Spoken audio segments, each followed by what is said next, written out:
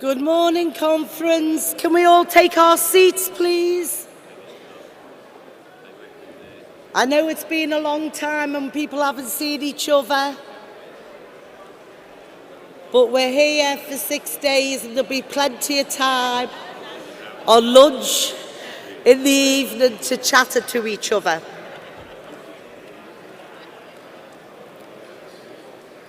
Shh. Can we all be quiet, take our seats?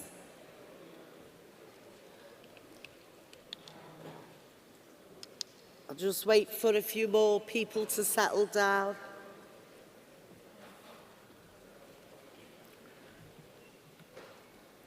Good morning, conference. I'm Jane Loftus. I'm the current president and chair of the postal constituency. Obviously, because of the pandemic, we've not been able to meet together in the numbers that we are. So first of all, a warm welcome, and it's fantastic to see everyone, whether you're a new delegate, been around for a while, or you're retired and you're here. I hope the week is inspirational and that you take everything back to your workplaces and make sure that we endeavour to grow this union, make sure we have influence and we defend our members' terms and conditions. Right, I'm going to start off with a bit of housekeeping. Can you all put your mobiles on silent or vibrate? The first person whose mobile rings, they'll have to pay me £500. In terms to our tech guys, there seems to be a hell of an echo. I don't know whether that's just my voice, but if someone could have a look at that, there's a delayed echo. Right, so your phone's off. There is no planned fire alarm. So if the alarm goes off, and I'm sure there's enough health and safety reps in here, if we could make sure we leave by the exits in an orderly manner. Right, the toilets, if people haven't found, are out in the foyer over to your right. So anyone that's disabled, the gents and the ladies there.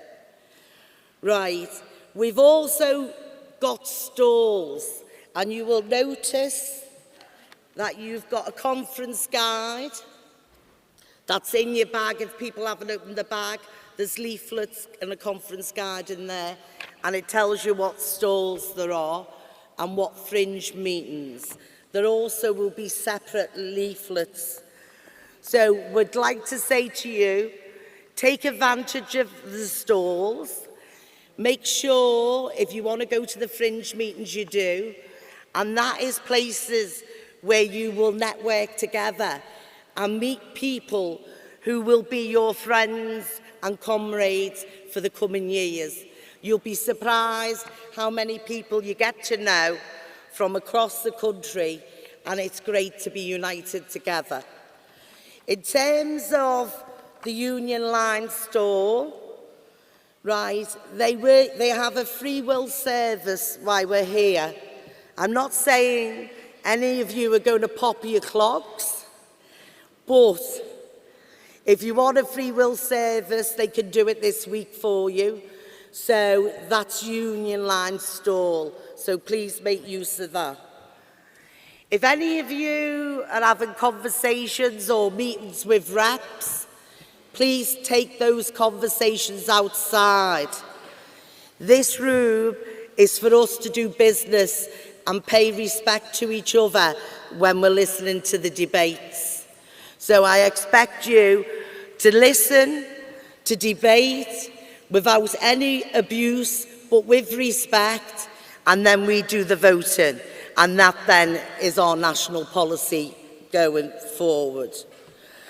I'd like to say we've got interpreters here, and Nikki is interpreting at the moment. So thanks to the interpreters, and please make sure that anyone who needs anything around interpretation, that they make sure they let us know if there's an issue. But a big thank you to Nikki and the interpreters. Finally, I'd like to say, the general orders, standard orders are over there. Give us a wave, everyone. Right? If anyone's got any issues about the pad, or if they've got motions they haven't picked up the supplementary reports, over to SOC. In terms of the stewards, right, again, hello to all the stewards. Nice to see everyone again. I know we're all a bit out of practice or not match fit, but we will get with it. But the stewards will have a copy of where all the branches are sitting. So if you need to know where a branch is, ask one of the stewards and they'll point you in the right direction. Right, that's my housekeeping. As I said, it has been unusual. We haven't met together since 2019 in this format. A lot of things have happened in that time, and therefore we're going to do the President's address a little bit different. So I know we had the online conference, and Karen Rose, the new chair of the Telecom and Financial Services constituency, as President chaired that. So today we're going to share our President's election. So go and ask Karen Rose to address you first.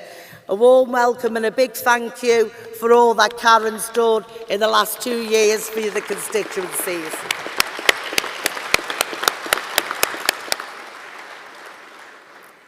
Good morning, Conference.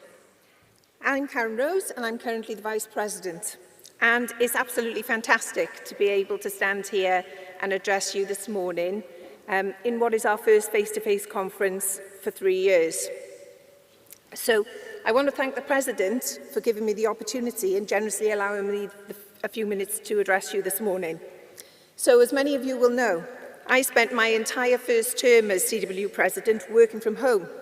And I'm not sure that gets me a place in the Guinness Book of Records, but it certainly wasn't what I was expecting. It seems a very long time ago that we were all making preparations to come here to Bournemouth for our annual conference in 2020. And since then, along with the rest of the world, we've collectively faced unprecedented challenges. And for many, the pandemic presented circumstances that have resulted in sadness, and my heart goes out to all of those who have lost loved ones, whether that was through COVID-19 or anything else. It's been a hugely distressing time for people who found themselves in those positions. But this morning's conference, I want to pay tribute to the CWU, to our members, reps in the workplace, USRs, branch, regional officers, our national representatives, and all of the officers and staff at headquarters. All of you rose to the challenges presented, went above and beyond to ensure that our members, key workers, were supported and protected as far as it was possible for us to achieve. Back in March 2020, the UK was thrown into chaos, and the Tories were simply not up to the challenges the global pandemic presented.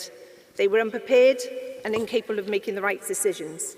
And while the Prime Minister was partying, it was us in the trade union movement that rolled up our sleeves and demanded protections for working people. The CWU was front and centre in lobbying governments across the UK, some more friendly to us than others, and our representations prompted legislation that offered safety and security for workers. Our members made us all so proud as they played their part in keeping the country going. The unsung heroes who, despite the dangers, just simply got on with their job. We found our way very quickly to using online platforms, social media to our best advantage, keeping the communication channels open between us and the CWU membership. We continued with the job of making representations on each and every occasion necessary. We got unsafe practices stopped. We continued to do our day job, representing individuals, and so much more, from our kitchens, living rooms, bedrooms, up and down the country. I'm sure we can ask ourselves as a union if we could have done things better. And I think the answer to that, in all probability, is yes. But given the nature of the challenges that we faced, with no experience of anything quite like it, I think we did an extremely decent job, and we learned a huge amount, which will put us in good stead for the future. We now have new tools at our disposal, and we'll put these to good use, while we now work to secure the future of this fantastic union, by recruiting new members, encouraging new activists, and taking on employers and the government to get a new deal for workers. Engagement with all of our members and activists, who may not be here today, is key to us achieving this goal. We can't pretend it's going to be easy, but what we've all proven in the last 2 years is that you are all formidable opponents, and you're all pretty awesome in my book. I know you're up for the challenge, and I hope that you're all as proud of yourselves as I am of you. So it's a big thank you for me. Have a good conference, and before I hand back to the President, I'd like to ask you to join me in giving you all a big round of applause.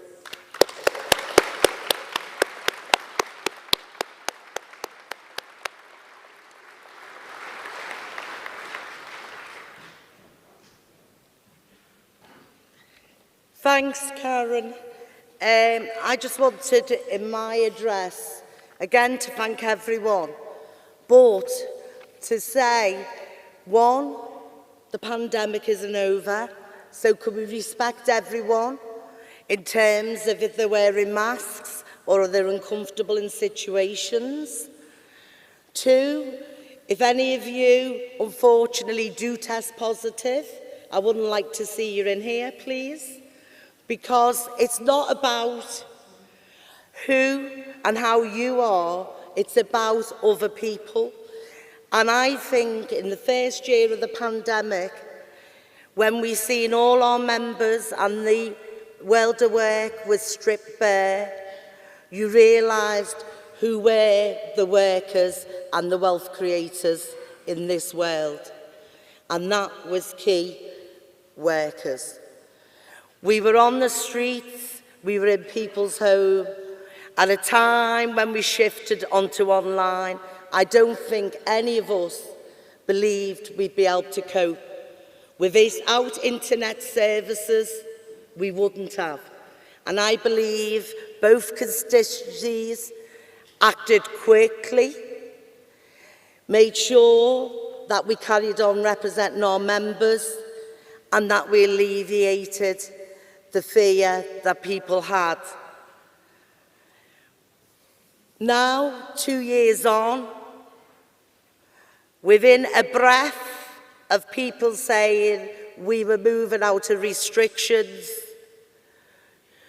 Europe, well, Ukraine and Russia are in the state they're in. I don't think anyone would have predicted that was the situation or would see war in Europe. So, from looking to optimistically that the world would come together, we would treat each other better, we now seem to be in a position where people are just looking after themselves and don't, in some way, care about people who are vulnerable, disadvantaged, in work. And you'll see from the fringe meetings, we'll be supporting other workers fighting back. But we all fight back for everyone's benefit. It's not just about us, it's about the society we live in. So coming together helps us to bring our own confidence into the workplaces, but our own solidarity to other people in struggle. And I know through the week we'll hear what all the things are that we've been doing as a union to help our communities, society, as well as our representatives. I'm glad to be in a hall rather than people looking at my spare room or the kitchen or me looking at my face. At least I can't see myself now. I know it's huge on there. But at some point, I felt I was living in a box where we were all together. But we kept going. And to be honest, the proof is in the pudding. And I believe for us, we are better in the workplaces now than we've ever been. We've recruited new workers and we've made sure new reps have come forward. So I look forward to us getting to some normality. Have a great conference. I know it's special because it's nice to see all our comrades again. So participate, network, and go back infused. Conference, let's get on with the business. Let's do what we need to do, but let's not forget what has happened over the last years, and let's kick the Tories out before they kill the working class. That's our aim.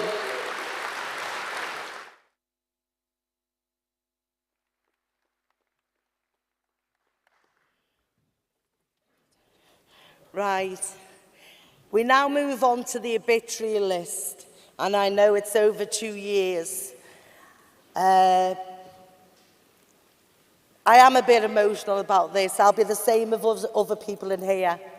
We've lost colleagues, family, friends. That continues now with late diagnosis of cancer. It has been extremely traumatic and life-changing for everyone.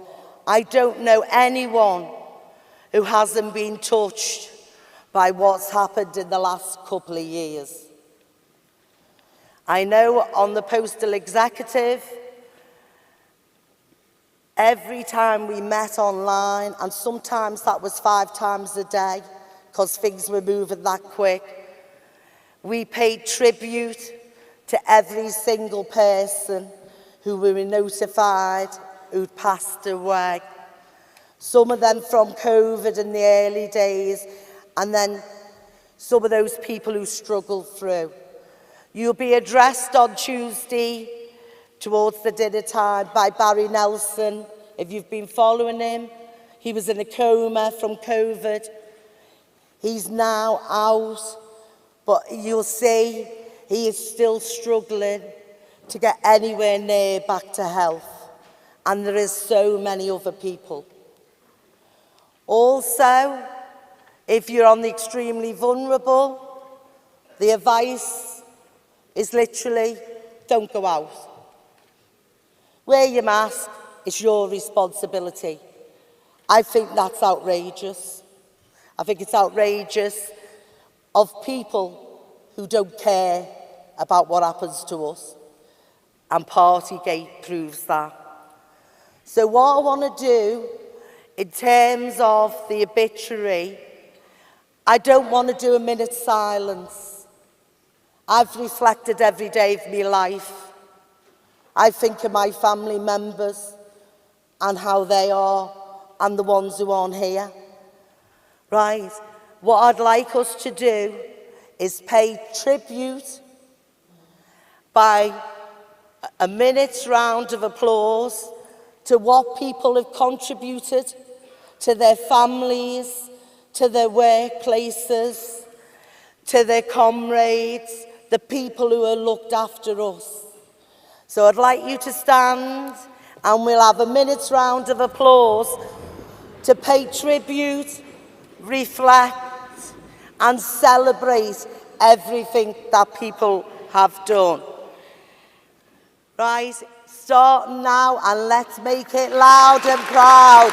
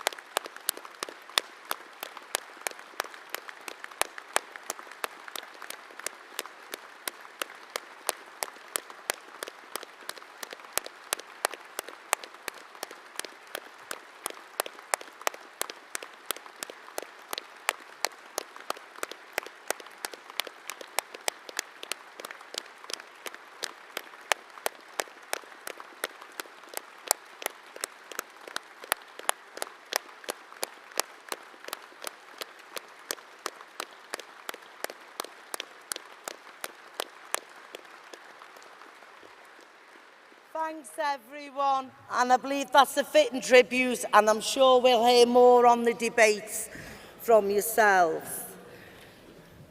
Right, we're on the agenda. I'm going to ask Joyce Stevens to come up and move the adoption of General Conference standing orders.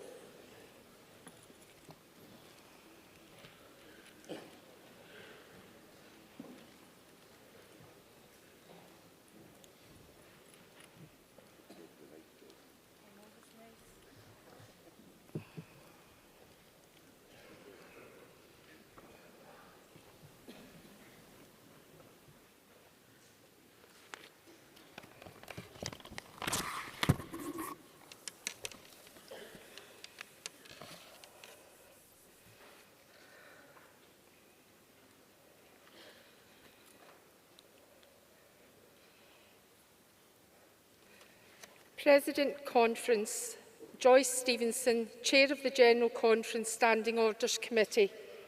And can I say how nice it is to see everyone in person rather than a little box, as both Jane and Karen have said. And it is hard to imagine that the last in-person conference was in 2019.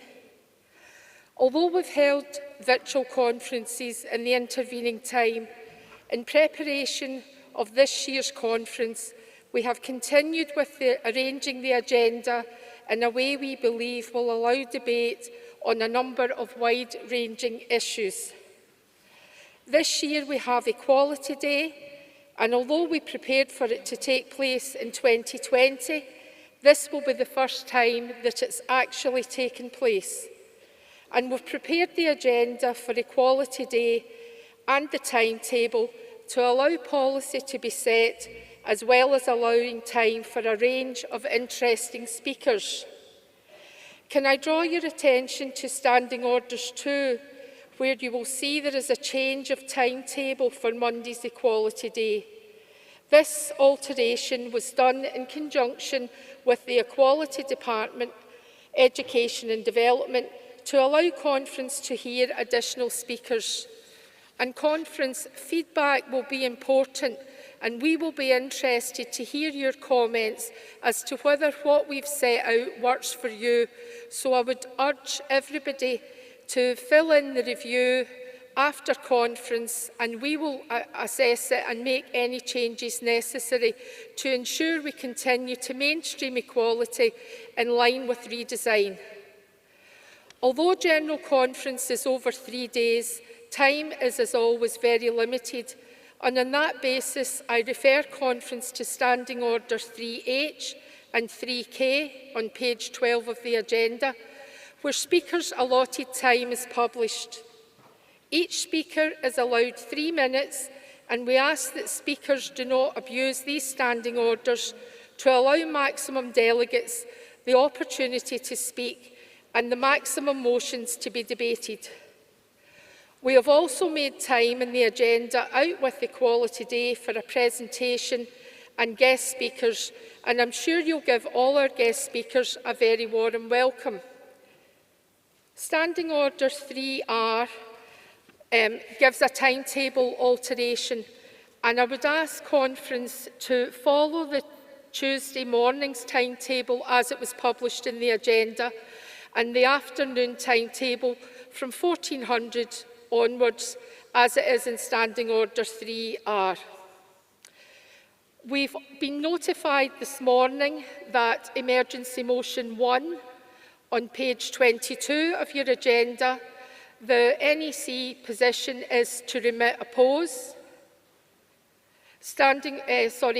Emergency Motion 2 on page 58, the NEC position is to support. And Emergency Motion 3 on page 47, the NEC position is remit oppose. We've also been advised that there's a change in policy on Motion 31 on page 35 from oppose to remit oppose. And also Motion 29 on page 34 has been withdrawn. And finally, I'd like to move that the proceedings of the Standing Orders Committee be approved, and the agenda and standing orders now presented, including supplementary reports 1, 2 and 3, be accepted and form the agenda and standing orders for this year's conference. I move. Joyce, I now move to appeals. Right, just hang on a minute. Just to say, we've got chairs at the front, so I'll bring you forward and then we'll take you one at a time. So if you want to move round, Scott, here, anyone who's got an appeal card. Do you want to stay around, Joyce, or does others doing it? Yes, Scott. Right, for those people who are new, this is branches who have been in touch with the SOC to appeal something on the agenda that they want different. So you can keep you all up to date. Scott? Good start. President Conference, Scott Hartles, Acting Regional Secretary on behalf of Scotland No. 2 branch, to ask Conference to put motion 87 back on the pad. I'll be brief. Councils are at breaking point. They can't keep accepting cuts. We need to debate this motion so we are clear that we are an anti-union, an anti-cuts union.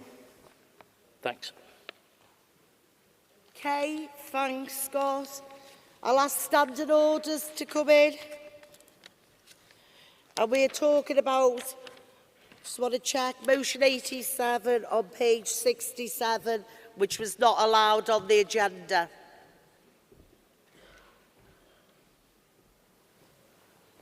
Morning, Paddy. Morning, Jane. Yes, I'm not looking at people's interior decorating for a change on the virtual screen. Unfortunately, I can't be brief. I can sense the excitement already. We like quite a lot of this motion. Quite a lot to commend it. But there's two major difficulties. Now, when we first looked at it, it would have been on the agenda as a category B, because it would have been a quasi-disaffiliation motion. For those who remember 6 or 7 years ago, before a guy called Jeremy Corbyn was Labour leader, we used to have that debate every year. The time has moved on, though. And yeah. I know, and we've got an echo on this back, and I can't even hear what he's saying. Can we... Good. Have we got people here if we could sort the sound out at this moment? Turn the mics off, I'll shout. Members' meetings. Can anyone hear me now? It's not the level, it's the echo, is it? Right. It's there's an echo coming through. At the back, can you, Paddy, you speak now. Can you hear Paddy at the back with no echo on? Yeah, so it's the people at the front and us who have gotten an echo. You can always turn the mics off and I'll shout. Right, apparently something's happened, magic, behind the scenes. So thank you, Scott, and anyone who's on the sound. Have a go again, Paddy, Right, because well, honestly, it was this really is worse hard. than when the Wi-Fi went down at the virtual conference, but we won't go into that. Right. Yeah. What we actually wrote back to the branch, in all seriousness, we are very concerned, it is our considered opinion, this potentially breaches Rule 12 of the Union on political funding. Now, normally, we'd reply to the branch and say, this requires a rule change. Rule 12, however, is very hard to change because it's almost a direct lift from legislation about how we spend our political fund money. And there's one word in this motion, and it says encourage. Encourage all people to stand, including non-Labour, encourage. Now, we don't know what encourage means, but I strongly suspect it means support. And unfortunately, when it comes to political support, it tends to come down to finance. And should we even have a meeting to discuss a possible candidate standing, that is support, and the expenditure for that meeting is political expenditure. And for that reason alone, we wrote back to the branch and said, no, it's our belief this breaks Rule 12. And we can't even change Rule 12 because it's a direct lift from legislation. So that's why we X-marked it. I would have to say, should you actually carry this appeal, you then face a further difficulty because this would be the one motion on the pad we would actually categorise as a B, because it's our considered opinion that it actually overturns substantially motion 4 carried at the virtual conference in November. So it's a double hitter. I know Scott was very brief, so I've tried to be brief apart from the sound. That is why we have to ask you to leave the X mark in place because of the effect of Rule 12. Thank you. Okay, thanks, Paddy. I'm going to put the appeal to you, which is that X marked 87 is put on the agenda. All those in favour of the appeal, please show. Down. Those against? Down. That's not carried. Next appeal.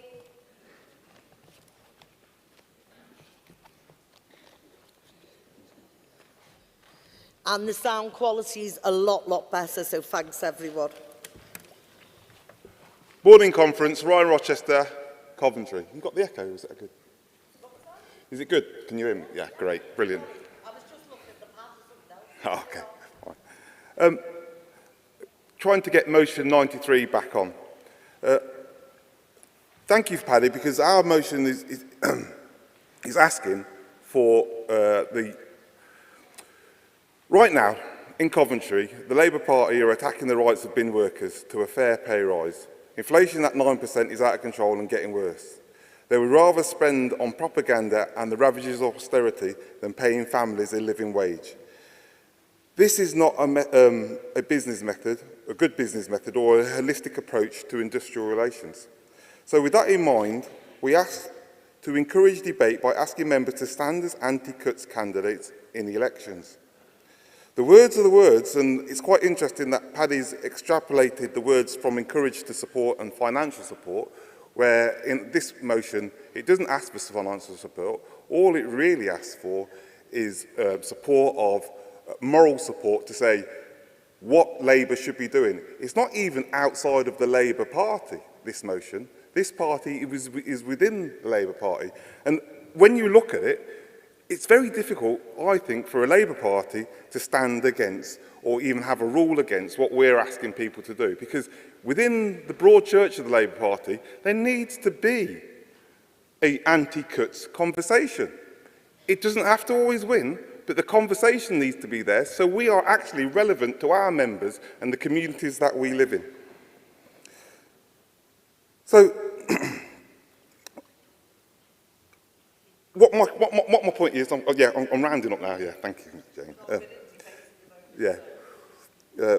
We must it's because it's so important to Coventry that we're having this conversation, and that's why it's important to us, because the bin workers are fighting to get a decent pay award while they've spent £3 million to keep them bin workers down due to cuts, and they're paying themselves £500,000 a year.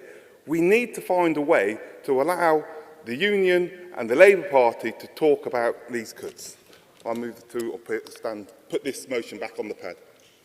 Thanks for that. Paddy, can people remember to bring the speakers' cards down so we can get names up? Right, are you shaking hands before we've even started? Yes, the SOC sometimes concedes. Not today. I have to thank the branch for the communication we had with them, because I thought I knew a lot about local government finance. I now know far more, because it was a 2-page document. Very well written as well. And certainly, I in no way take away from this, the struggle going on in Coventry and in almost every other local authority in Britain, no matter who runs it, because we're still paying the price for George Osborne's austerity in 2010. But that is the point of debate, as Jane is about to tell me off. We still have the problem with the word encourage. And after considering your submission, and it was a good submission, we were still of the firm belief that that word encourage, and I think you've almost covered it off, and the conference may listen, but I don't think they will, still means support. And support means expenditure, and that is outside the remit of Rule 12. And I don't like Rule 12. They came for the P&O workers, they had high-vis vests and handcuffs, didn't they? Well, believe it or not, Rule 12 is the legal handcuffs on this union. And we have to be very careful, because people who are watching this live streaming who don't like us would use this against us. So I've no doubt we express solidarity, and no doubt we have to do it in the correct way. But those shackles are there, and unfortunately, the SOC have to follow them, whether we like it or not. So therefore, I ask you to refuse the appeal.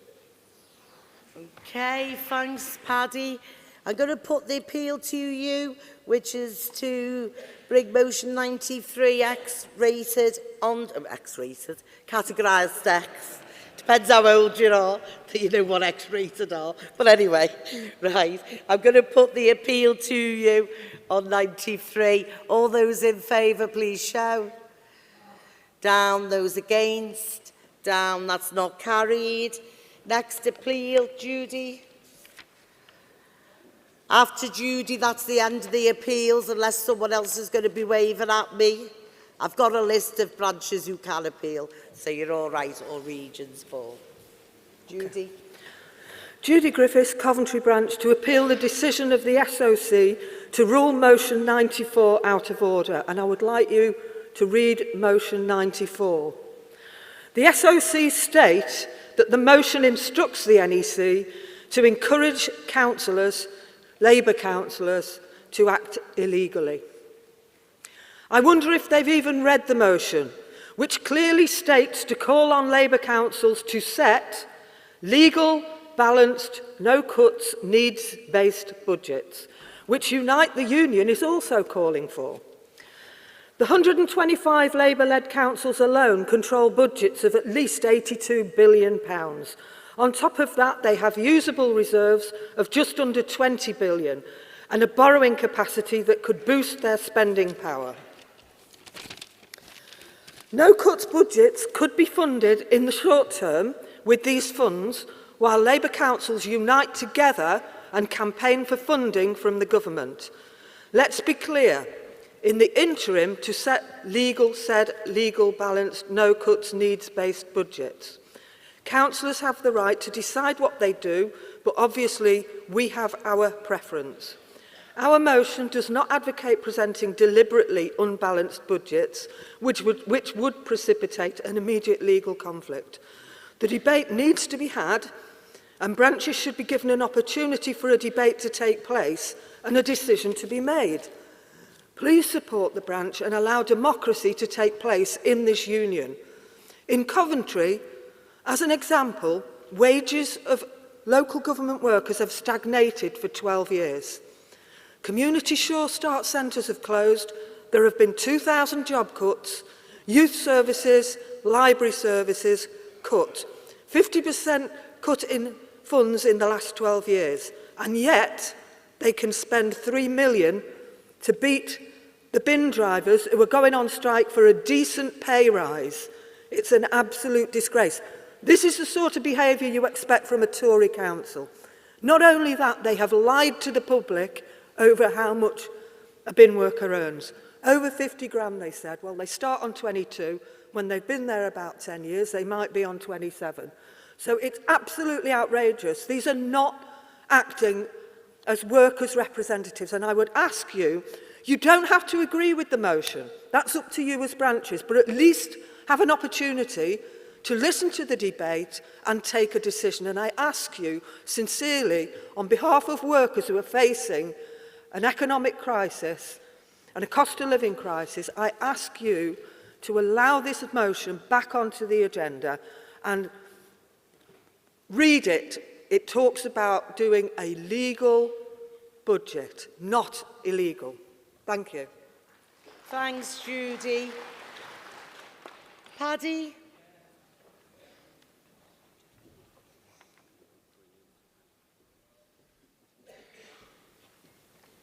We do share the appeals on the SLC, it's not just me. Just mainly me. I've listened carefully to what the branch has said.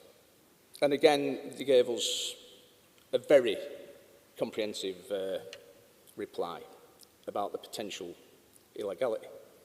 And Judy's quite correct. The motion says legal, balanced, no-cuts based budgets. The difficulty you've got for local councillors is they are actually under an individual duty about voting for things. And the actual instruction of the motion says that we will then withdraw funding from all the councillors who back cuts. Now, which in the normal course of things you can do. If you pass the instruction, it can possibly be seen, and we don't know because it's not been tested in court, but the courts aren't our friends, that then the union, and Unite may fall into this, and I think they're taking a bold stand, the union itself is seen to be coercing those individual councillors. Because they go into a court of law and say, oh, the reason I did this is because the CWU or another union refused to be funded. Because councillors act on their own. Even groups of councillors act on their own. They are individually liable. So our concern isn't the thrust of the motion, and as I will say again, total sympathy for the Coventry bin workers and every other local government worker who's been under the cosh since 2010. But it's still our firm belief that the instruction crosses the line into where the union and the PFM, specifically the PFMC, cannot go. So therefore I ask you to refuse the appeal on that ground alone. Okay, thanks Paddy. I'm going to put the appeal to you on motion 94 to be omitted on the agenda. All those in favour, please show. Down. Those against? That's not carried. We now go on, and this is the final appeal. Eastern Eastern Region, Paul. Have you brought your card with you, Paul?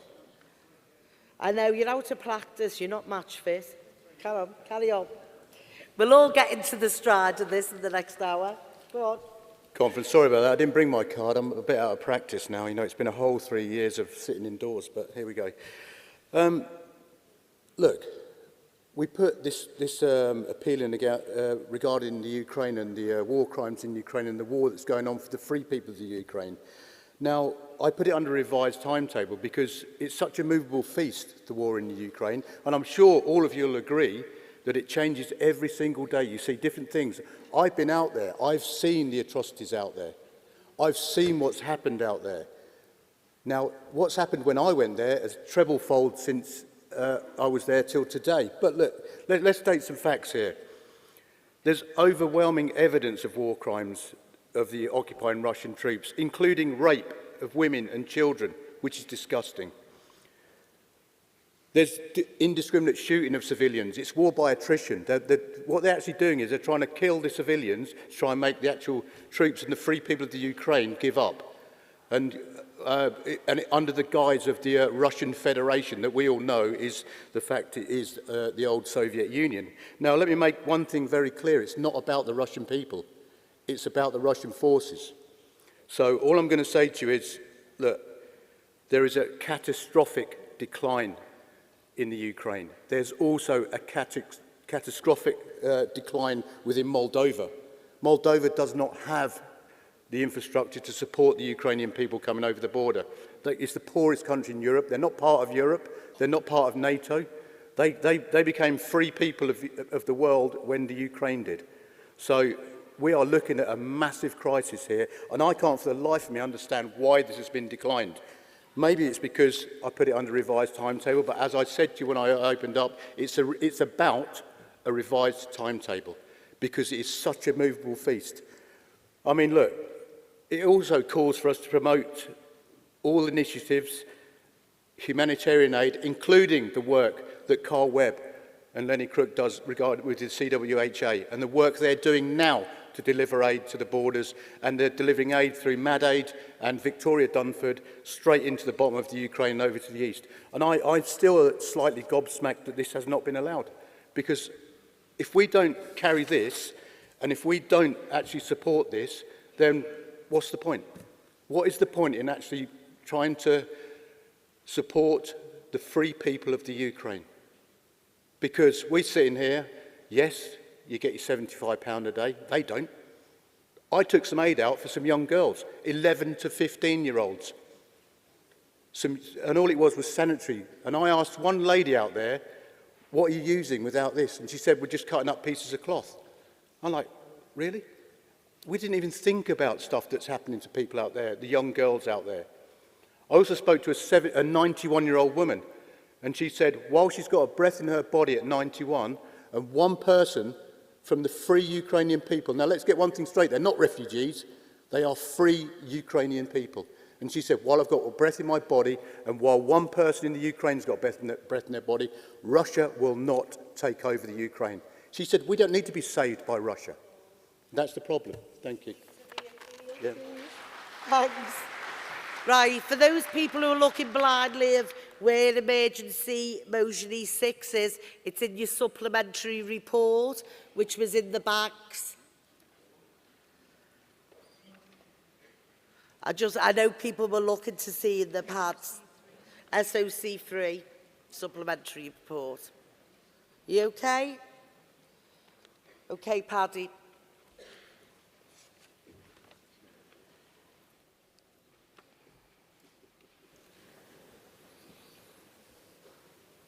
President Conference, Paddy Meal on behalf of the General SOC to oppose the appeal. And I can't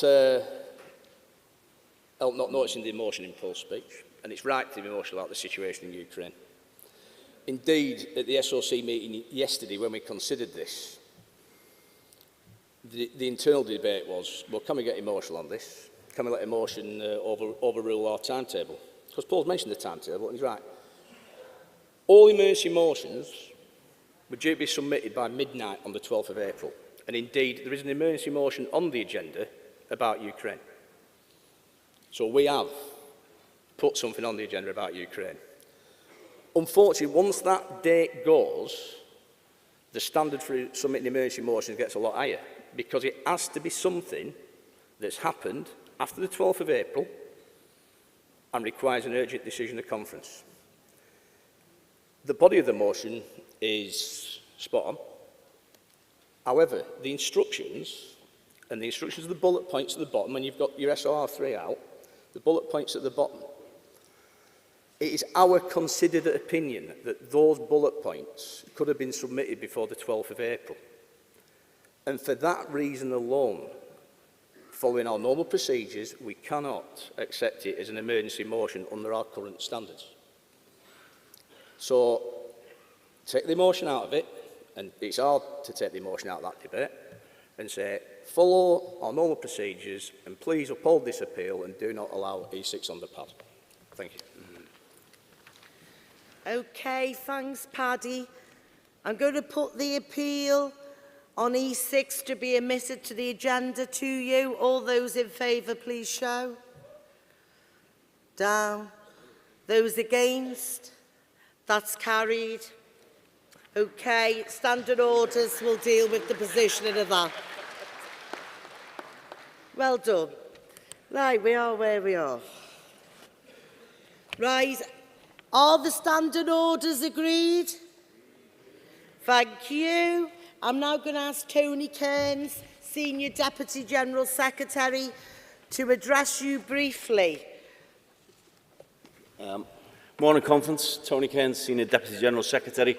Very briefly, those of you who are eagle-eyed and wide awake will have noticed the absence of the General Secretary from the platform, and that is because, unfortunately, the General Secretary has tested positive for COVID and is unable to attend, at least for today. He is hoping to be in a position to attend maybe tomorrow, if not on Tuesday. At this point in the proceedings, we would have the General Secretary's address, and by the magic of things that I do not understand, i.e. new technology, I believe any minute now, our General Secretary who's watching from a live stream is going to be able, from his garden shed, to address you as he normally would. Thank you. Yeah, morning Conference. Thanks, Tone, for explaining the situation. I hope you can hear me, and I hope you're all well. And apologies for not being there with you, but I will try and get there as soon as I test negative. Look, Conference, since we last held this type of gathering in April 2019, there is no doubt that it's been an extraordinary period, and it's affected all of our lives. And I want to also thank all of our reps, every single part of the CWU, including Wimbledon and our staff, because I think you've done an exceptional job in adapting to different ways of engaging with our members, in dealing with the very different pressures that we've had to address. And I think you've ensured that the union continues to represent our members and that the CWU continues to be a leading voice in our movement. When it comes to our members, I know that I speak on behalf of everybody in the hall today in saying that as key workers in postal, in telecommunications, in financial services, they have done an absolutely fantastic job in keeping services going, in keeping the economy going, and in keeping the country connected. We can be proud of the achievements of our members. They've enhanced their reputation with the public, and they have put the companies that they work for in a good place despite the pandemic.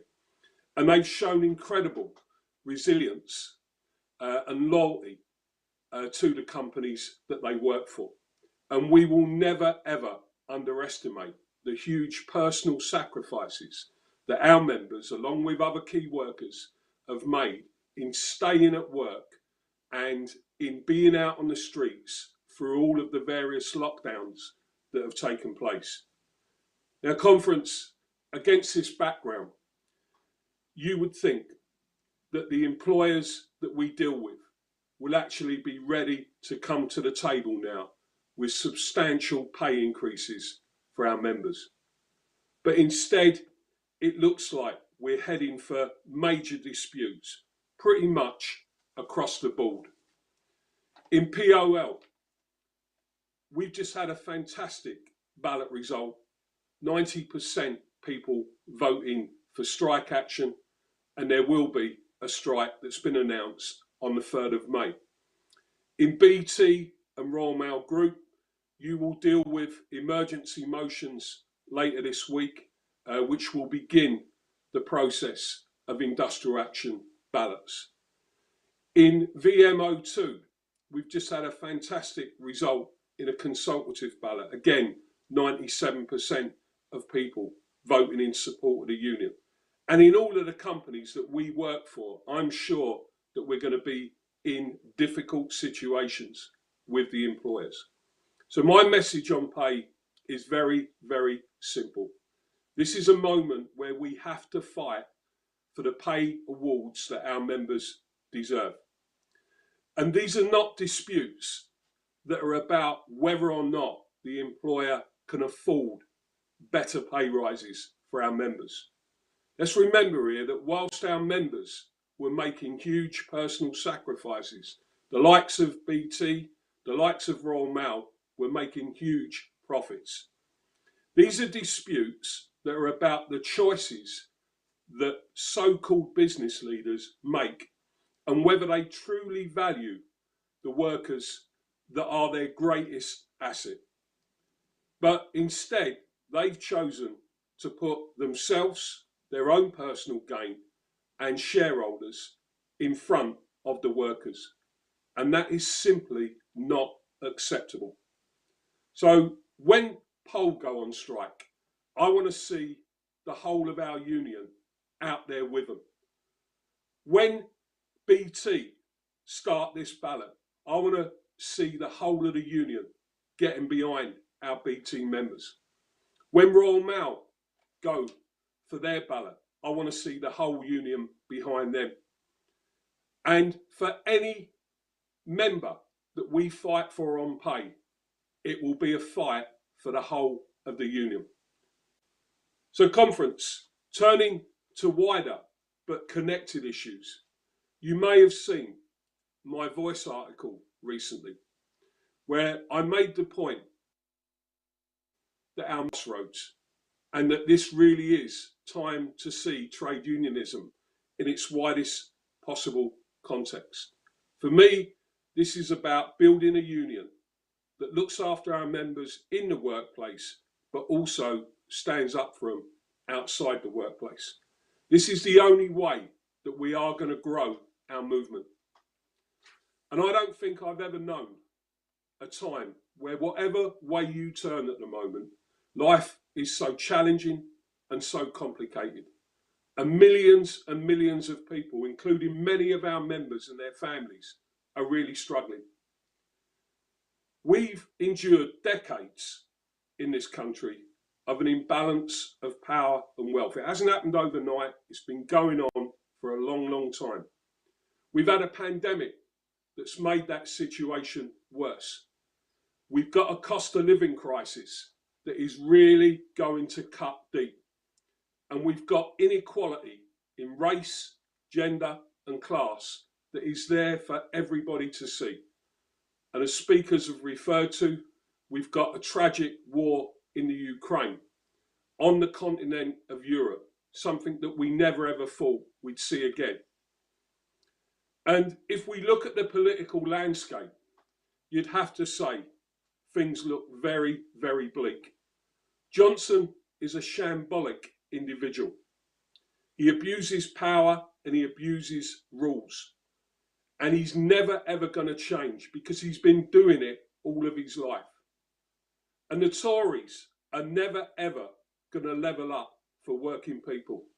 Because to level up, you've got to level out power and wealth. And they're never going to do that for the people that they were born into as their class. It's not going to happen. So, you know, when you think, I was reflecting on this the other day, how Johnson came to power on the back of Brexit and the phrase that he used, taking back control. Does anybody in the UK at the moment feel that we're taking back control? 68% of the 5 million people who are living in relative poverty today in the UK are from working families. The world of work, as our members know, is getting tougher and tougher. And the idea that you can retire early and have a decent retirement is getting further and further away. Technology is exploiting workers. We aren't getting any benefits, serious benefits from technology. And if we needed a lesson in how much control has been taken away from us, well, what about the 800 workers who were sacked on the spot, on Zoom, with no consequences whatsoever to the individuals or to that company? That can't be right. And what about the welfare state? Something that when I grew up, you knew that that was there to look after. You knew that people had made choices in the past that were going to make sure that the National Health Service, social care, education, transport, all of the things that we really need were in place for people. Well, they're being destroyed today by privatisation, by competition, phony competition, and by things like outsourcing. Everywhere you look, it's the same situation. So surely we're at a point now where people can say enough is enough. And the key question that we all face is, what is it that we're going to do about it? Now, when I look at Labour, I think that Starmer has done well in cornering Johnson. But getting rid of Johnson is one thing. Getting rid of the Tories is another. And it's disappointing that so far we have yet to see the sort of transformative policies and the narrative and vision that people have confidence in. I hope that changes, I really do. But I think we're in a position where we have to make change happen ourselves. And to do that, we've got to change the rules of play around us. And that's why the union, in putting forward our building collectivism strategy, is doing something about it. There's 3 parts to that strategy. One, it's about bringing trade unions together like never before. And it's about trade unions campaigning and ultimately taking action together in the fight for a new deal for working people and a new social settlement for the UK. And I'm here to say to you today that we are making progress on that. And later this week, we'll be speaking to you about the plans of the TUC, who have now agreed a serious mobilising strategy. It's also about those unions embedding themselves back into communities. I think the pandemic has shown that there's been some great people out there that stand up for people. There's been some organisations like food bank organisations, like renters associations, who act like trade unions. And there's plenty of our members who are out there doing that work as well.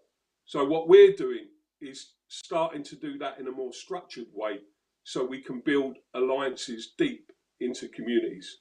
And finally, the community wealth building approach does suggest that there are good Labour people out there. There are people who are standing up for working people, and we want to be in there connecting our industrial and our political strategies as we do that work. So, conference, I want to see us step forward this week and start the fight for all of our members on pay, terms and conditions, and using our collective strength to achieve that. I want to see us step forward and everybody in this union, whatever type of rep you are, get behind the building collectivism strategy. I want to see us step forward in a serious way and bring about the biggest mobilisation of CWU people in that rally on the 18th of June. It's not a one-off event, and we'll talk to you about that later on. And I want to see us build a union that really does change things and looks after people in work and outside work. Conference, I know that you're up for that, and this week is the start of that process. I look forward to seeing you all at some point during the week. Thanks very much, conference. Enjoy your deliberations. Thanks, Dave.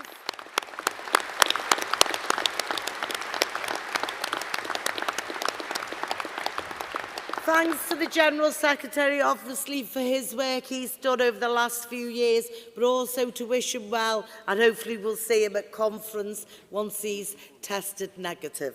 Okay, we're now on to the part of the motions. We're on motion 1. Right, standing in the name of London Regional Committee to move South West Middlesex to second. Right. If people could come down to the front, the speakers, so that we can get some time saved.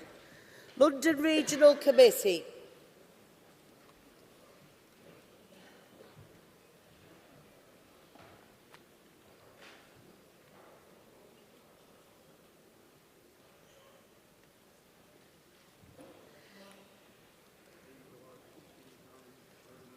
Are you all right? Morning. Are you moving it? Yeah. Well, I was going to say, the seats are there if people know they're coming up later on, but they need to be down at the front first. You can move to the front. David, have you got your card with you? No, I don't have one either. Oh, right, okay.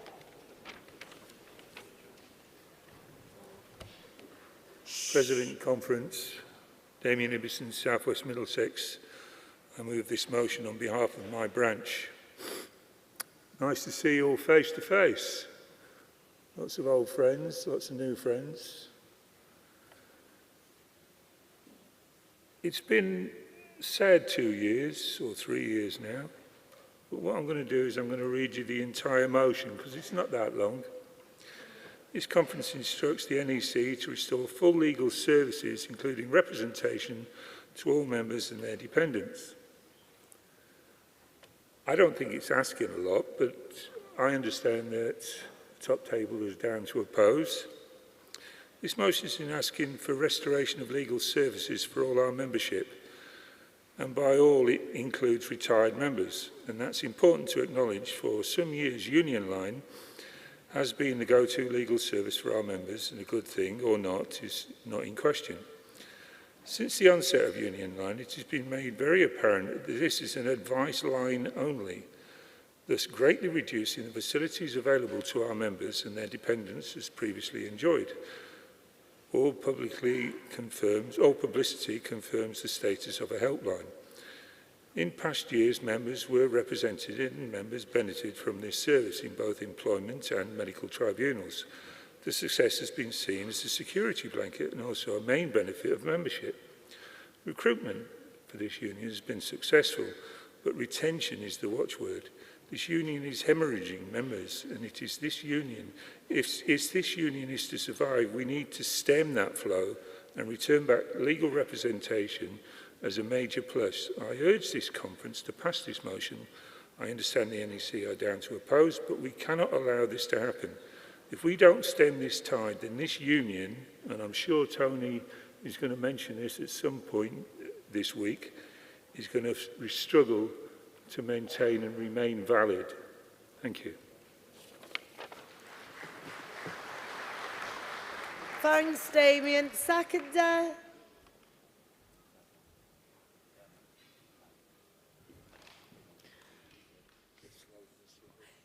Damien, do you want to go over to those seats because of the... There might be a right to reply, so rather than... Okay, President Conference, Ian Murphy, London Regional Secretary to second motion 1. I'm told by many people over the past few weeks that this is some sort of kamikaze motion, that it's got absolutely no chance whatsoever because we already get provided with legal services for absolutely everybody. Damien's gone through a couple of the items. I'm going to go through some actual facts that are on the, which I don't think can be disputed, but may well be by the opposer. So, apparently we already have all full legal services for absolutely everybody. We don't have it for dependents, and I'll go through that in a minute. But we have to ask ourselves, over the past 9-10 years, have the legal services actually produced what they used to for all our members? And I'd say they don't. And if you go onto the legal services section of the CWU website, it doesn't specify that retired members have the same access to legal service benefits as active members. It doesn't. Retired members, and if you go onto the retired members website, it lists the benefits. It doesn't mention legal services at all on their website. But it does say that they get free wills, but not for their dependents. They get union insurance. You have to pay for that, of course. It's not free. Access to educational courses, but again, not for any dependents. And the union's death grant, which is obviously a massive benefit to our members as they pass away. There's nothing there about access to legal services. And then you look at the legal services available to members on the website. Accidents at work, slips and trips, where you may actually fall over a local authority property or third party at fault, which causes some injury to you, clinical negligence. Now, all these are actually down to personal injury cases, which actually make the CWU union line money. So they make some income for us, so why wouldn't we expand the opportunity to the dependents of our members? So Legal Advice Helpline, which deals with issues such as benefit claims, care homes, financial troubles, landlord-tenant disputes, neighbourhood disputes, they're not available to family on dependents either. They are available to members, but that's an advice line. There is no representation guaranteed on that.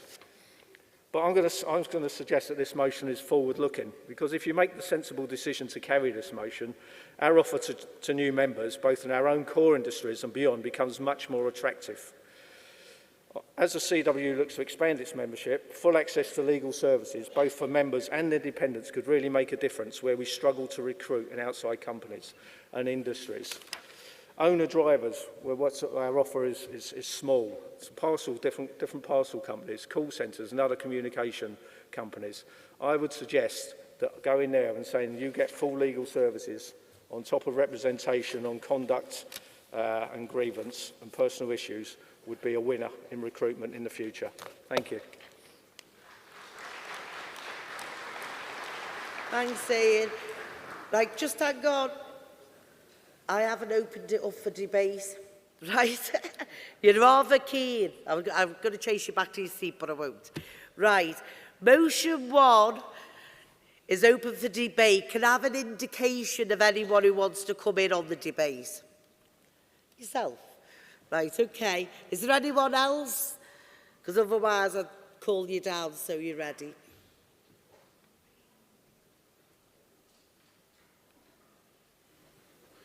Thanks, Jane. Cheers. I know, you were Chair Conference, Cliff Tucker, in my new role as retired member secretary for the South and East Thames and Mail branch. And I think this is an important issue. It's sort of like getting your head around different stuff when you take on different jobs, and sometimes when you go along to meetings, regional meetings and things, you sort of listen to what's going on, but you don't really take in the full effects that might have on a section of members. And I've had the opportunity, through what Damien's doing especially, to look at some of these issues, and I find it incredible, especially when I'm trying to recruit retired members, new retired members, and you come to a point where you're explaining to them that they don't get what they don't get. Take myself, my own case, 42 years as a postman and a member of the CWU. I then become a retired member and lose part of the stuff that I was entitled to. Surely that can't be right. Now, you've heard from Damien and you've heard from Ian about things that, whether it's vague or whether it's implied or whatever, there's things that are actively being denied to our members, a section of our members. Now, our rules, in our rule book, Rule 2, Section 4, it actively says to actively oppose all forms of discrimination based on race, creed, religion, age, political affiliation, disability, marital status, sex or gender orientation. In industry, the union, society in general. Yet, you dare to carry on, your membership past retirement, and that's exactly what's happened to you, that you get denied part of the rights that every other union member enjoys. So, please, conference, think about it from that angle, support this motion, it's a worthy cause, and I thank you for your support. Is there anyone else? No, I'll call in Tony Rupert on behalf of the National Executive. Tony.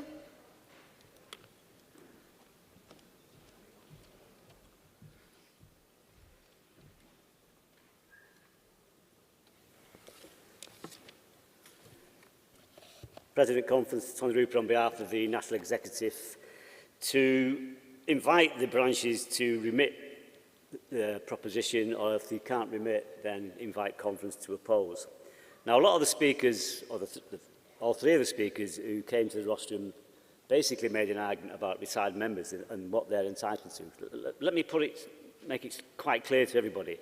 Retired members are entitled to the full range of services from the legal services and benefits, and always have done, and that has never been, they've never been removed. So I'm a little bit confused as to why delegates are saying retired members are being disadvantaged or discriminated against. Retired members are entitled to the full range of benefits like any other member of this union. So let's get that clear from the start. If anybody wants to know, so let's look at the proposition now and what the actual proposition says. And this is the reason why we're asking to remit, and if you can't remit, then oppose. It says the conference instructs the NHS to restore full legal services. Well, I'm not aware that those full legal services have been rescinded. There's been no reduction in the legal services and the benefits that we provide. And if you want any confirmation, if you go to the Union Line store, there's an information booklet that you can take with you that details all the legal services that members are entitled to. So that's issue one. Our main concern with the proposition is that it goes on to say that we now provide full legal services, not only to members, but to members' dependents. Now, the only service at the moment that we extend to dependents is when we're running personal injury claims. And we do that on the basis of, if you run a personal injury claim and you win, you're able to recover your legal costs from the other side. Now, if we are to extend the full range of legal services to dependents, we need to look at that. We need to have a look at the financial impact that's going to have on the CWU. So whether we like it or not, it may well be a nice principle to sort of extend it to dependents. I understand the arguments about recruitment and retention and all those issues, and we're fully on board with that. But we can't ignore the fact that if we extend, as the proposition is saying, full range of benefits to dependents, there's a financial impact. We need to be able to explore what that impact is. We don't know how many dependents will access the service. We don't know how many dependents, what services they will actually want to get involved in. So if you look in particular, the highest risk area is obviously with employment law cases. If we are to take on employment law cases for dependents, We don't know what industries they work in. We don't know whether they could have joined a previous a trade union where they worked, whether they decided not to join a trade union. So the costs incurred in running tribunals are excessive and can run up into tens of thousands of pounds. And unlike PI, we're not able to claim our legal costs back. So the reason why we're saying to remit, and we'd certainly ask them to remit, is because we need to explore the impacts. We can't, to extend these services right across the board at a stroke, we think would be a bit irresponsible without us knowing the full impact. So that's basically the reasons why we're asking the branches to remit. Without that information as to the impact on the services conference, the NEC believes it would be irresponsible for us to extend the services, and on that basis, if they can't remit, we'd ask conference to oppose the proposition. Thank you, Chair. Thanks, Tony. Are the region and the branch willing to remit? No, okay. There's been opposition. Right to reply, Damien.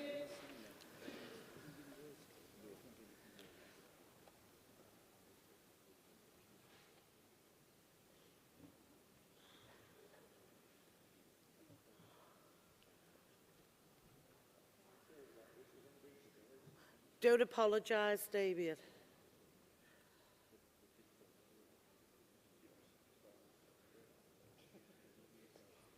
I think I might move some chairs over to the front.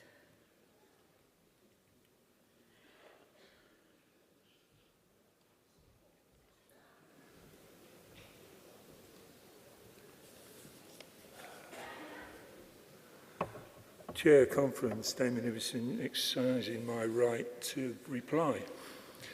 I'd like to thank Ian for his contribution and many of the facts that he explained to you. I thank Cliff for his contribution. It's not just, as was implied, about retired members. I mean, I'm a retired member. I'm the Regional Retired Secretary for London. And over the past, shall we say, 6 years, we've enjoyed Union Line as our legal services. When Tony turns around and says, and I think he turned around and said it was a myth, but when he turns around and says that we get all full legal services that are available to all members as a retired member, well, I'm sure we do. And the Union Line, and if you look at the literature of Union Line, they are a legal helpline. They are not. They are an advice system. They are not representatives. They don't perform representation. Representation is done, yes. But more than likely, it's been done by an employment panel, which are members of our union anyway. Right? Medical tribunals were carried out by representatives that were trained in medical tribunals. Most solicitors can't do medical tribunals because they don't understand DDP law. So it's a bit of a false flag, if you like. We'll call it that. It's a misrepresentation of what they actually do. I think one of the arguments, and this might seem strange to you that I would make, one of the arguments that could be made is the word dependent. I didn't put down one word. I missed one word out in the motion.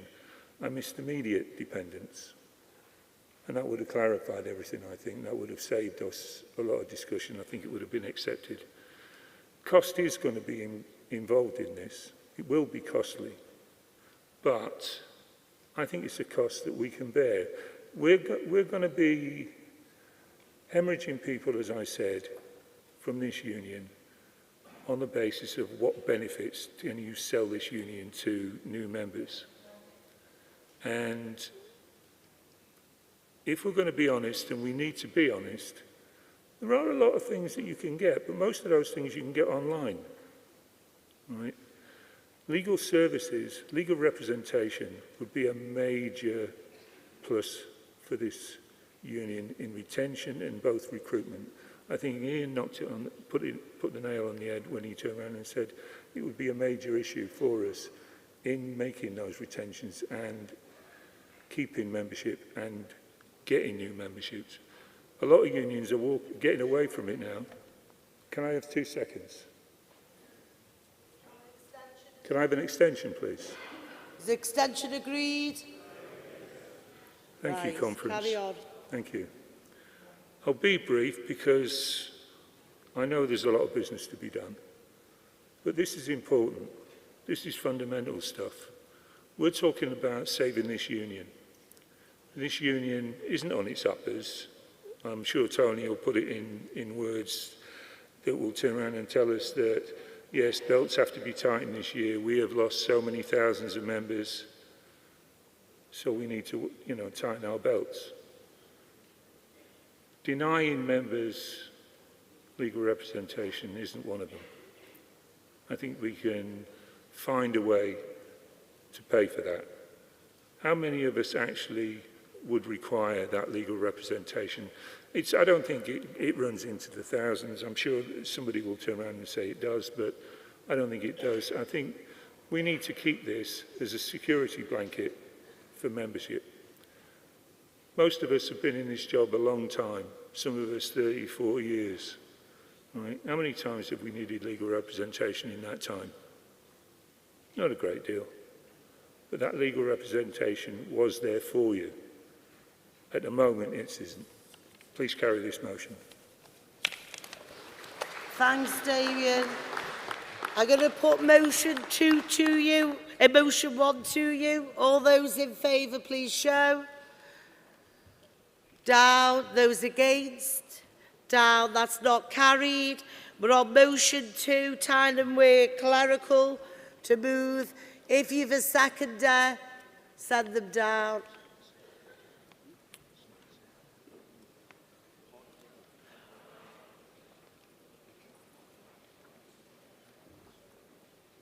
Quincy, it's all right, you can stand up. No one needs to. It's fine.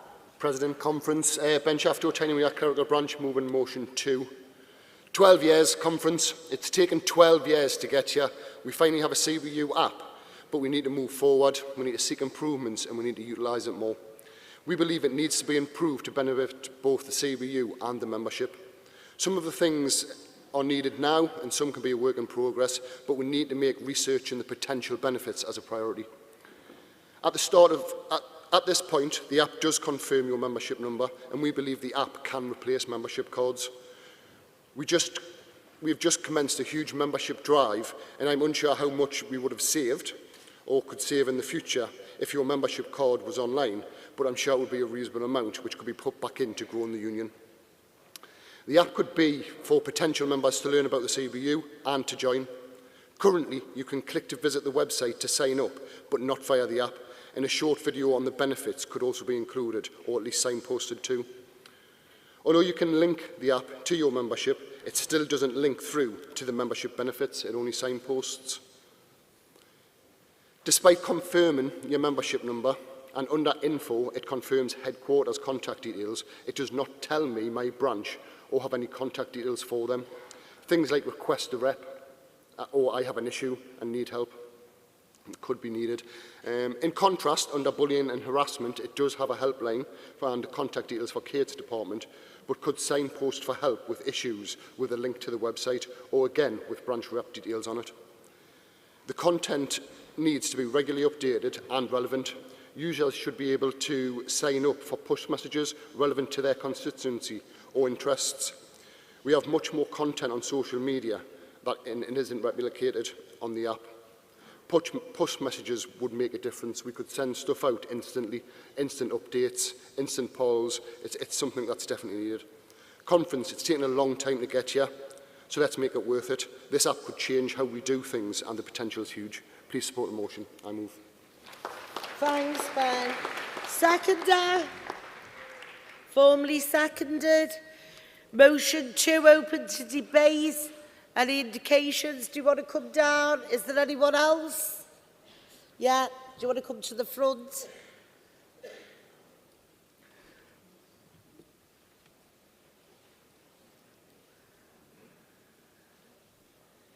Just a reminder, if there is a lot of people indicate to be on the chair, but you're only called properly when I call you from that chair, just in case everyone thinks they get them to speak. Over to yourself. Thank you. Chair Conference, Nigel Bailey, South East Anglia Branch. To support the motion, initially we were going to oppose on one particular point, but upon reflection we've decided to support it. I am a bit of an old fuddy-duddy. I've never used the app, and unfortunately we do have an awful lot of people out there who, like me, don't use apps. So I think, although it is a great thing that we've got, and we are moving with the times, although a bit slowly, we must remember that not everybody is comfortable using their mobile phones for these sort of things. One of the issues that we did have with the prop is point number 3, where they use the app in place of a physical membership card. That was the initial point that we felt where we would oppose. When somebody gets their membership card come through the post, they then feel that they are part of the union and they belong to this great big club, as it were, that we all belong to and we all support throughout our working lives. I don't think that feeling is there on an app. It's just something else that's on their phone, another button to push. So I think the use of a membership card is vital to have that feeling of belonging. That's not to say that it couldn't take the place of a physical membership card, but maybe it should be run in conjunction with a physical membership card. Everything else on there I totally agree with, and apps are a wonderful thing if you know how to use them. So sometimes less is more, sometimes keeping it simple is the best way, and piling more and more things onto an app can just confuse things. But in saying that, it is a worthy prop and it deserves everybody's support. With that, I'll say thank you for your time. Thanks, Nigel. Next speaker.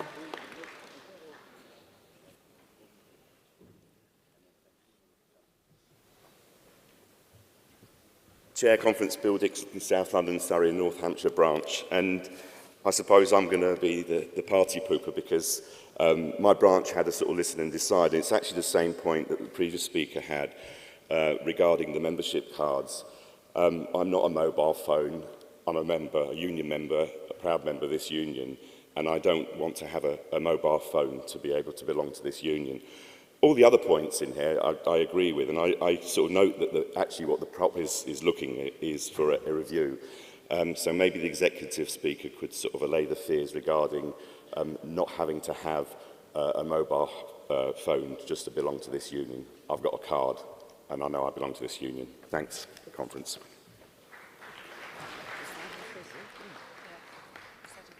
Okay, anyone else? Yeah, do you want to come forward?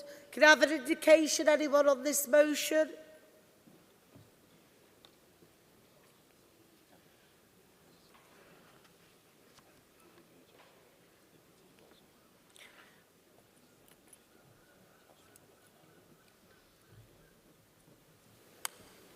You're right, Conference. Jordan Hartley, Kenny and Victor, rising to support the motion. To say that the motion says it's to establish, and if it is possible, to use the app in place of physical membership cards. That doesn't necessarily mean to replace membership cards altogether, but to be able to use them in place of them if you don't have your membership card with you. So just want to cover that one off for the branch so they don't have to on their right reply. Cheers.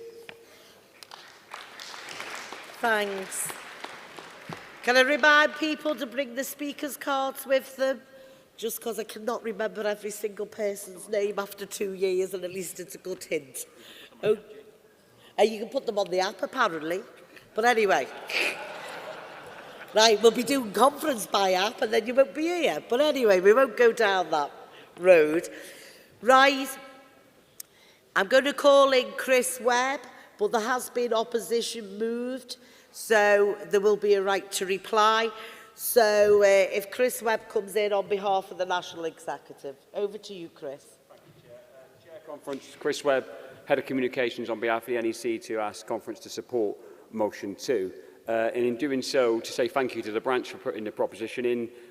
Dave Wall, were fortunate to visit the branch as part of the GROW campaign, and this motion is progressive, as we know the branches are doing an excellent job, so thank you for putting in the proposition. On the note that it's taken 12 years to get here, I've only been in post 6 years, so I'm only taking half the blame today, Conference. Someone else can take the other half. But no, it's an excellent motion. In terms of the points made, I think from our perspective, Nigel made some really good points at the rostrum, and that is that this app cannot and should not and never will be everything to our communications tools.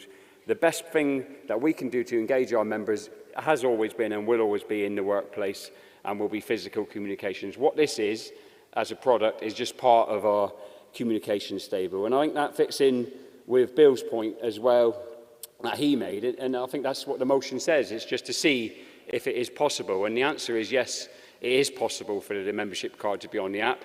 But that doesn't mean that it has to eradicate the actual physical membership card. We can give people a choice in that. So I think that that's not a reason that should get in the way of people supporting the motion. In terms of the points that the actual prop makes, the branch contact information is on its way, should be on the app in the next couple of weeks. We were already working on reasons to join videos, and signposting support is part of our ongoing content strategy, so all that's in there. We have the ability for people to sign up to the information they wish to receive on a constituency basis, postal, TNFS, or tech workers. We are looking, as the motion suggests, to break that down into companies, and we'll be letting Conference know and letting the union know how we're getting on with that. So in terms of the content of the motion, I think we're making decent progress. In terms of the actual app itself, we've had 20,000 downloads, and we've got what we term as 8,000 regular users. And what we mean by regular users is people who are logging in at least once a week to get information off of the app. So that's the good news. The most downloaded app in the trade union movement by some distance, and in its first week went ahead of the BBC and the LBC app in the news section for downloaded apps. That's the good news. The bad news is, or not so good news is, we've got to put more content on the app. And it was always going to be this. We were very clear when we launched it that it was going to be a phased approach. Phase 1 was get people to download. Phase 2 is get people to continue to use it. There's 3 ways that we're going to do that, Conference. 1 is technology. The new membership system, when it comes, will really help us in terms of people being able to join online and change their details online on the app. 2 is habit. It took us over 6 years to get the Facebook page, for example, in a place which frightens the employers and in a place where we can get information out to members at the tip of their fingers. It's going to take some time for the app to become habit for people. And the third thing falls to the comms department, which is content. We have to produce more content for the app, and that's what we're going to do. So I'd ask Conference to get behind the proposition. I think it's an excellent one, and I think it fits our ongoing communication strategy. Thank you, Conference. Okay, thanks, Chris. Branch right to reply, Ben.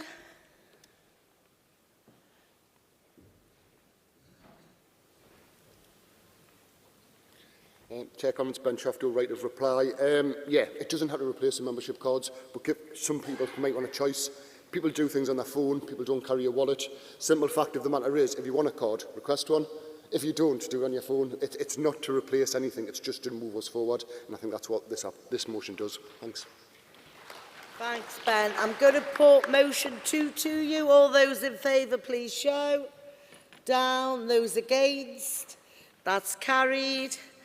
Right, we're out of time to move on to motion 3. And if people know how the agenda works, if we get to the end and there's still time, at the end of the 3 days, we go back to the business mist. So that's where that is. We're on page 22 now, section E1. Sorry, section 1E, and it's E1, the emergency motion.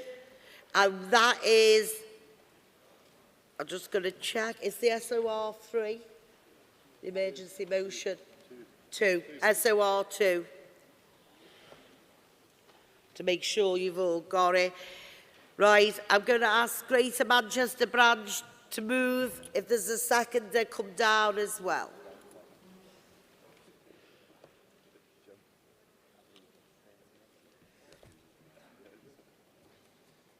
Morning, Jim.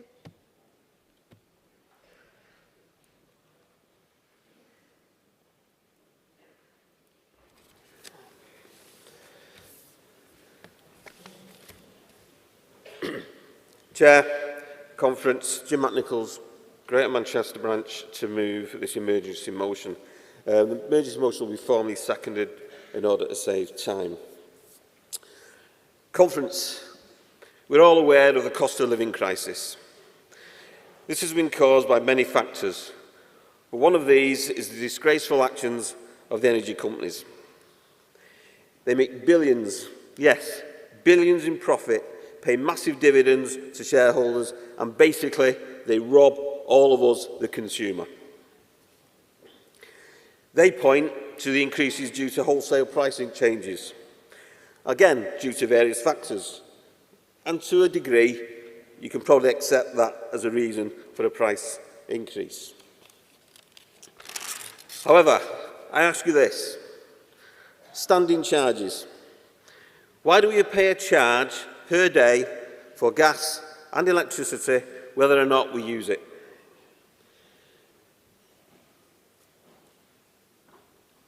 The increase they have now inflicted on us is obscene. Currently, when I say currently, this was prior to April the 1st, the standing charge on electricity is approximately 23 pence per day. It's actually 23.0024 or something. Well, that from the 1st of April, that increased to 40 pence. Almost double. And for what? Pipes are the same, the infrastructure is the same, your meter's the same. So there's no proper explanation given, to show you why there's a necessity to almost double the standing charges. So our current standing charge on electricity would be probably £83.95 a year. That will now increase to £146 a year, and the gas situation is very similar. Therefore, on the proposal, by scrapping these alone would save consumers almost £300 per year. What our motion is seeking is that we, as a trade union, do what we did with the New Deal for Workers. That campaign, which was led by Dave Ward and Tony Kearns, virtually dragging the CUC and others to get involved and adopt the campaign. We can do the same with this policy. Neither the government or the Labour Party have yet to come up with a credible alternative to these price hikes. We have it. It's here in front of you. We believe this solution, this proposal, will resonate with working people and their communities up and down the country. We can once again lead the changes. We can show that trade unions are a force for good in society. We can come up with practical solutions to everyday problems. I remind you of this.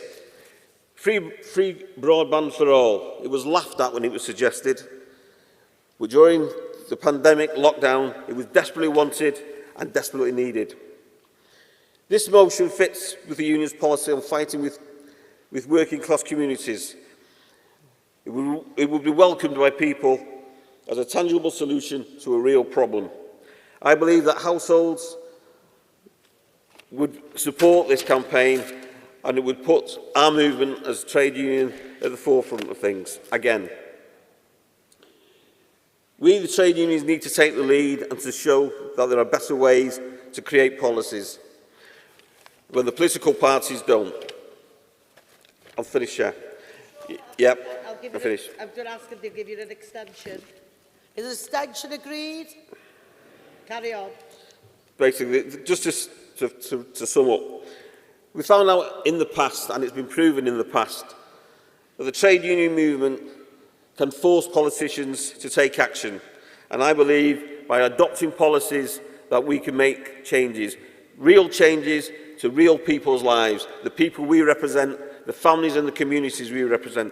So, Conference, I urge you to support this proposition. Thank you. Thanks, Jim. You said it was formally seconded, Jim, am I right? Yeah, cheers for that. E1 is open to debate. Is there no debate? Yeah, Graham, do you want to come up? Is there anyone else?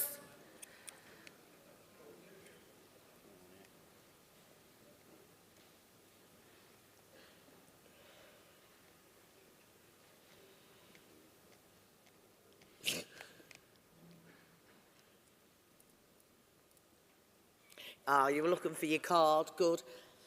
Not everyone will know everyone.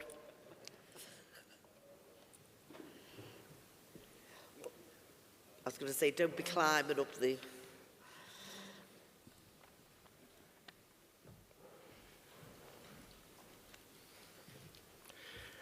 Chair, Conference, Graham Colt, South Wales Branch, rising not necessarily to oppose this motion because I can understand the emotion. But there is an issue with this in that the principle of charging for electricity is for the purpose of maintaining the network, or for gas for maintaining the network.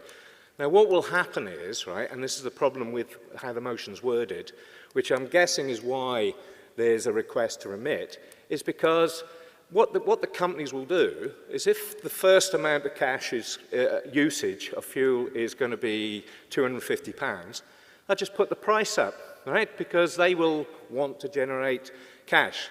Now, the true answer to resolving an energy crisis is nationalisation of energy, and that should be our goal. I think this maybe tinkers around the edges, but what we do need is a campaign, cost of living, which involves energy, and I'm guessing that's what the NEC are putting forward. So I'd be interested to hear what the NEC has said, but I have my doubts that this is the method to actually resolve a specific issue of energy poverty. Thanks, Graham. Anyone else? No, I'll bring in the Senior Deputy General Secretary, Tony Kearns, on behalf of the National Executive. Tony. Cheers, President Conference, Tony Kearns, Senior Deputy General Secretary on behalf of the NEC. To echo Graham's points, and in some ways he's exactly right. You see, if you want to break down the motion and what it says, we come on to the standing charge, we come on to the £250 worth of free fuel every year, and a tax on the energy companies. It asks us to lobby the government. Well, let's just draw the line there. Lobby the government. If you lobby the government for any of those things, they're not going to happen. This government has had the chance to do the right thing on energy and energy prices, and Rishi Sunak refused to do it. Yeah? So lobbying the government at this point in time should not be our priority. It then talks about lobbying the Labour Party, which the Labour Party's developed a position on the energy crisis, if you want to call it that, which they claim would put £600 back into everybody's pocket. But the point Graham makes is exactly right. You see, here's the problem. The problem is that in October, energy prices are going to rise even further. Some talk of up to 50%. This week, you couldn't believe, you could not make this up. This week, the energy companies have asked the regulator and the government to be able to remove the cap completely. Now, they say because they want higher wage earners to pay more, right? So in other words, they want it means tested, which always sends alarm bells ringing when private energy companies want to means test people to determine what they charge. So that cost is going to increase. You see, the point Graham makes is exactly right. I know people whose direct debits have gone from like £60 a month to over £400 a month, £4,400 a year. The problem with a £250 free charge is that runs out after about 3 weeks. Once the energy costs go up, that £250 would run out after 2 weeks. And if the energy companies are allowed to remove the price cap, that £250 is only going to last you a week. Graham's right. They will continue to put the prices up so as they get the money back. if we need a clear strategy, we need to listen to the people of this country. Over 60% of the people of this country agree that the energy companies should be back in public ownership, and only 17% disagree. You see, this issue isn't going to be dealt with this side of a general election. I think we need to face that fact. We can mount a campaign, but the campaign is public ownership. The campaign is you cannot control what you do not own. It's all right promising one-off windfall taxes, but in private companies, they will just continue to hike the price and the working class will continue to pay. What we need is public ownership of utilities that guarantees a security of energy and guarantees it at a price that people can afford. And that is the campaign, as part of a New Deal for Workers, that we need to take to the Labour Party. It was in the 2017 manifesto, it's in the 2019 manifesto, and this union and other unions should come together to make sure that it's in the next manifesto, so as we deliver that for the people of this country, that leads to a reduction in energy prices and stops the rip-off that we're seeing of the working class in this country by big energy just for the profit and greed of shareholders. That's why we're asking the branch to remit, so as we can take this motion and use it as part of that campaign. And if the branch won't remit, we would ask you to oppose for all those reasons I've laid out and for the reasons that Graham said. Thank you. Thanks, Tony. Is the branch willing to remit? No. Right to reply, Jim.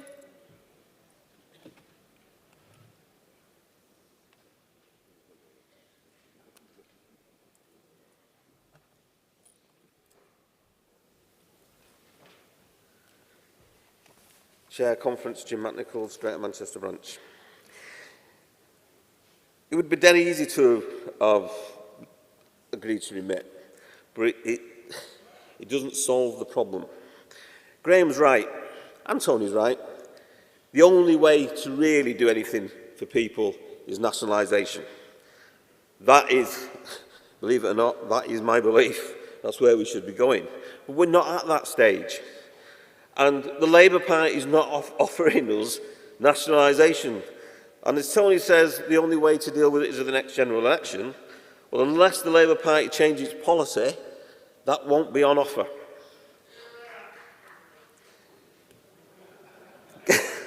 Gas and electricity. And there's other forms of fuel. But they are basic needs of every single person in this country. And there should not be, as a start, a standing charge just to be able to use a basic need. It's exactly the same with water. That's why it should be nationalised. The one point Graham forgot to say, right, and it is correct that part of the standing charge is to pay for the infrastructure. But what about Tesco's? We don't pay Tesco's to maintain their infrastructure. They're a private company. And these companies are private companies paying thousands and thousands of pounds to their shareholders. You know, if we don't do something as a movement and start the campaign, and probably the Labour Party and certainly the government will not listen. But what we can say, and we can all heads up high and say, we started a campaign for working people and their communities to change the course of how fuel is paid for in this country. Conference, I'd ask you to consider voting for this motion. Please support. Thanks, Jim. I'm going to put emergency motion 1 to you. All those in favour, please show. Down. Those against?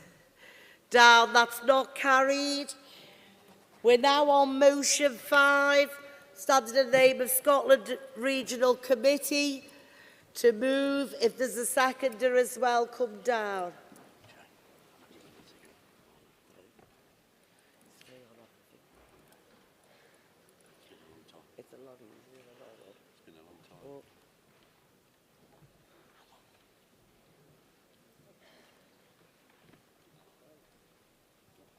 I know it is, Bryce. Good morning, President and Conference. Michelle Reid-Hay, moving motion 5 on behalf of the Scottish Regional Committee. Mental health within the workplace is a growing concern, and with the crazy pricing for fuel, energy, food and just day-to-day living, is actually putting a major strain on the workplace and yourselves. And I'm guessing the lack of a decent pay increase is not actually helping either. I know it's early on a Sunday morning, I know it is, but I'm asking for you guys to maybe help a little bit with me. I'm actually wanting to know if anybody has suffered from any mental health within the workplace in this room. Can you put your hands up, please? Right, I can count probably about maybe 20 or 30. Thank you for your honesty, thank you. Right, I know there's a bit of a taboo subject on this. People used to say in my day, you're a nut job, or you're a Looney Tune, or just man up. This has now got to change. I need to address this in the most appropriate manner. I wrote a list of some mental health problems, and I was quite surprised at how expansive this list is, but I've only got 3 minutes, so I won't go through the whole lot. We have anger, we have anxiety, depression, OCD, hoarding, which I thought was quite unusual, eating problems, loneliness, paranoia, sleep problems, and the list goes on. So, again, I'm going to be pushy. Can I ask again? If you could put your hands up, please, and show me if you've had a mental health within the last few, whatever, years. I'll put my hand up again. Anybody else putting their hand up? Am I going to get more this time? Slightly more. Thank you for that. You're awake, so that's good. That's good. Just to say statistically, men are actually the people that don't actually come forward with this. They don't speak to a fellow colleague or a friend. They think they're still in the back in the days, you've got to man up. You don't have to. We are the same. Everyone is the same. Our lives are affected by the same situations as money, health, relationships, family. We need to get talking again.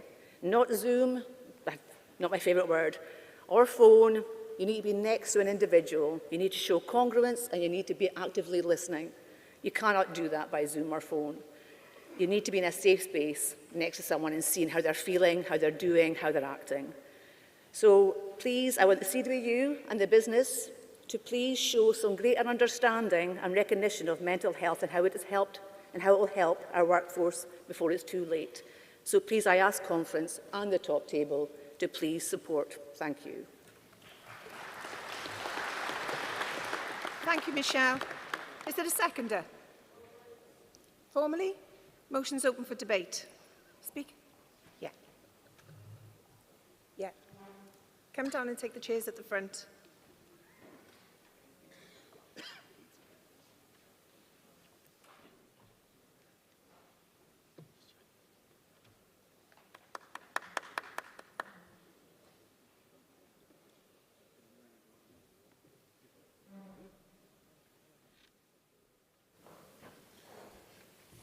Chair Conference, Jamie McGovern, Greater Mersey-Amal, rising on behalf of my branch to support motion 5.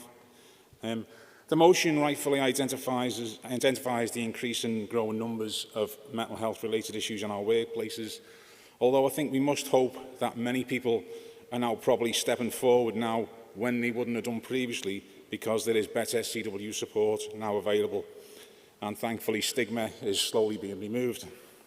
The motion mentions the need to better protect colleagues under the 2010 Equality Act, and especially when it comes to potential disciplinary cases. We believe we absolutely should do that, but more importantly, we can do that. Firstly, we have to start by absolutely valuing everybody who steps forward in need of our support. And the best way we do that is by ensuring all protective measures processes are completed as soon as possible. This has to be our primary aim. By protective measures processes, I'm talking about such things as stress risk assessments, disability risk assessments, workplace adjustment agreements and disability passports. We've now got a large and increasing number of CWU trained mental health first aiders too, and let's not forget that those people are competent to do guided conversations, which are in fact stress risk assessments and legal documents of course. We need to make sure these formal processes get done because once they are completed, we can then example the foreseeable risks that any individual will potentially present. And this, of course, then, when they've got a legal document in the back pocket, then really protects the individual. It protects them in the strongest way. And don't forget, these are legal safety documents as well. From our experience, CWU members do feel very reassured by having a formal agreed process of documents in the back pocket and special measures put in place for them. We absolutely agree there needs to be joint work and campaigning with the TUC and other trade unions, but we believe the CWU must lead and not follow. We've come a long, long way in the last 5 years and gathered lots more knowledge, experience and know-how on how to best support under the 2010 Equality Act for mental health disability. We need to share our knowledge firstly with ourselves across the whole of the Union, before then with other interested parties and supporters.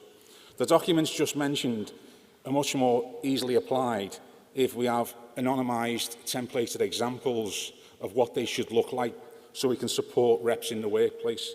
We believe these can be done on electronic library, for example, or they could be accessed by the CWU national website. Our branch don't believe that we should be just requesting reasonable adjustments. We believe we should be showing the businesses what reasonable adjustments actually look like, and we've done that for different mental health disabilities over the last few years. So I think firstly we need to look at the successes we've had in the CWU recently and what we've done in terms of protecting people with mental health disability before we then look at what others are doing. So as I said there, we need to lead on this and not follow, and I think we can do that, so please support the motion. Thank you, Jay. David Gray?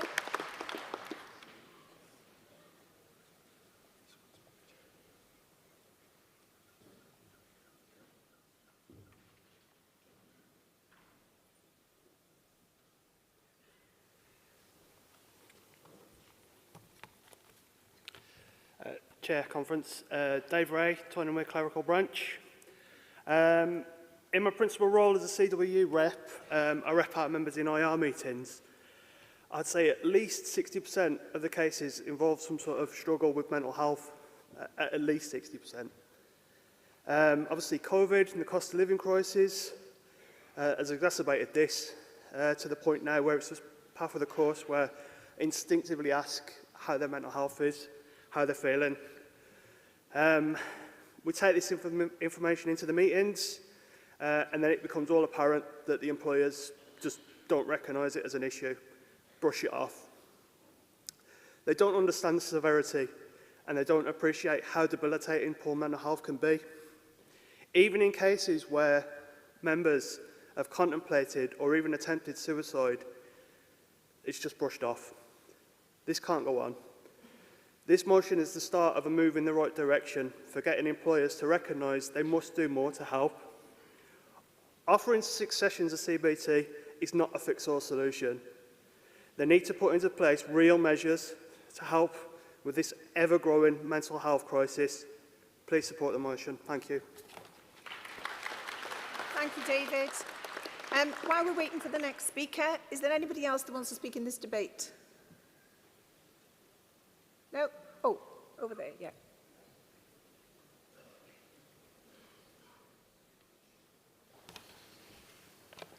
Chair Conference, Dave Kaufman, South East Central Branch Telecommunications, rising to support the motion. And I was looking at the motion, I wasn't really planning on getting up and speaking at this point, but I think it's very key that mental health, stress and depression are in the workplace. And I think the employers, whoever they are, don't take it seriously. And I think that's our fault. I think we all have to take a little bit of responsibility for that because we don't make them take it seriously. And that's because in times when you can show through medical professionals that an individual has been signed off work through stress, anxiety or mental health, we should be logging that immediately as an accident at work. That should be raising that then on the radar of the employer that they have an issue.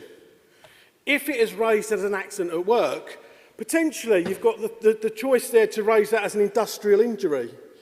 If you raise that as an industrial injury, the employer has to look at it. They have to deal with it. But we don't deal with it in those issues because those people are stressed or suffering with anxiety or mental health problems. That is almost traumatic for them to deal with. And I don't think we offer them enough support.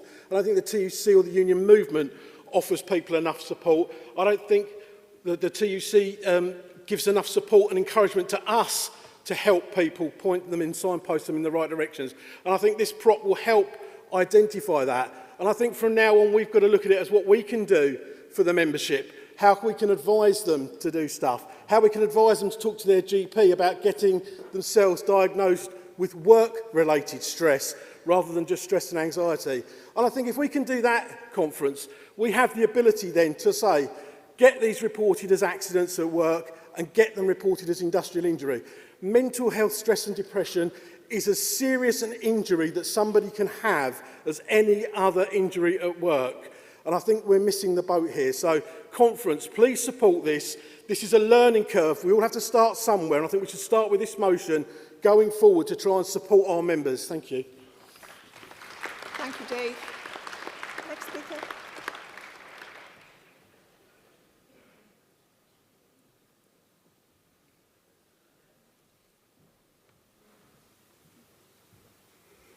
Ros White, Highland Amal, speaking in favour of this motion. Good morning, Chair, Conference, comrades. I wasn't actually going to speak here today. I am speaking on something very similar tomorrow. However, the previous speakers have spoken eloquently in very broad, general, academic terms. Speaking as somebody who's actually had this, I've been in the business nearly 3.5 years now.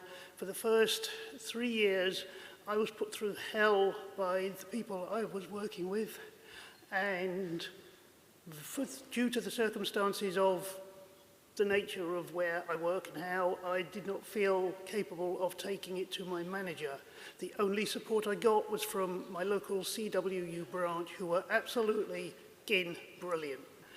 And I feel that with that basis throughout our union, with that support, with that knowledge, with that appreciation of the seriousness of mental health issues, we have the way to lead the trade union movement generally in raising this, as the previous speaker has just said, to the level of an industrial injury, to an accident at work. Call it what you will, but make it serious and put it in terms that managers, governments, the union movement, the general public as a whole will understand. I'm an engineer. Most of you are probably posties. That's a stressful enough job with all the stuff you get to deal with every day, going to various doors and various houses, and the dogs and the children and the violence and the abuse and everything else. We are at the forefront of mental health issues. We need to address them, we need to deal with them properly, we need to make it as serious as we possibly can and lead the way for the other trade unions and the TUC to once more be in the forefront of everything the union movement does. Oh, I've just got an amber light, time to stop. Thank you. Thank you, Ross. Right, I haven't seen any other indications in this debate. Is there any other indications? This is the last call. No. Call Jonathan Belshaw on behalf of the NEC.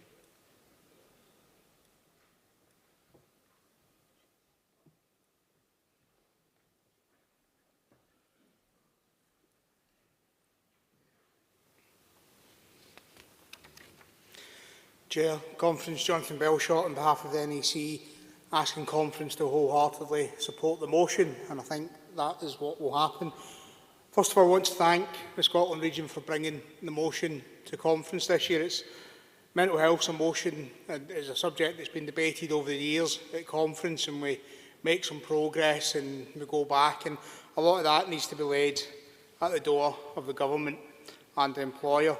The Conference over the last 2-3 years, as we've been living with COVID, our members have faced enormous pressure and stress in ways that you didn't imagine. All of a sudden, people who were used to going into offices were working from home, not allowed to see friends or family, sticking to the rules, while dodgy Boris and dodgy Rishi were breaking them. We had engineers knocking on doors, going to put phone lines in so people could work from home. We had delivery staff out, delivering vital parcels to keep people connected, along with everything else that people do. Conference, it is crucial that we start to shed a light on how serious this issue is. According to the Health and Safety Executive's summary statistic report, stress, depression and anxiety accounted for 50% of all work-related ill health cases in 2020-2021. That's a sharp increase from pre-pandemic levels. Research from mental health charity Mind revealed that pressures at work has been the #1 cause of stress in our lives. The most common reasons for stress being increased workloads, poor managerial treatment, sounds familiar, and new work-related demands due to COVID. Add in the cost of living and employers' refusal to give a decent living wage rise. That has only been exacerbated at this current time. Other research indicates that workers feel under pressure to hide their mental health, and Michelle, in her speech moving it, gave an indication of some of the phrases that are still sadly used, which are unacceptable. Conference, let's be clear, the employer has the duty of care. They have the duty of care to look after. Sticking plasters are no longer good enough. It's a legal obligation for them to care, but it's also a moral obligation. Well, Conference, as we can see just now, with what's happening in the various workplaces across our union, I would say that management have no morals. So, Conference, it's time we hold them to account. Conference, please support this motion. We will educate our reps, we will work with the industrial departments to get this motion further through, and we will work with the wider movement. Conference, we support. Jonathan. Right, I'm putting motion 5 to the vote. All those in favour, please. Thank you. Any against? Thank you. That's carried unanimously. Call motion 6 in the name of Lincolnshire and South Yorkshire. Or South Yorks, sorry.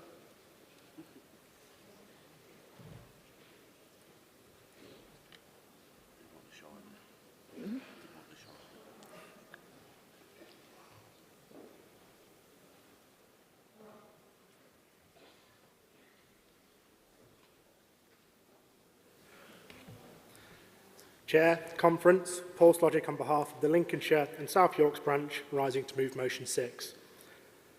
It's clear that this country needs a new deal for workers, but what is also clear is, despite their rhetoric, the Tory party have no intention of improving the standard of living for the working class in this country. Everyone from the hard-working care staff to teachers, from telecoms workers to postal workers, from the disabled to the retired. And if anyone's in any doubt that that's not true, just look at how they've handled the energy price rise, the double standards of all their MPs, and also the way they've handled the last 2 years, and that list goes on and on and on. Conference, we note that there has been an increase in the CWU membership during the GROW campaign, but as a branch, we believe that more can be done. If you look around at the different trade unions, you'll see various campaigns to grow union membership, but all too often are these campaigns being done in areas where there are other unions that are better suited to support that sector. What this motion calls for is for there to be a coordinated approach across the TUC and with the Labour Party to not only highlight the benefits of trade union membership, but to increase it across the board. Whilst we acknowledge that there are plenty of issues within the Labour Party and the trade union movement, we believe that growing membership should be an issue that draws all unions together. You also note that the instruction for the NEC, we haven't been restrictive or prescriptive, because we know that different unions will have different approaches to how we enact this motion. Conference, please support the motion. I move. Thank you, Paul. Is there a seconder? Seconder? Formally? Thank you. Motion's open for debate. Speakers? Yeah, there. At the back there. One here. If you can come and take the seats at the front so you're ready.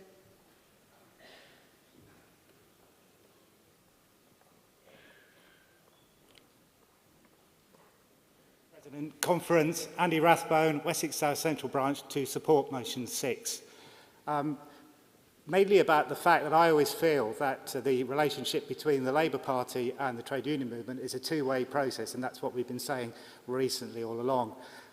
Basically, the Labour Party supports us, and we'll support the Labour Party if and while it supports our agenda, and in this case, that agenda is the New Deal for workers. In terms of us getting them to grow a campaign, wouldn't it be lovely, actually, if the Labour Party started to come out and say it supported trade unionism and actually started to actually try and get the trade union movement to grow? Because I don't hear it saying that very often, actually, and that's really what it needs to do. It would be lovely if it did that, and it would be lovely if it actually, as part of that, said, which it hasn't done as often as it certainly should have done, and it never actually did it when it had the opportunity, to actually scrap all the anti-trade union laws that tie one hand behind our back with everything we do.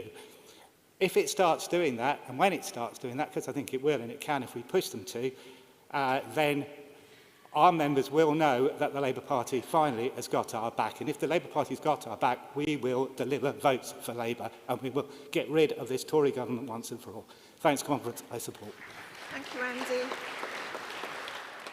Next speaker. Next to you, Mark. Thank you. Yeah. Thank you.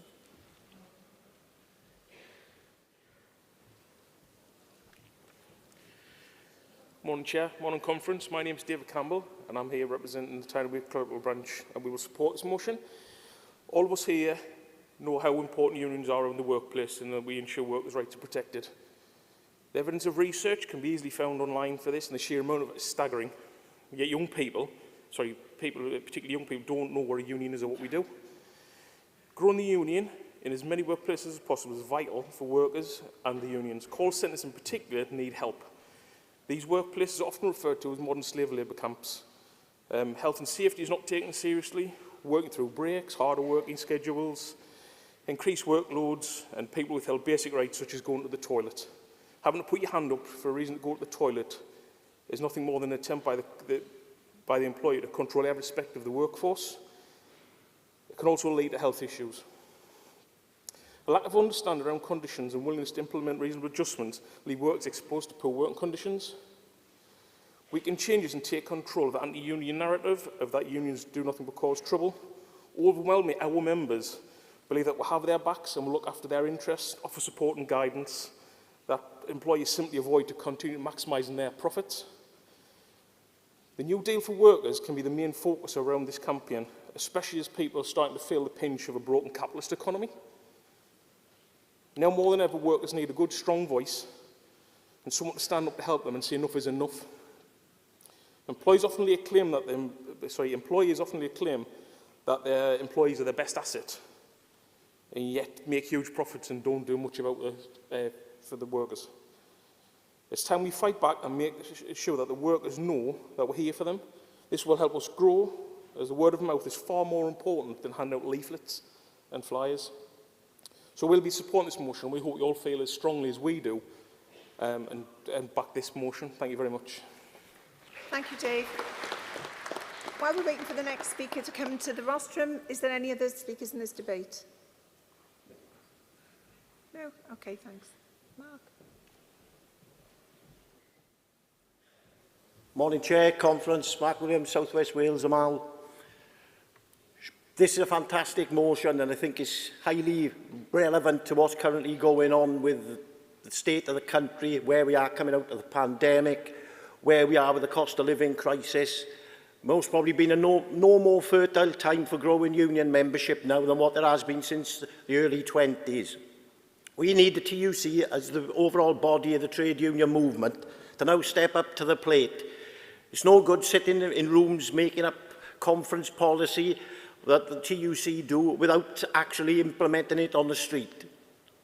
There's thousands and thousands of workers, millions of workers out there who are not in trade unions. Now's the time for the TUC, and if that means we've got to lead that debate, then it's time we lead that debate, and Dave Ward has been leading this debate. Now's the time to make the TUC relevant for the workforce of today and actually protect workers going forward. And the power of the unions can change things. Not only can it change things, it can actually change this government. And this is the most fertile opportunity we've had in a generation to do that. So this motion needs to be supported and we need to step up to the plate and actually put this into action. Thank you, Conference. Thank you, Mark. Call Ray Ellis on behalf of the NEC.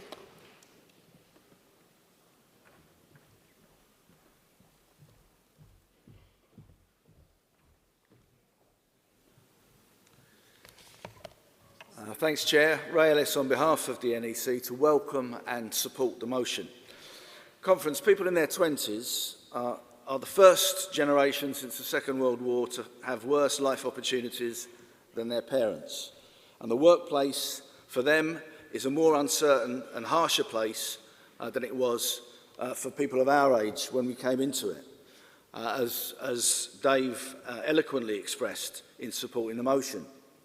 The reason for that is quite simply the decline of collectivism, in particular in the workplace, has reduced the power of working people to protect and improve their conditions industrially and politically. In 1980, 50% of the UK workforce were a member of a trade union, and the majority of workplaces were covered by collective agreements. After 42 years of anti-union legislation, privatisation, outsourcing and globalisation, the level of membership is 29% in the UK economy, largely confined to the public sector and former public sector employers.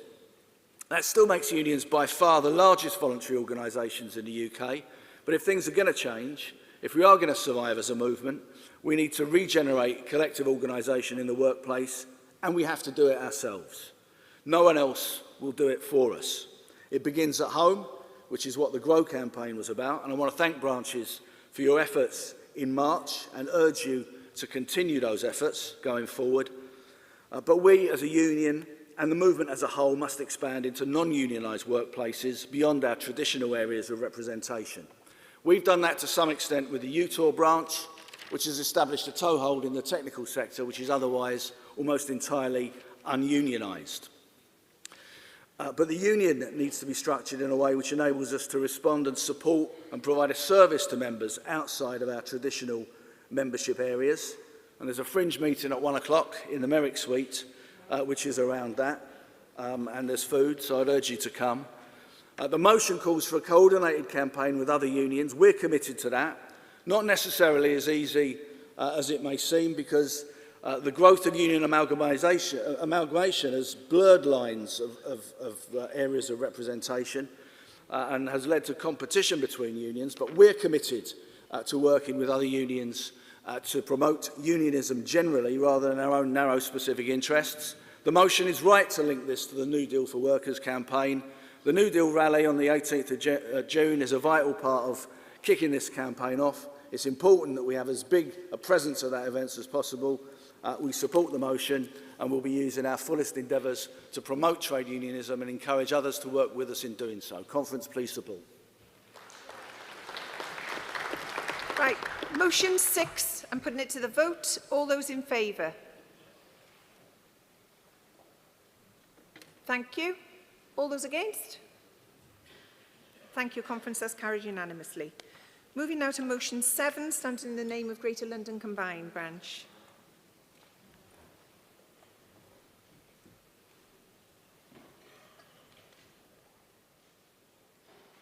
Morning, Maria.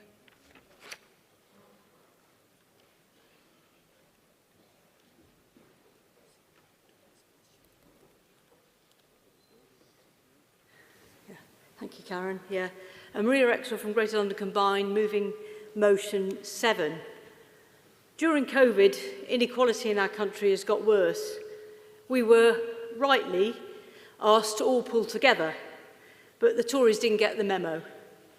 The Conservative Party and their friends in the ruling class moved swiftly instead to not let a good crisis go to waste. They siphoned off money spent on PPE, on different schemes like Eat Out to Help Out, on business loans that without any proper accountability, and billions of pounds were wasted. And now Rishi Sunak wants us as working class people to pay the price. In his budget, he basically said, there's a cost of living crisis, your problem. But the experience of lockdown and the failures under lockdown were accidents waiting to happen.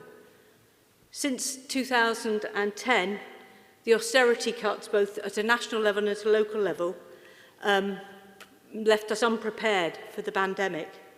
And the erosion of democratic norms have meant that we've been unable to call to account both the government and other authorities properly. In terms of us as working people, NHS staff and social care staff have suffered massively, and they've not even got a decent pay deal. But we as workers in our sectors have had to deal with the effects of COVID. We've had to deal with the general health and long-term disability issues that our members have suffered because of it, and most especially issues around mental health. And we've had to deal with our members who've had to shield for families and their dependents. But there are a couple of stark things that have come out of the COVID crisis where it's clear there needs to be action. Sick pay, there's a yawning gap where support should be. Mental health, there's a crisis. We know that the DUC campaign on sick pay has called for a decent sick pay for all, a minimum of 320 quid.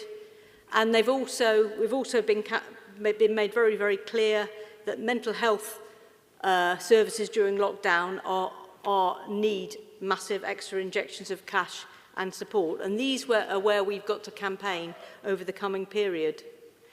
And to just make a last point, will there be a reckoning? There is going to be an official public inquiry around COVID. Maybe we shouldn't expect too much from that, but the trade union movement will have an official place at that inquiry, and there'll be an opportunity to highlight issues around sick pay, issues around mental health, and the experience of our members and working people during COVID. And we should take that. These issues should be the top issues that are addressed coming out of this crisis. Thank you. Thank you, Maria. Is there a seconder for motion 7? Yeah, thank you.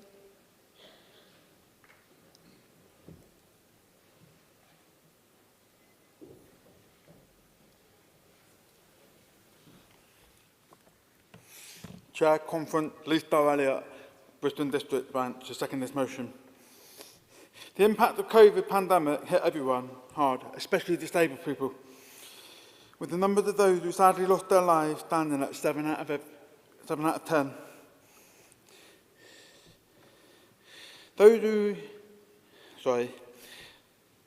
suffered the worst often had underlying condition related to their disability or immunosuppressant issues, such as cancer. While vaccines have shown to help for many, they don't help everyone. COVID still presents a major risk to their lives and those around them. And now we are seeing a new threat, along with those already increased health risks, to our disabled members from this government. The policy of living with COVID, which has led to many questioning whether to attend work or not, especially with the risk of pay reduction or no pay, along with worrying about working with others who choose to come to work with COVID due to their financial needs. We are now seeing disabled people's mental health increase across the NHS, with newer variants of data showing the increased risk of cases and higher transmission rate, therefore putting people at risk. We call for this union to push proper action on pay, support and a voice to protect our disabled workers. We ask this union to support the points of the Greater London motion. Thank you. Lee. The motion's open for debate. Conference. Can I have indications of speakers in the debate? No one? In which case, I'll call Steve Jones on behalf of the NEC.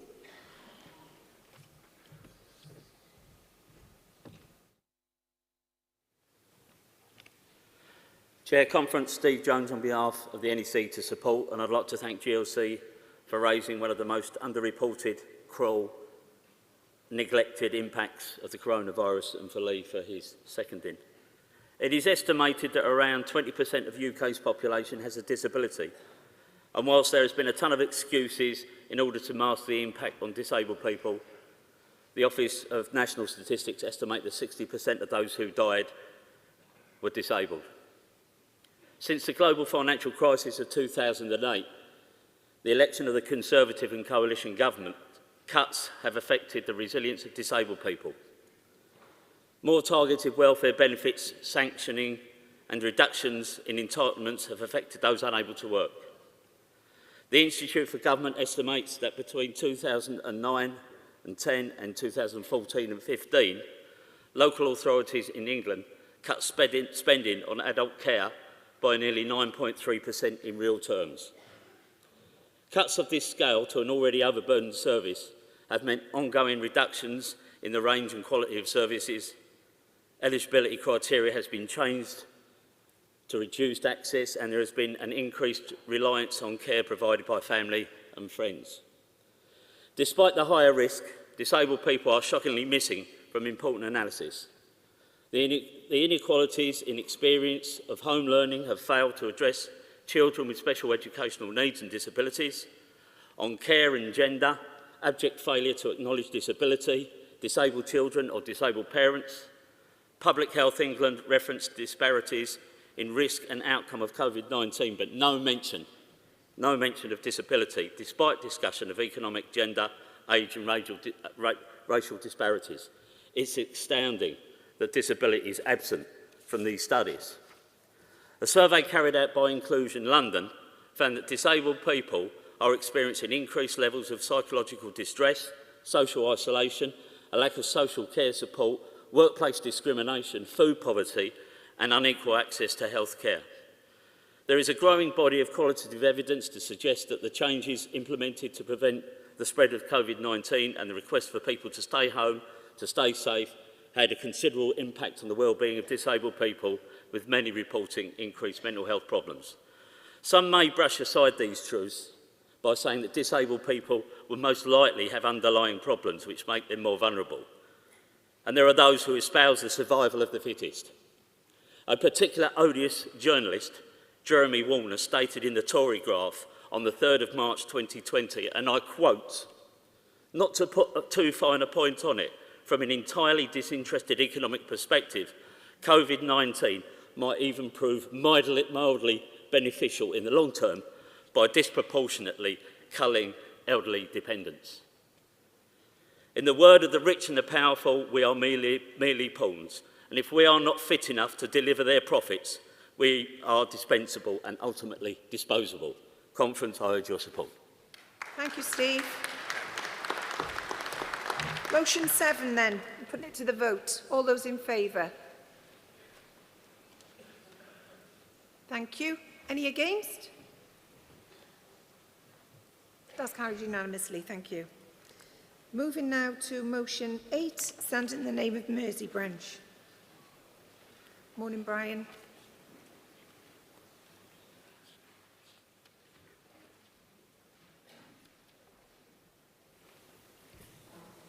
Chair Conference, Brian Kenny, Mersey Branch, to move motion 8. Many councils across the country have already declared a climate emergency and adopted the UN Sustainable Development Goals, and also have set up a target to be carbon positive by the year 2030. This is a huge challenge and a radical shift in how we as a society do business.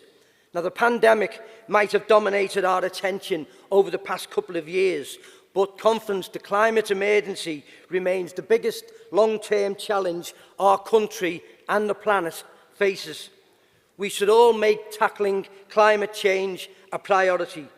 My own Liverpool City region combined authority were the first in the country to declare a climate emergency.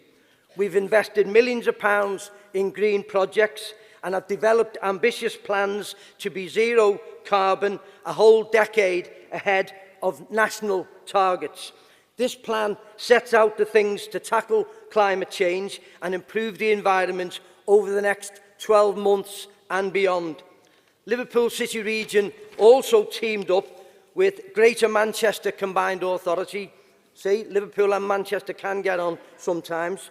As well as with other local authorities and local enterprise partnerships to set out the North West Zero Carbon 24 vision ahead of the UN's Climate Change Conference, which you'll recall was held in Glasgow in November 2020.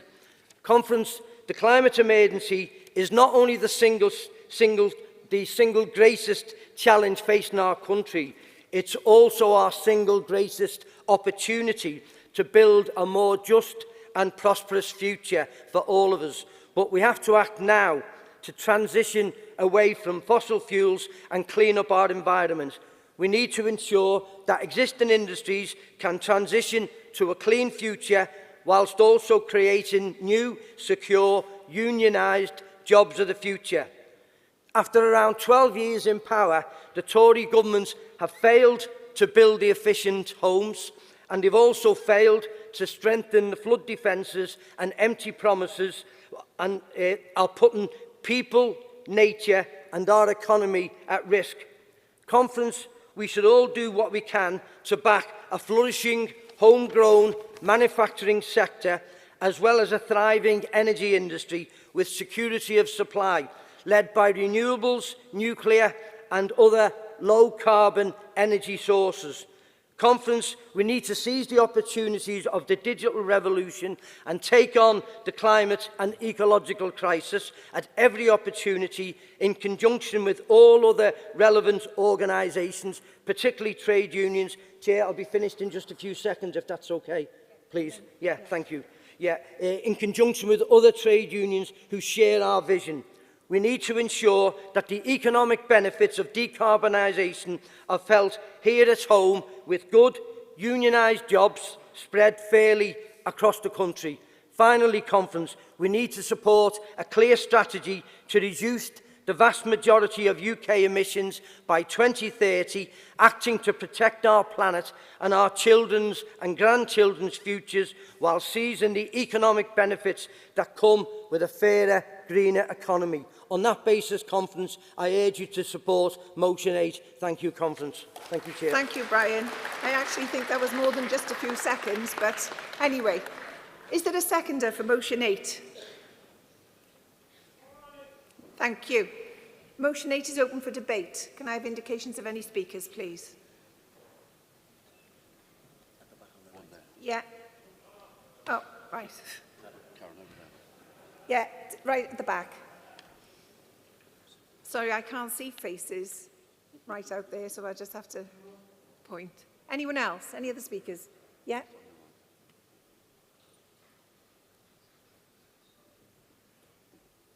Yeah, and in the middle there, waving a blue card. Yeah.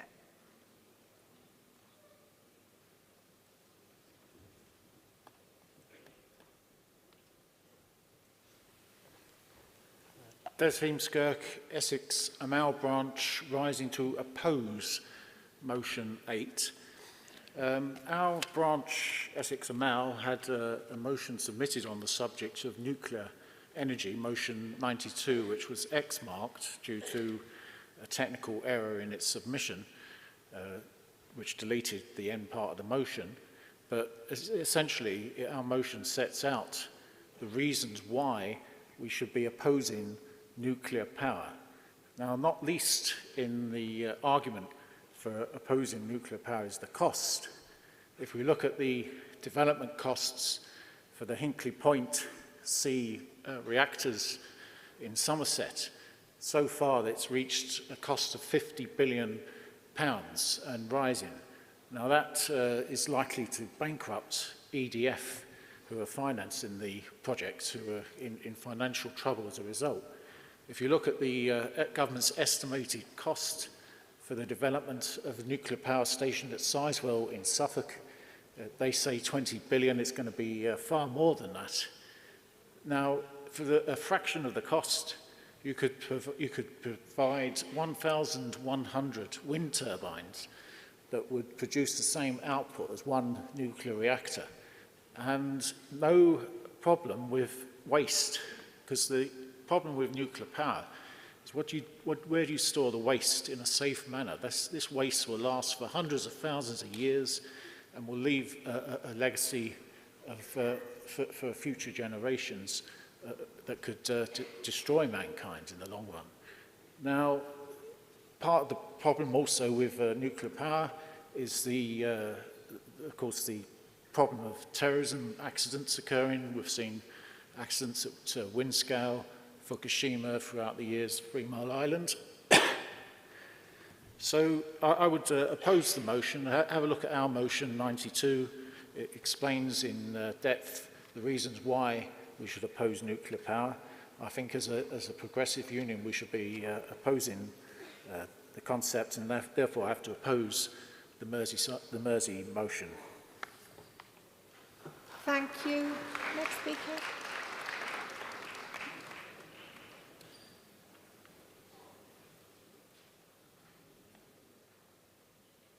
Brian, I don't know whether you want to come down to the front because clearly there's opposition and there'll be a right of reply at some point.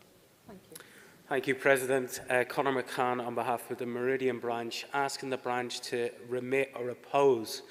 The reason, and to start by just saying, we fully empathise with the seriousness of the motion, and so much more has to be done in tackling climate change. But we feel the motion is very inward-looking and doesn't really encompass the values that this union stands on. Although the mover's speech did mention international and this is a global climate emergency, the motion itself doesn't actually make any reference to that. It's wholly UK-based. This union has been a champion of a Green New Deal, and key to that strategy is in terms of our impact, not just here in the UK in climate change, but abroad, and the impact on the global south. And I feel like this motion has really sort of missed one of those key values of what we've been championing in terms of this fight.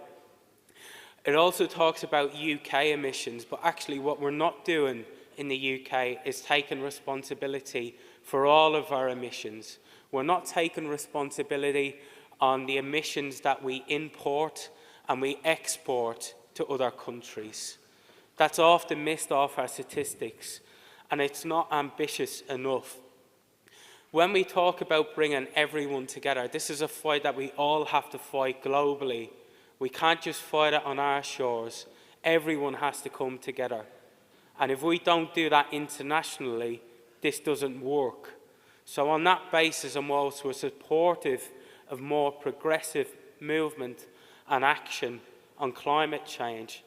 We feel that this motion, the way it's worded at this time, doesn't encompass what this union is trying to do, and we would therefore ask the branch to consider remitting the motion, or otherwise we would therefore ask that you oppose. Thank you, Conference.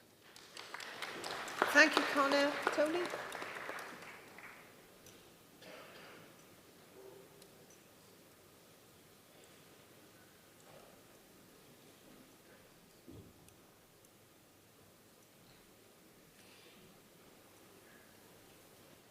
Hello, Conference. Tony Dara, Coventry branch, rising to support the motion.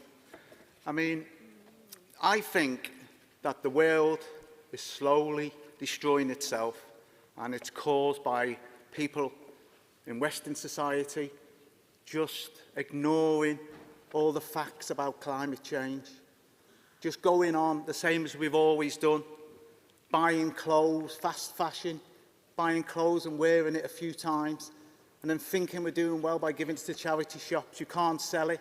And then it ends up in the desert in Chile and in the sea around Ghana. But we don't look at that. We just carry on buying stuff. Our houses are full of stuff. We rent skips to fill with stuff we've stuck in the garage because it's broken, because we live in a consumable society.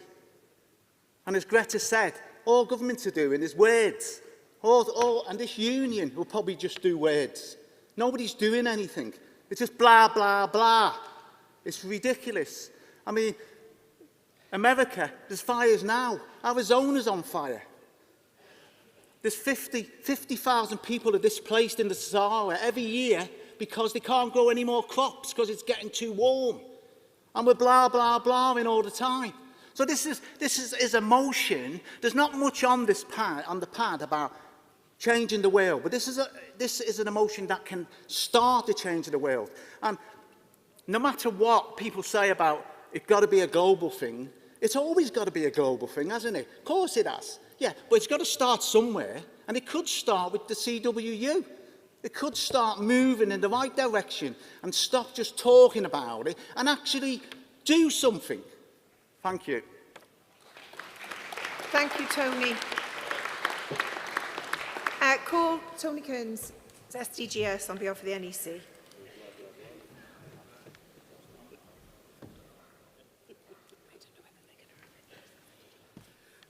President Conference, Tony Kearns, Senior Deputy General Secretary on behalf of the NEC.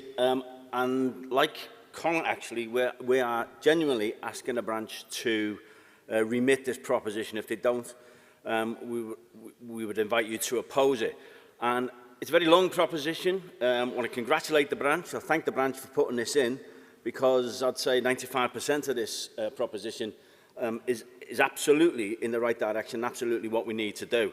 The problem is that the words are the words, for want of a better phrase, and the fourth paragraph clearly makes the point that we want a thriving energy industry with security of supply, led by renewables, nuclear and other low-carbon energy sources. Look, this is a very important debate here about the position of this union on the issue of climate change and, for want of a better phrase, green energy. And the fact of the matter is this: whether we like it or not, nuclear is not a low-carbon energy source. It just isn't. Now, this is a very technical position, but you see, Tony is correct in some way, which says in this debate you can't ignore the facts.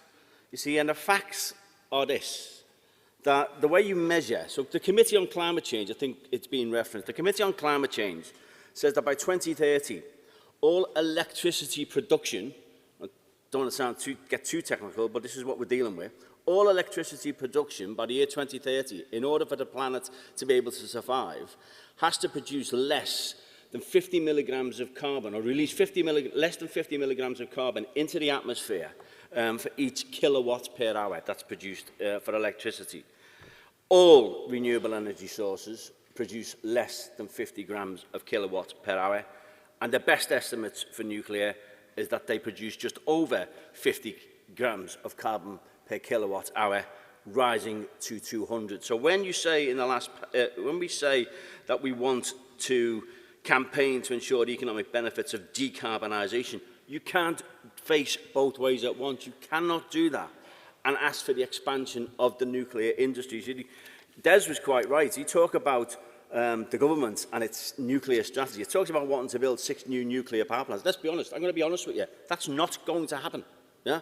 But even if it did, you have to take into account the carbon emissions of nuclear energy. And the problem with the carbon emissions of nuclear energy is you don't just measure them at the output level. There are 5 or 6 stages of nuclear energy production. The mining of uranium. This is the real problem. Tony's point about exporting this problem around the world. There's no uranium in the UK. The mining of uranium is high carbon emission. And uranium, the value of uranium is measured in richness. So the higher the richness, the quicker it will, if you like, be used in a nuclear energy power plant. But if you mine low uranium, and we're extracting every bit of uranium that the planet has got, then the carbon emissions go through the roof. So it's not just the output of energy from the nuclear power plant that matters. It is the mining of uranium, it is the construction of the plants, it is the operation, it's the fuel production, it's the decommissioning, as Des said, and all these things add to a high carbon emission. And the problem with the way the motion is worded, when it talks about nuclear and low carbon energy, those two things are not compatible, whether we like it or not. Now, the NEC wants to, and has already done, wants to expose the failings of the current Conservative government. We want to support, and we're developing our own clear strategy to reduce the vast majority of emissions by 2030. But sorry, I'll try and finish up, but because we're talking about nuclear, we're talking about a very technical issue here. Tony's right. You can't ignore the facts. You can't ignore the fact that nuclear is a costly and high carbon emission source of power, from mining of uranium to the storing of the byproducts once the nuclear power plant is in decommission. And on that basis, we do genuinely ask the branch to remit the proposition, because we thank them. All the stuff in here is exactly the direction this union should be going, should be reaching out to the other unions in the labour and trades union movement, but you can't face both ways of one. You can't argue for decarbonisation and a low-carbon energy infrastructure, and at the same time laud nuclear energy, because the two things are just not compatible. Thank you. Thank you, Tony. Is the branch willing to remit the motion? Right, okay. Is conference agreeable to the branch remitting the motion? Yeah, thank you. Okay, so that's remitted, and we're moving on to motion 9. Stands in the name of South Wales and the Wales and the Marshes region. Eugene.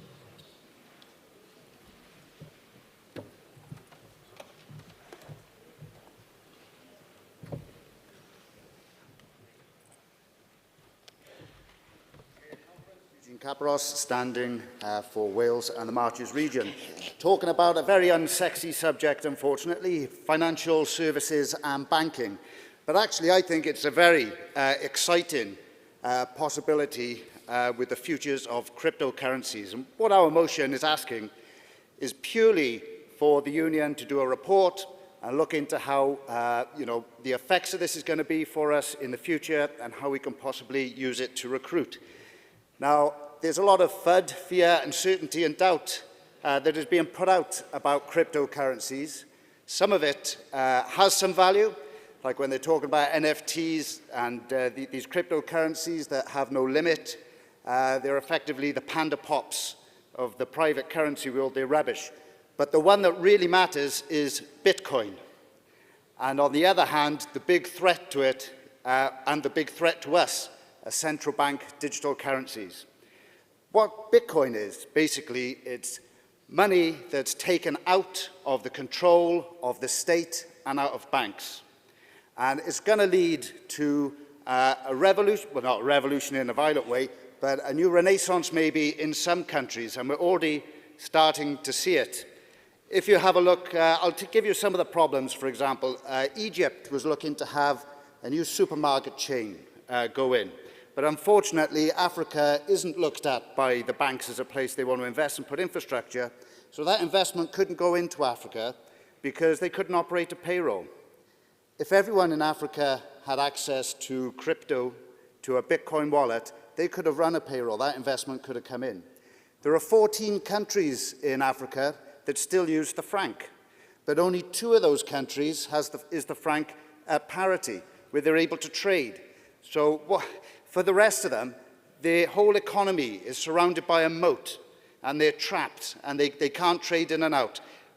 Even where they have the dollar, because of financial situation, the governments there don't want them sending their dollars abroad, so importers have to use their own currencies. They're getting a very bad deal. So the system is rigged against people not already in the current banking system.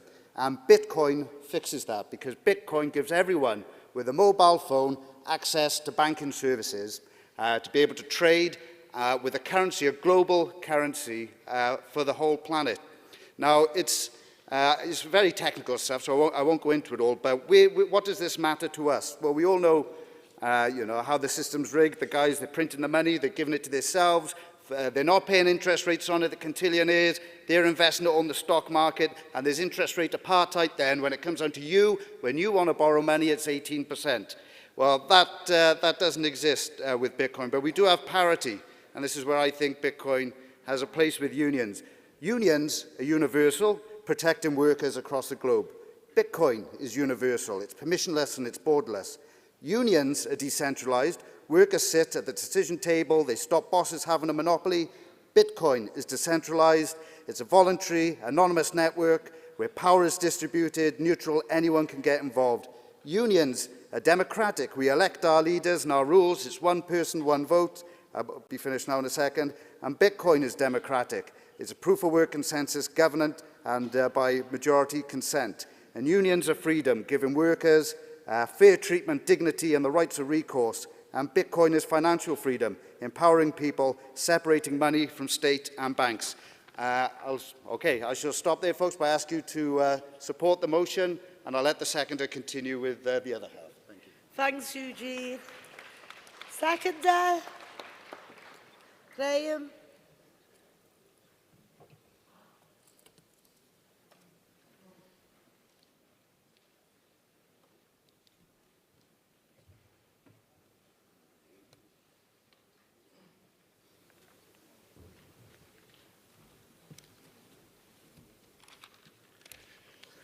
Chair Conference, Graham Colk, South Wales Branch, to second the motion 9 in the name of Wales Regional Committee and South Wales Branch. And I have to confess, I don't get quite as excited about it as Eugene. However, why I've stood up and I want to second this is because cryptocurrencies have a real threat to ordinary workers. The Bank of England already have set up a task force in order to discuss how a cryptocurrency will replace cash, will replace digital services, and have a set of rules. And you guessed it, there is no worker representation on that, right? And we could be finding in 5 or 6 years that companies, like when, those of you remember when we used to get a wage packet, you used to be able to count your money, and then lots of people then had to have a bank. Now, what are the dangers, right? They can create an environment because they're not necessarily as stable as cash and government-backed money in that interest rates could be negative. So immediately you receive your pay, it reduces. They also allow private banks, and this is going to be part of the proposals that they're working on, to charge for administration. So your NatWests and HSBC will charge for receiving cash, these cryptocurrencies, into your bank account or into your credit station, whatever it is. There is no requirement for it to work for private banks to be involved, but you've got to be nervous that these private banks are circling around this because they can see they can make money, particularly out of people who don't have the option to salt their money away in offshore. They can input IDs and codes on cryptocurrencies, which would mean that you may have a currency, a payment, that unless you use it in a certain way, it will expire. In fact, if they were paying people who were on benefits, these in cryptocurrency, they could actually put codes on it which dictated what it was that they spent it on. Imagine if we were on benefits here and they put some sort of code on it that meant you only had to have 1 pint a week, you know? These are things that are all the dangers of it, and this is why the union has to start looking at it, because there will come a point where it replaces cash and it replaces the existing money system, and if we aren't prepared to make sure that we've ensured protection for everybody, then we will find ourselves caught cold. So while it is something for the future, I think it's something that we should be at the forefront, because this is definitely coming and we need to be prepared. On that note, I urge you to support the motion. Thanks, Graham. Right, I'm going to open motion 9 to debate. Can I have an indication who wants to come into debate? Right, I'm going to tell you, you should put your hands up from the seats. Right, so I'm going to take the person there who's still in the seat, and then I'll come back to you two. Right, anyone else? Because if we get onto some big debates, I'm not having a squabble over 5 seats at the front.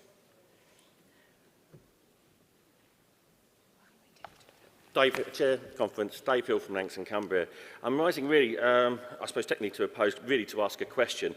My concern is the wording is that, and it's particularly with reference to point 3, consider how the CWU might use any expertise gained in this technology to recruit and organise workers, and etc., etc. I just really want clarity that this doesn't infringe upon giving financial advice. I don't want to, obviously, because that could lead us into problems. So if they could clarify that, I'd be grateful.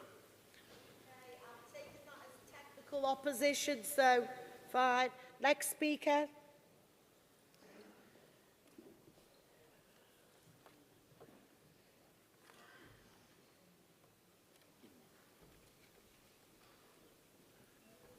Good morning. My name is River Honer. I'm with the United Tech and Allied Workers Branch. I agree with the seconder of the motion that cryptocurrencies are a risk to workers. Cryptocurrency was created as a libertarian project so that scams and financial fraud can be committed without regulatory oversight. I believe that if the union were to commission a report on cryptocurrency, they would report the truth of crypto, which is not the rosy idealistic image presented by the person who moved the motion. However, in the interest of the finances of the union, I would encourage members to vote against this motion and not commit union funds to writing this report. Thank you. Hey, thank you, River. Next speaker.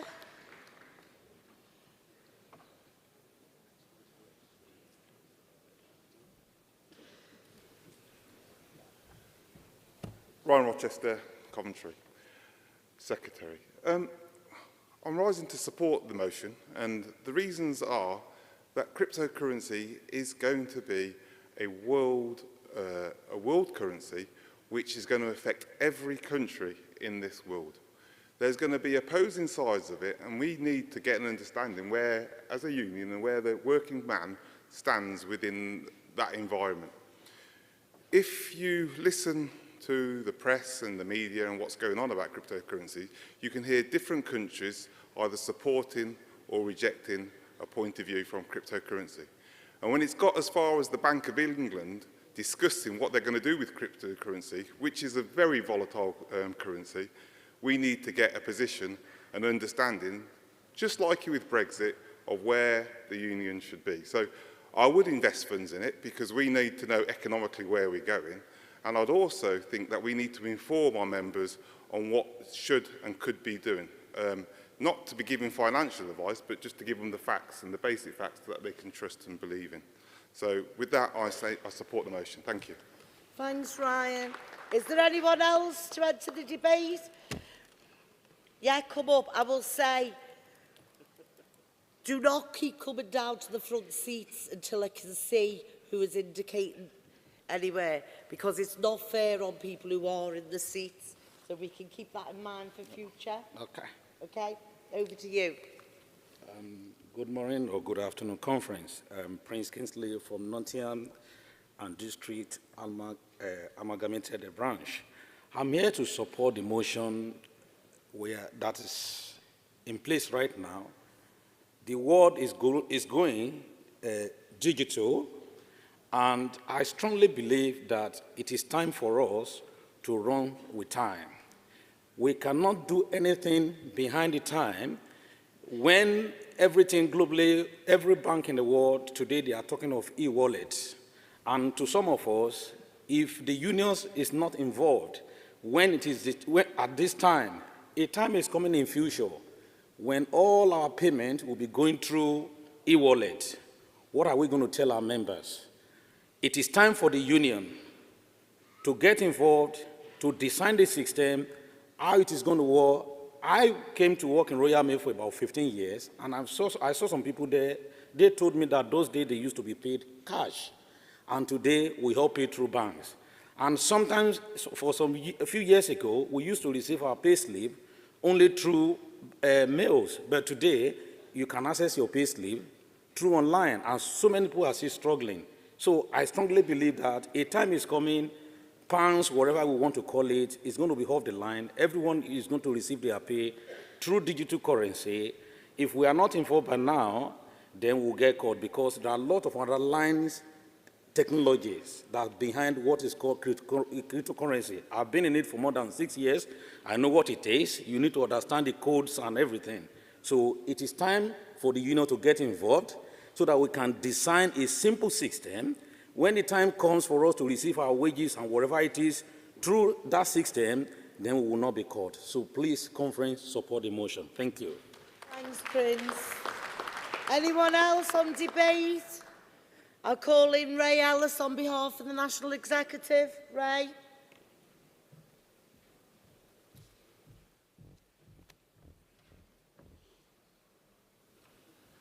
Thanks, Chair.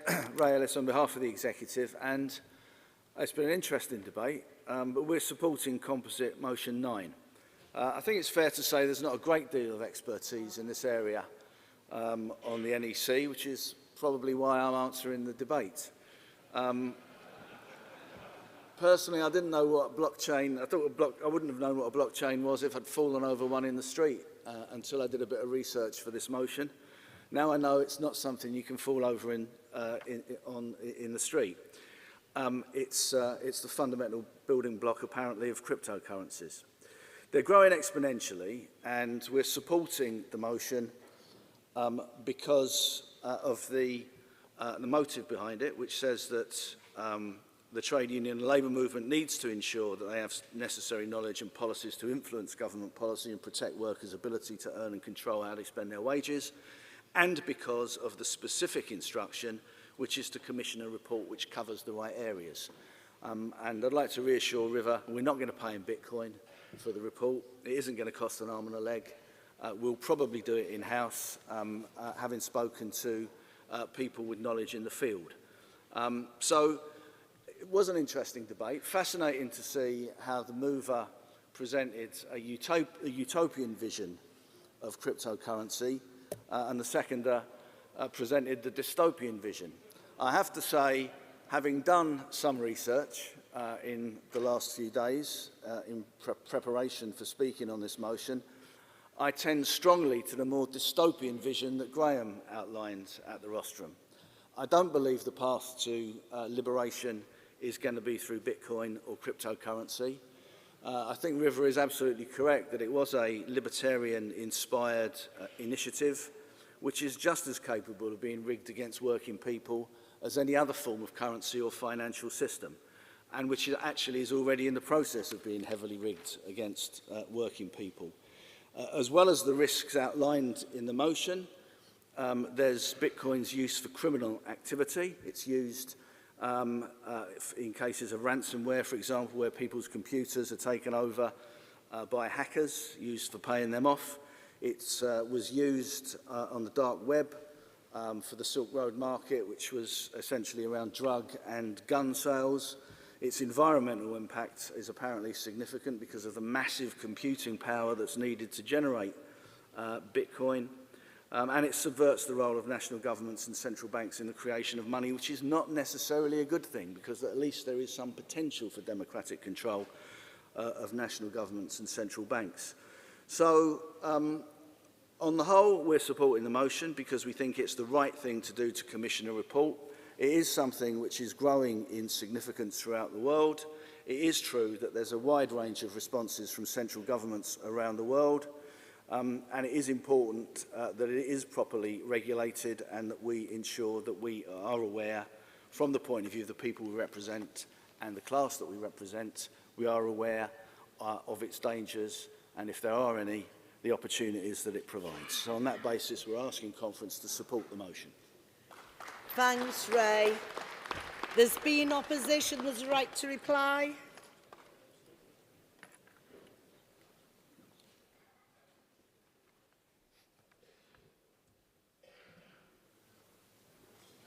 Hi. So we deliberately did it that way with the pro arguments and the bad the risks. And that's because these cryptocurrencies aren't all, it's not a catch-all, it's a technology. So on the one hand, you've got Bitcoin, which tries to liberate it and make it completely separate from government or state. And then on the other hand, you have your central bank digital currencies that want to impose more and more control over your money. And this is why we need the report to outline all the issues and how we're going to deal with it. For as much as I love Bitcoin, I'll go and buy myself a pint later with Bitcoin, with my Bitcoin card. I love all that. I'm very, very worried about all the things that can happen with the central bank digital currencies. So on the point of how we're going to use it to recruit, I'm not saying that we should be giving financial advice and telling people they should be doing it, but perhaps we could look at ways maybe letting someone have membership paying in Bitcoin. If you look at El Salvador, where they made it legal currency now, they've started accepting it. They've had a huge boom with people going into the country with tourism. On the power point, they're building geothermal power plants on the volcano there. They're going to have a bond, a Bitcoin bond, they call it the volcano bond, and build a city to take it away from the IMF. A lot of excitement going on there because they're embracing it. And I was just thinking maybe, seeing as we're technical as well as financial services, it's something worth looking at. Okay, cheers. Thank you, Chief. Right, I'm going to put motion 9 to you. All those in favour, please show. Down. Those against. That's carried. Just like to say Eugene is available for surgeries on bitcoins and just about cope with tapping my card in, never mind anything else. Right. The time slot for 1E is finished. We now move on to page 26 of the agenda. It's motion 12, standing in the name of the Retired Members Conference. If there's a mover, you can come up. Have you got a seconder as well, or are we formally? No, that's okay, just in case.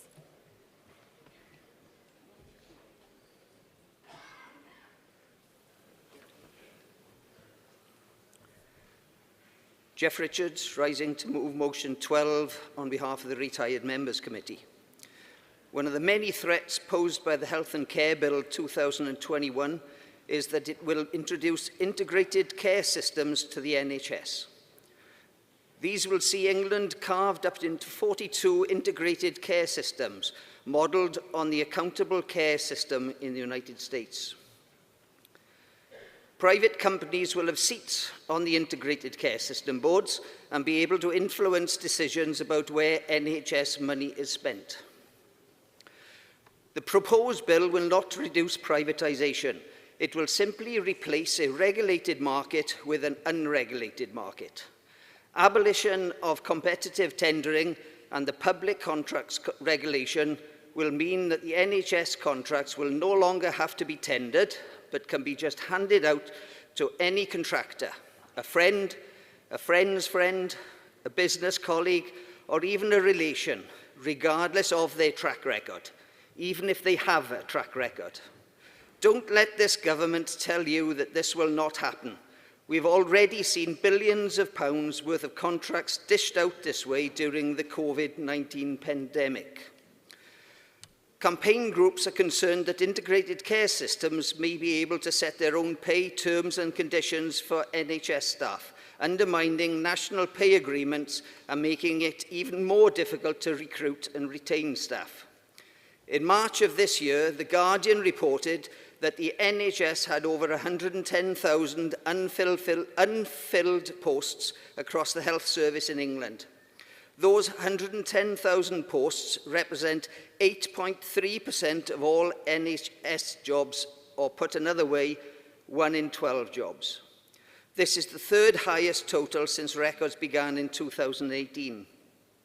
Across England, 1 in 10 nursing posts remain empty, whilst the corresponding figure for doctors is 1 in 17. In London, 13% of nursing posts are vacant. The Health and Care Bill 2021 will not resolve this staffing problem. It will simply allow this government to say, nothing to do with us. If you have a problem with staffing levels, ask why your local integrated care system has allowed this to happen and ask them what are they doing to resolve it. Now, you might all recognise my Welsh accent. I will say that I'm one of the lucky ones from the other side of the Severn Bridge. The second bullet point in the motion does not apply to Wales, and I quote from the motion, provision for the sharing of personal medical information, including to private health partners. Eluned Morgan, our Minister for Health and Social Services, had already assured the Welsh public that it is not her intention to allow for the sharing of personal medication with private health partners. In August of last year, she identified that a number of clauses in the bill would require... Thank you, Jane. In August of last year, she identified that a number of clauses in the bill would require legislative consent from the Senedd, and she has said that she is not in a position to recommend that consent. All the other regions of the UK are showing that it does not have to be the Conservative way or no way. Conference, hidden behind a few good points in this bill are a far greater number of bad points, which will allow this Conservative government to introduce privatisation of the NHS by the back door, especially in England. Surely something which this union cannot allow to happen. Conference, please support this motion. Motion 12 has been formally seconded. Motion 12 open to debate. Right, do you want to come up? Julie, at the back there, and then there. Is there any other indications on motion 12? Yeah, if you go down as well. Julie, you're first up.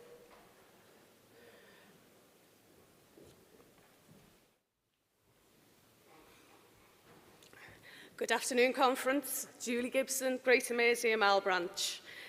Conference, I rise to support the motion, and like many of you, I have family and friends who work within the NHS and are strong Unison members, and I've spoken to them. I'm sure many of you have, and they have many concerns about this bill. But a particular concern is, as we've just heard, that of private companies and the increasing privatisation of our NHS, and not just through the back door, but actually through the front door. Under this bill, we'll see private sector involvement in delivering clinical services, and as has been pointed out, the right for them to hold seats on the integrated care boards. Now, the government will argue that the reforms aim to place collaboration rather than competition at the heart of how health services are organised. Yet we know that that's not true, particularly where new services are being commissioned or substantially changed. This will allow contracts to be awarded to new providers without sufficient scrutiny. But one of the other more controversial elements of the bill is that it will hand greater powers to the Secretary of State. The proposals in the bill require the Secretary of State to be notified of all changes, no matter how large or small. And this will result in a decision-making logjam, which will place a significant burden on local and national bodies awaiting decisions. And for Conference as well, the irony for a bill that purports to be about health and social care, there's actually very little on social care in it, despite the growing crisis within the sector. As has been pointed out, the workforce across the NHS on social care is in crisis, with high levels of stress, sickness and turnover. To finish, Conference, no one could argue that joined-up working is not to be welcomed, but this is privatisation by the front door, with an emphasis on competition rather than collaboration and on profits rather than people. We cannot allow this to happen. We must campaign to keep our NHS. Please support the motion, and thank you. Thanks, Julie. Next speaker.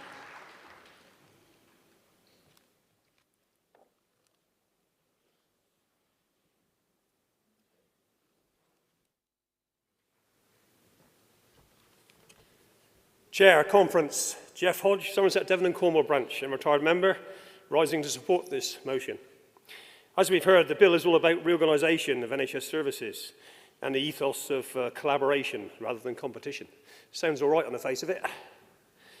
There are some positives within the bill, in fairness, and as I say, the 2012 Act that's currently in place enforces competition, and this is going to be removed. Although the British Medical Association, the BMA, don't feel they're able to support this bill as it stands.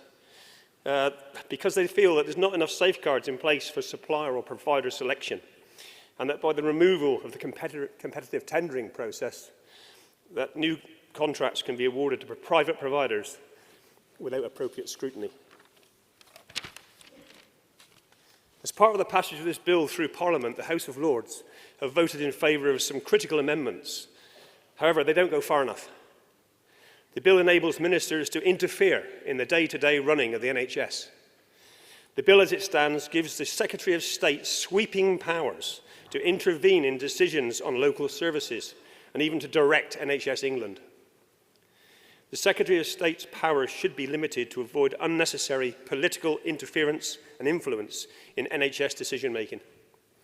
One of the major issues with the current provision of health and care is the chronic shortage of staff brought about by years of underfunding.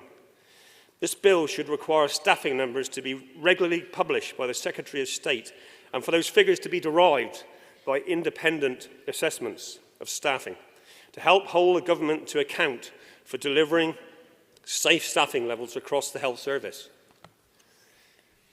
One word of caution to the NEC on this prop, I'm assuming that it's going to be carried, is that the bill's passage through the Houses of Parliament is at an advanced stage. It's already had 3 readings completed in both the Commons and the Lords, and now sits at the amendment stage. It's just one step away from royal assent, of course. So please, I urge you, the NEC, that should this motion be passed, please do not delay in exercising your influence and in lobbying MPs. To conclude, our NHS is still the envy of the world, and we need to nurture it and protect it. Conference, please support this motion. Jeff. Next speaker.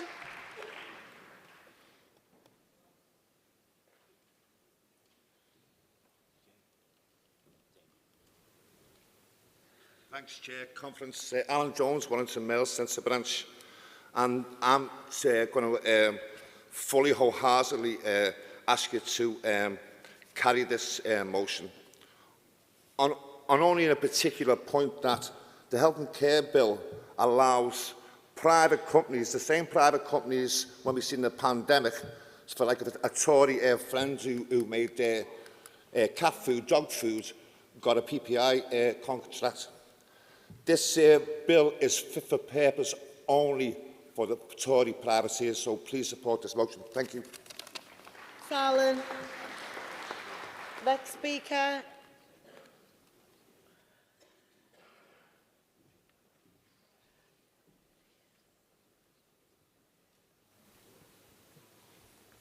President, Conference, Ernie Coggins, Midlands 1. Just one point. I don't know how many people in this room are aware of the conditions prior to 1947 with the way that people were dealt with by local practitioners, where if you went with a cough, you were given a bill for £1, and if you hadn't got that £1, you were kicked out. And this is what this is going to do.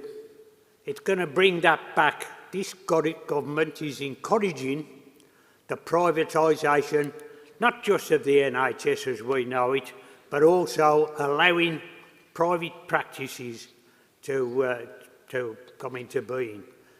I don't know how many of you know that already there are 49 practices in London that are privately owned, and their patients have got no choice whatsoever in where they go, and that's been encouraged by the present government. I'm not just asking you to support this motion fully, but at the elections coming up, throw out as many Tory councillors as you can, and we might get rid of that ratbag Johnson. Thank you. Thanks, Ernie. Nice to see you at conference and in good health as well. Yeah. And then I've got Damien at the front. Is there anyone else who wants to come into the debate? Okay.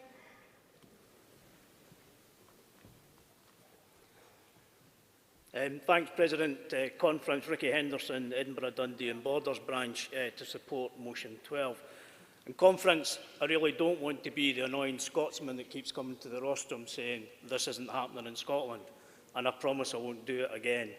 But just on this motion, it's worth pointing out that there are differences across the UK with devolved assemblies, tackling very much similar issues, but with potentially different solutions, but the same challenges for workers and communities and people who depend on these services. And I'm grateful to the mover of the motion for explaining the Welsh angle. In Scotland, the Scottish Government is currently preparing legislation to introduce a national care service.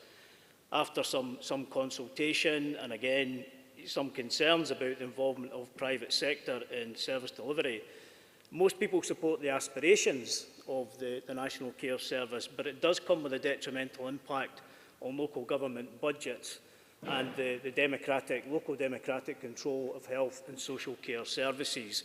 Those services are already nominally integrated at a local level, but the creation of the NCS might mean removal of about a third of local government finances.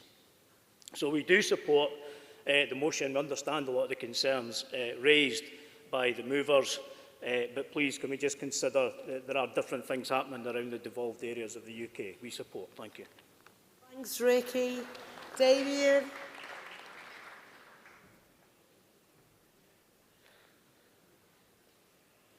Is there any more speakers?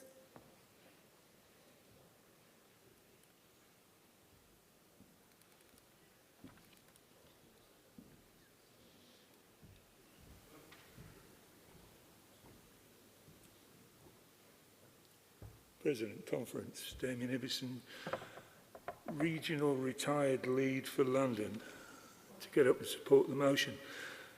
Ernie stole some of my thunder when he got up and spoke, but then over the years, Ernie's stolen a lot of people's thunder over the years, so I've got no gripe over that.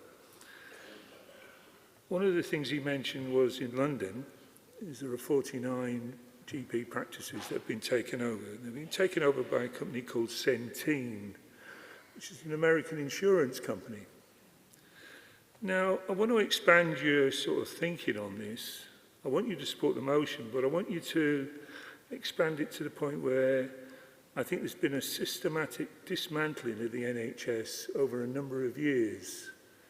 This is just the privatisation part of it. I think that successive Home Secretaries, Priti Patel in particular, has turned around and systematically dismantled the NHS's ability to bring in labour, nurses, because the immigration policy. Now, I know it doesn't say this in the motion, but it's not a great stretch to imagine that this has been going on for a number of years. I would say something in the region of about 10 years programme, and it's coming to fruition at the moment if we allow this bill to come through and we allow this sort of system to be set up. You're having difficulty at the moment getting an appointment to see a doctor, and that's because of COVID, but you were having difficulty before that in getting appointments. If this comes in, if this sort of bill comes in, you're not going to get appointments to see a GP. They're going to turn around and say to you, yes, you can come in, but we'll see you in maybe 2 or 3 months' time. You'll be buying your drugs from the pharmacy, but what you'll be doing is it won't be NHS drugs because you won't be getting an NHS drugs. You'll be getting privatisation drugs. The companies such as Centene will be the people in charge of that. And if you want an example of how that system worked and doesn't work anymore, all you have to do is look at Spain. Spain were taken over their healthcare system by Centene. They came in and they destroyed it. It's been thrown out now, but it took a hell of a long time and a hell of a lot of people were injured. You've got to stop this. You've got to throw these, excuse my French, illegitimate people out. I won't use the word because some people are offended by it, bastards. But, right, you can't allow this to happen. You've got to stop it. Support this motion. Thanks, Damien. Going to call in Norman Candy on behalf of the National Executive to address you.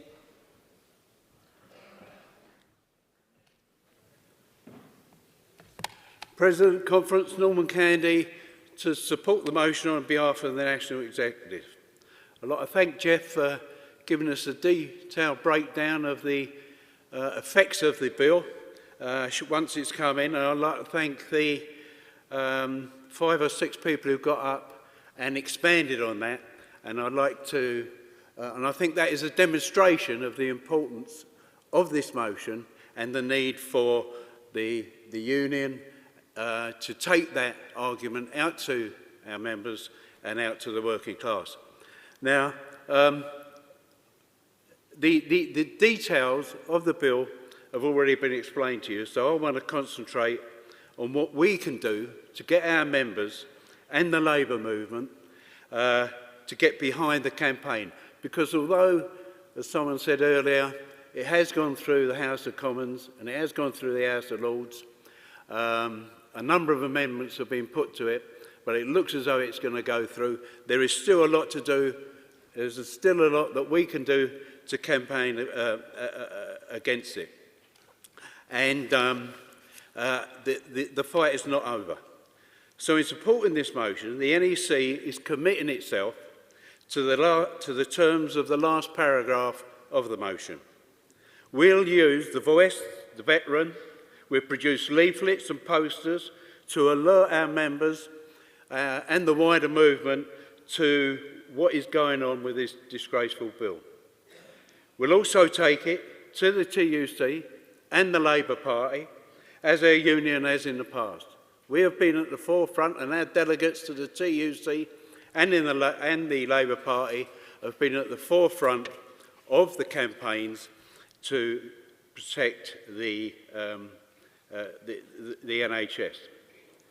The New Deal for Workers campaign and the march that is going to take place later this year includes this particular campaign, and we must make sure that it becomes a leading part and a pillar of that campaign.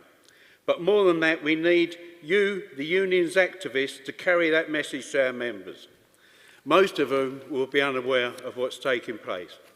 So we will be providing the tools, leaflets, booklets, posters, we'll be contacting MPs, briefings, etc., which will be coming out to you, and we want you and we need you to take it to our members, the public and the wider communities.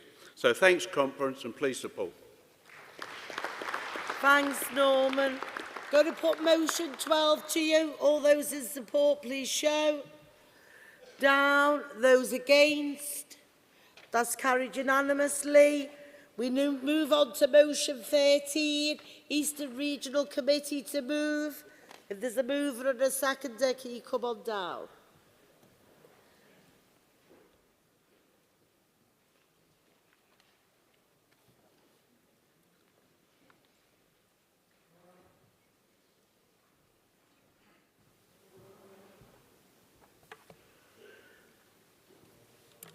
Chair, National Executive Conference, Paul Moffat, Eastern Regional Secretary, just rising to move motion 13.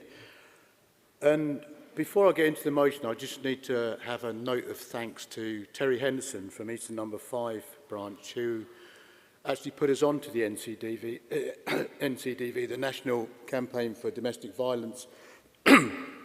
And from there on, we've become very passionate about the cause of the NCDV and what the NCDV does. As a union and as a region, we applaud the work that they're doing for people who are the victims and are suffering from domestic violence. The NCDV is not funded by any governmental body, it's not funded by anybody within the UK, it's funded purely by supporters with no direct funding. If this motion is carried, and hopefully it will be, that we will be the first union nationally out of every union in the UK to actually be an affiliate of the NCDV for our members and for their families and for people that they know, friends who are suffering from domestic violence. It's very right to say that the rise in domestic violence over the last 3 years has been immense because of the pressures of COVID, because of the pressures of people being at home together. We've seen a huge increase in domestic violence, whether that's physical or whether that's mental.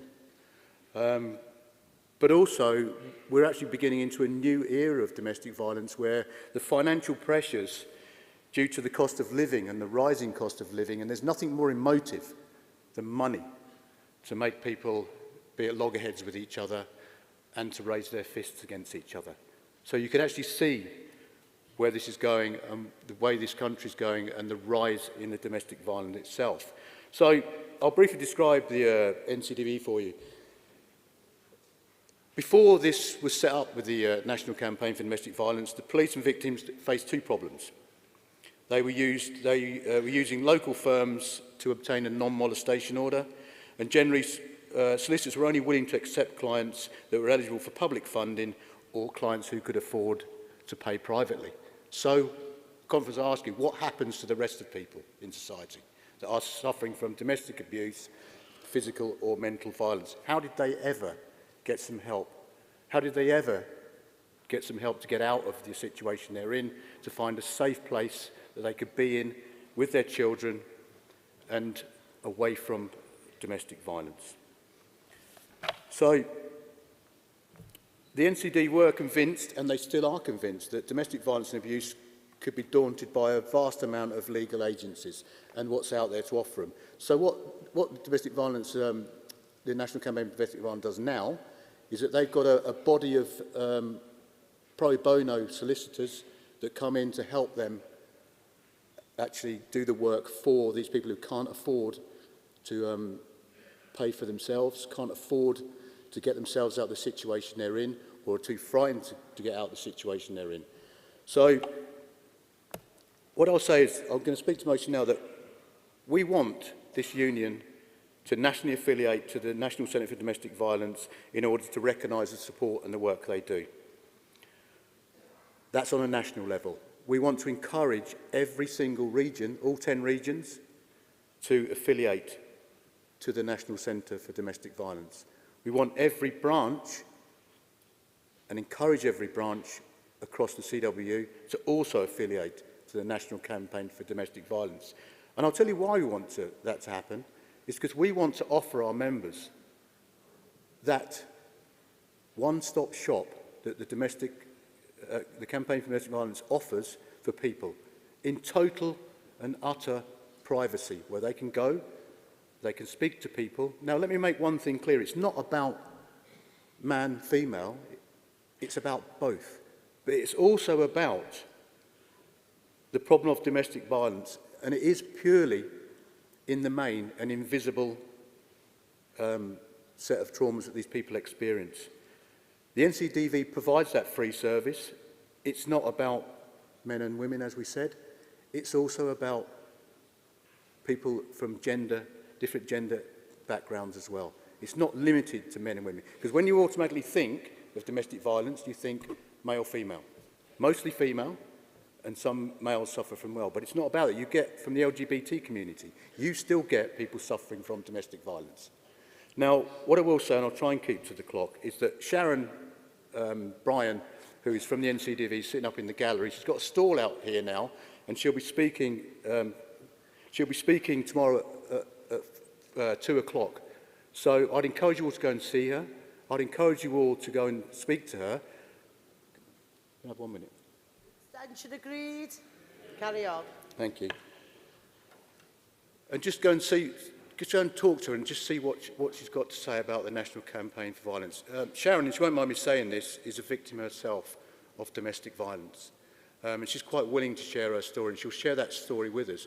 But I'm very pleased that this motion's here. I'm excited the fact that we're the first union nationally to actually, hopefully, carry this motion and be affiliated to it, because it's a service we need to offer. We've dealt with mental health over the last 10 years. Now it's time that we actually got into the fact of domestic violence, which is huge in this country at the moment. And I'll say one thing in closing. If you look behind you, you look in front of you. You look to the left, you look to the right of you.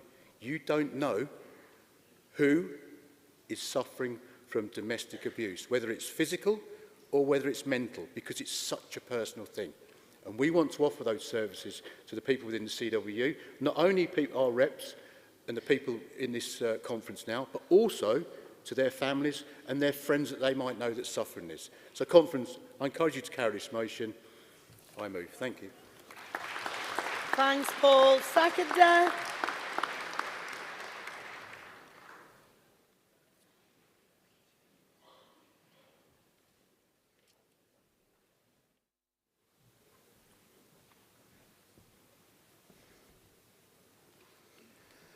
Chair, Conference, Peter Sherrick's North East Branch arising to second motion 13.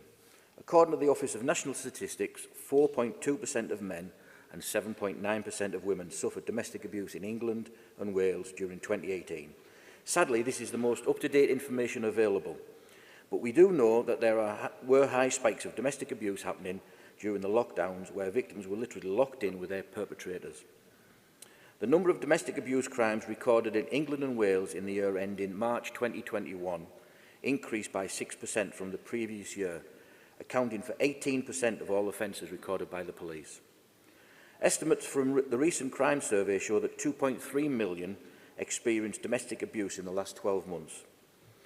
The National Centre of Domestic Abuse is a free, fast emergency injunction service for victims and survivors of domestic abuse and violence. They help those in need to understand what is happening and going on in the legal arena with language and terms they will understand. In November of 2018, calling for legislation to protect mental health in the workplace and put mental health on an equal footing to physical first aid.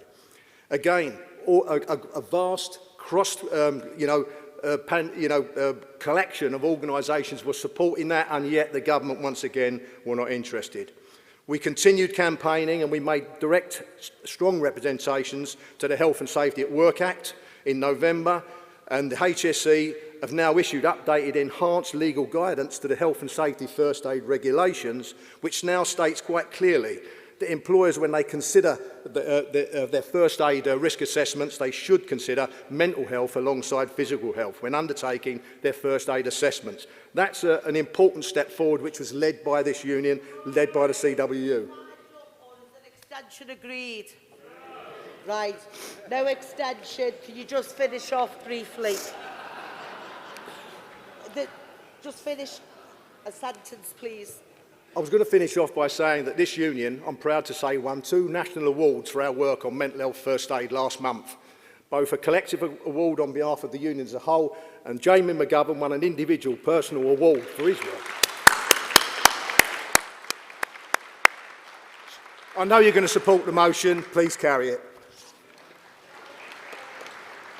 Thanks, Dave. And people who were at the Liverpool Postal Policy Forum knows that we did congratulate the work of the mental health people and what Jamie has done in the award, and we recognised it there as well.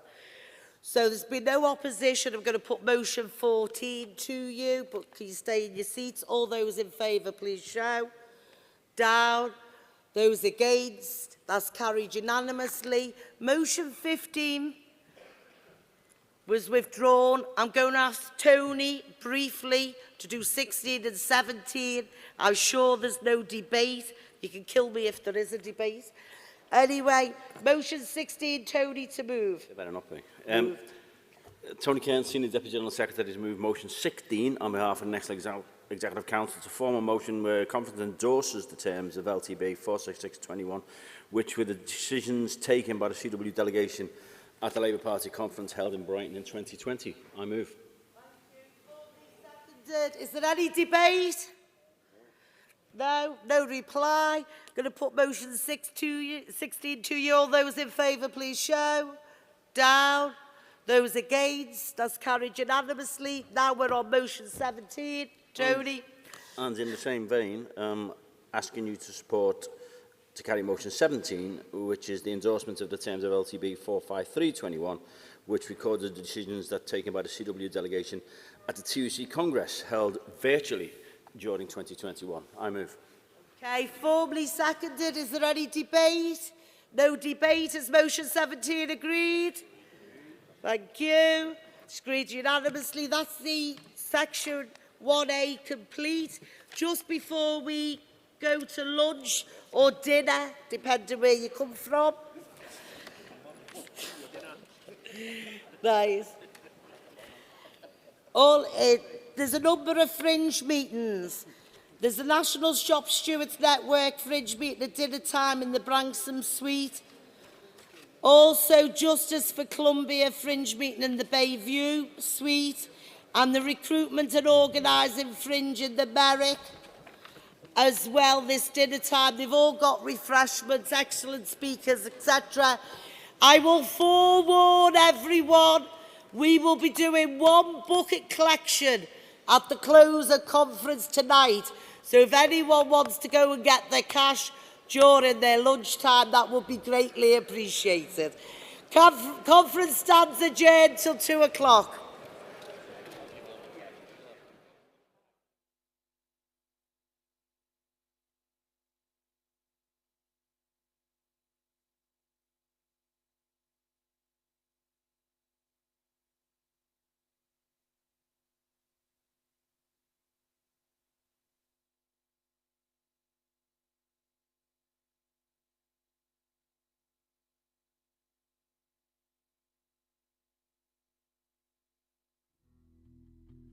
I will hold on hope, and I won't let you choke on the noose around your neck, and I'll find strength in pain, and I will change my ways. I'll know my name as it's cold again.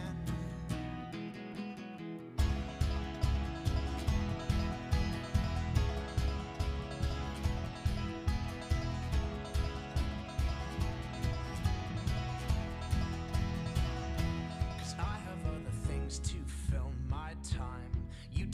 is yours and I'll take mine.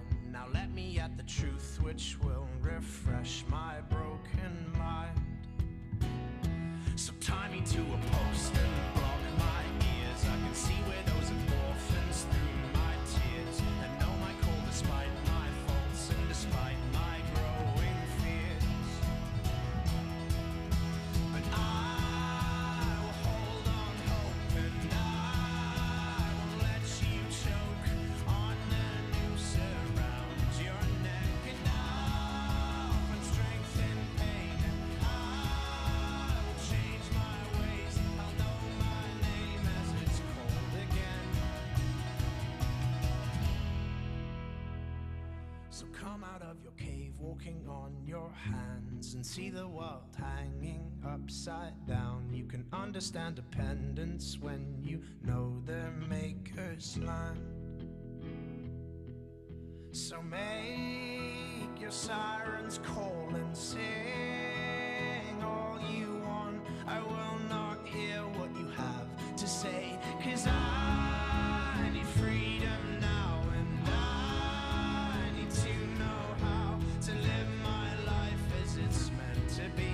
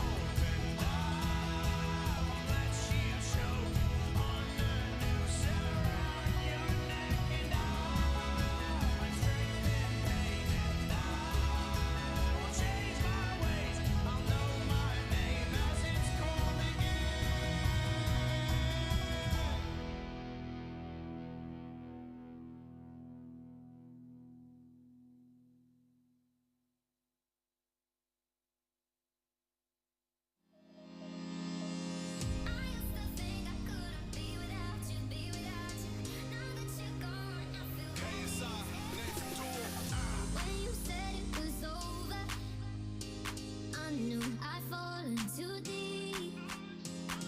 You made my world feel perfect, then pulled it from under my feet.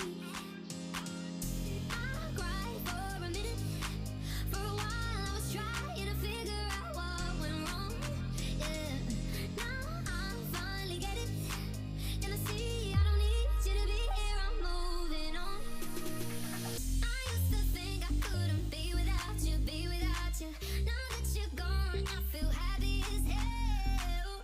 Wait up for me, I can breathe without you, breathe without you. Now that you're gone, I feel lighter. I used to think I couldn't be without you, be without you. Now that you're gone, I feel happy as hell. Wait up for me, I can breathe without you, breathe without you. Now that you're gone, I feel lighter. I'm feeling so good like a fat man with a painting. Feeling so high like a black Yao Ming. Call me Godzilla cause I got a big part. Went through war, got a purple heart. Needed my space, time, recovery. Now man's ace. Quit, summary, new discovery. Losing that weight. Post on the ground cause I'm just great. I'm way too slick with it. John Wick with it. I'm taking best shots and equipment it. More drinks with it. They're sick with it. Still end up in a bed with a chick in it. VVS one with my chain boss down. Been through a lot, now man's got crown. KSI verified, stay scheming, self-believing, you know I Couldn't be without you, be without you. Now that you're gone, I feel happy as hell. Wait up for me, I can breathe without you, breathe without you. Now that you're gone, I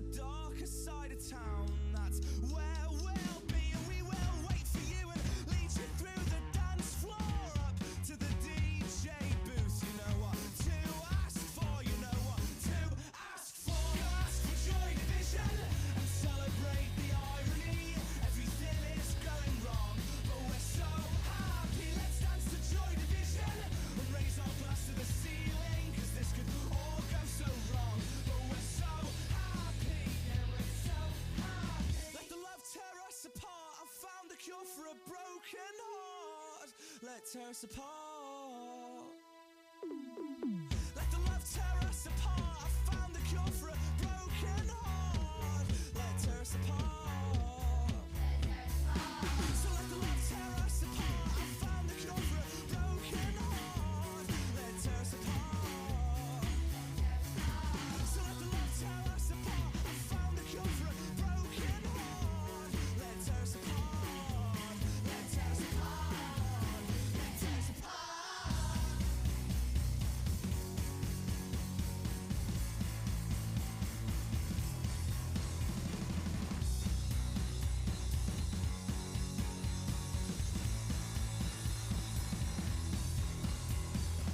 Let's dance to joy division and celebrate the irony. Everything is going wrong, but we're so happy. Let's dance to joy division and raise our glass to the ceiling, 'cause this could all go so wrong. But we're so happy, yeah, we're so happy.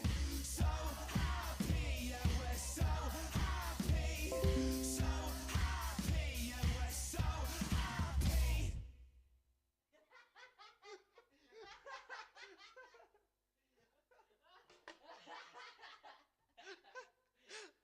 Oh my God.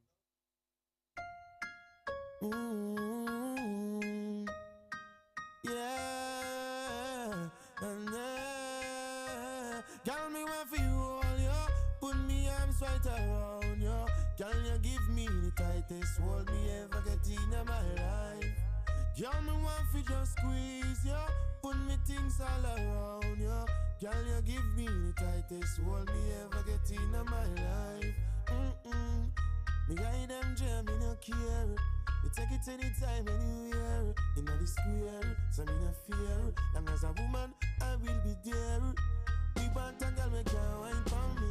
Me want a girl, me can't take care of me. Let me feel it, let me feel it. Oh, me have to really squeeze it. Girl, me want for you all, yo. Put me arms right around you. Girl, you give me the tightest hold me ever get in my life. Girl, me just want to squeeze ya.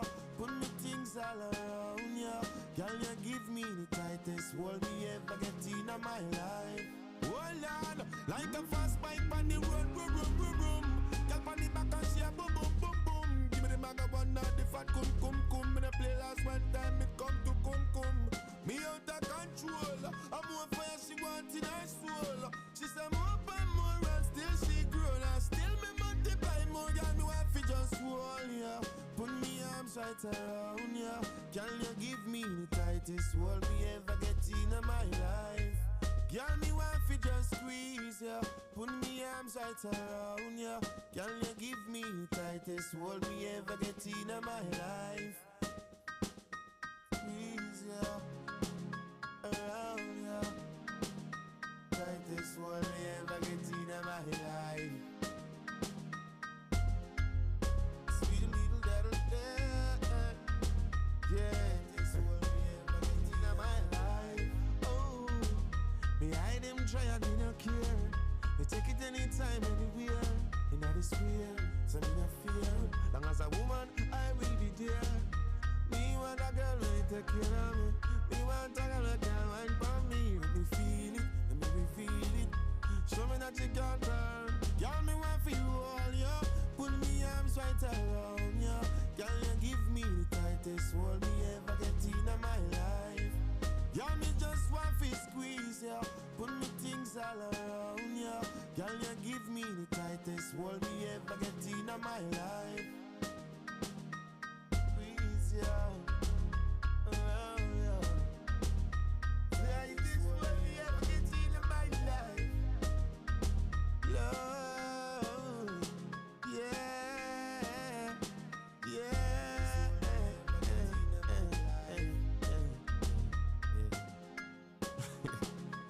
And the ramp has done as it come to cool.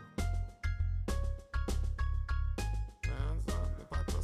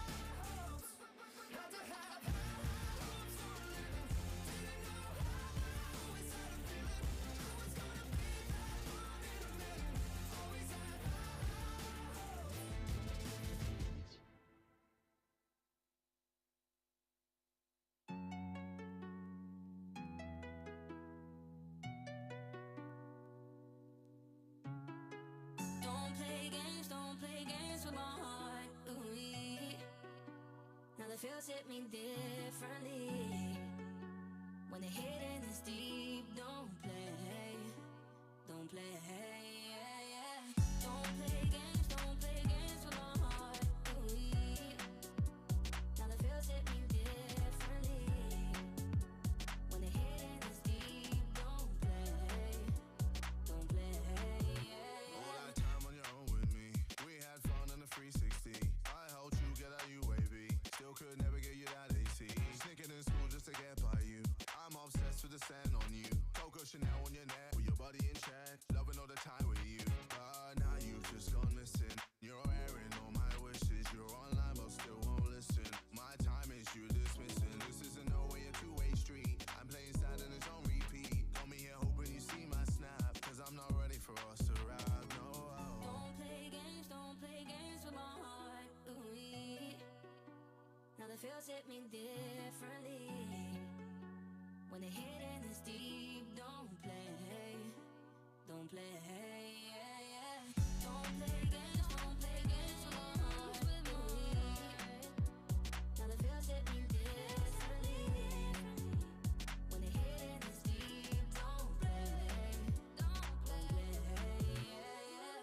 All the things you doing, yeah, I think I've seen it all before. Seen it all before.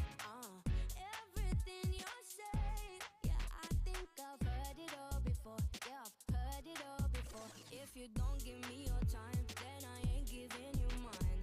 If you're gonna lie, then I'ma say goodbye. Every game you're playing, yeah, boy, I've played them all before. And I win them all. Cause now you've just gone missing. You're airing all my wishes. You're online but still won't listen. My time is you dismissing. This isn't no way a two-way street. I'm playing sad and it's on repeat. Got me here hoping you see my snap. Cause I'm not ready for us to rap, no. Don't play games with my heart. Ooh,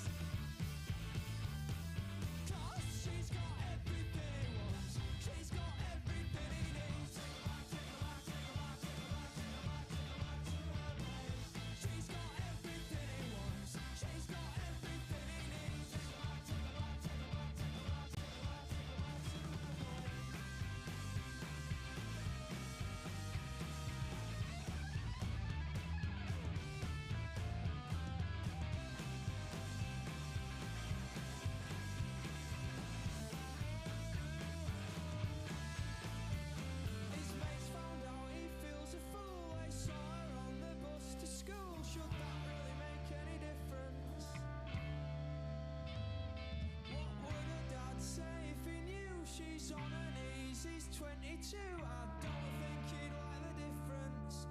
Does that really make any difference? 'Cause she's got everything he wants. She's got everything he needs. Take her back, take her back, take her back, take her back, take her back, take her back to her boy. She's got everything he wants. She's got everything he needs. Take her back, take her back, take her back, take her back, take her back, take her back to her boy. 'Cause she's got everything he wants. She's got everything he needs. Take her back, take her back, take her back, take her back, take her back, take her back to her boy. She's got everything he wants. She's got everything he needs. Take her back, take her back, take her back, take her back, take her back, take her back to her boy.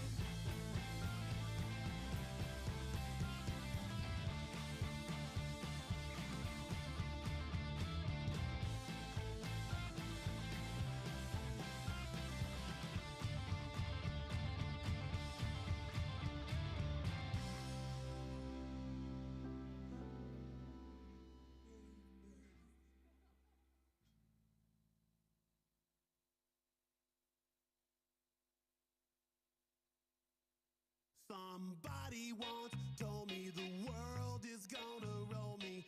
I ain't the sharpest tool in the shed.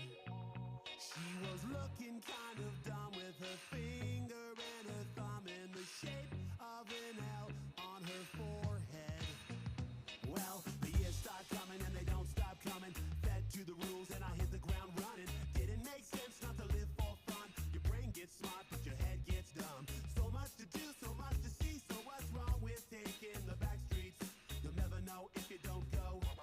You'll never shine if you don't glow.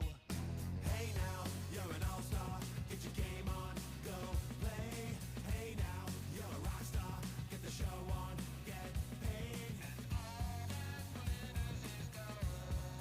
Only shooting stars break the mold.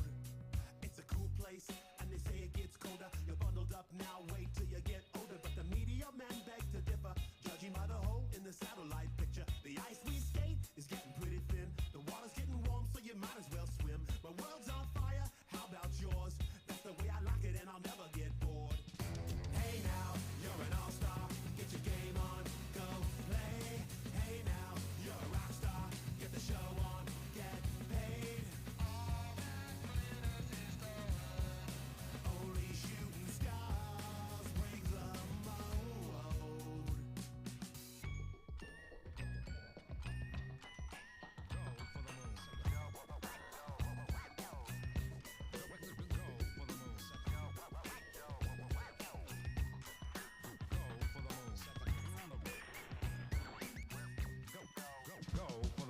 Hey now, you're an all-star. Get your game on, go play. Hey now, you're a rock star. Get the show on, get paid. And all that glitters is gold. Only shooting stars. Somebody once asked, could I spare some change for gas? I need to get myself away from this place.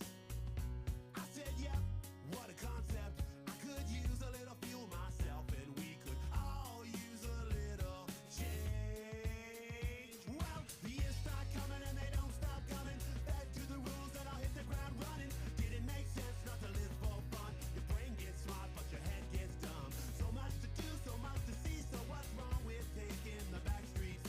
You'll never know if you don't go. You'll never shine if you don't glow. Hey now, you're an all-star. Get your game on, go play. Hey now, you're a rock star. Get the show on, get paid. And all that glitters is gold. Only shooting stars break the mold. And all that glitters is gold. Only shooting stars break the mold.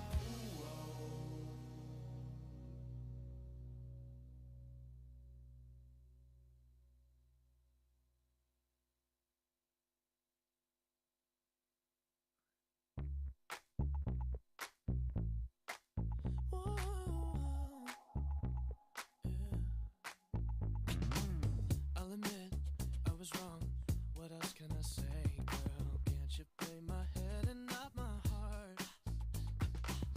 I was drunk, I was gone. That don't make it right, but promise there were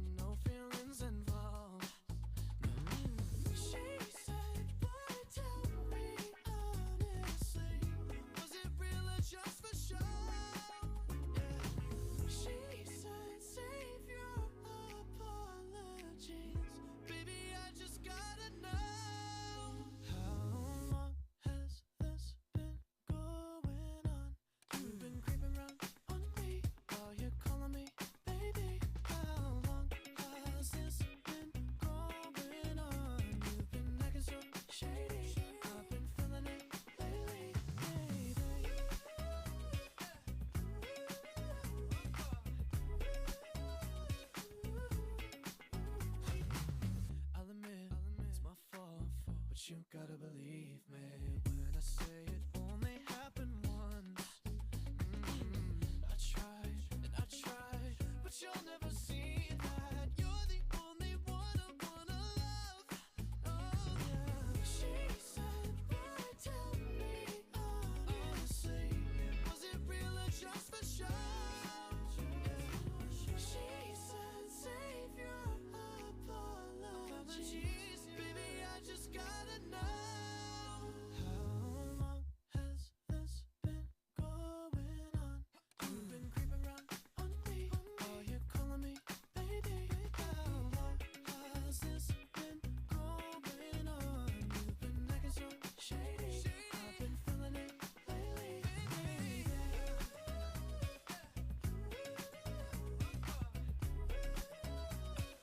How long has it been going on, baby?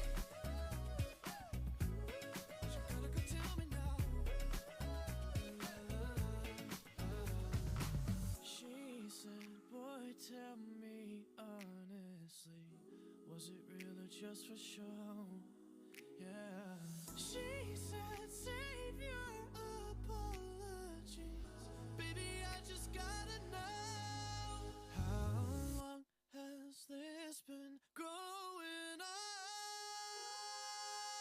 You've been creeping around on me. Are you calling me baby? How long has this been going on? You've been acting so shady. I've been feeling it lately, baby.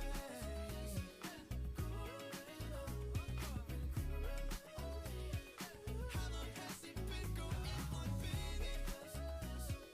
You gotta go tell me now. Acting so shady. I've been feeling it lately, baby.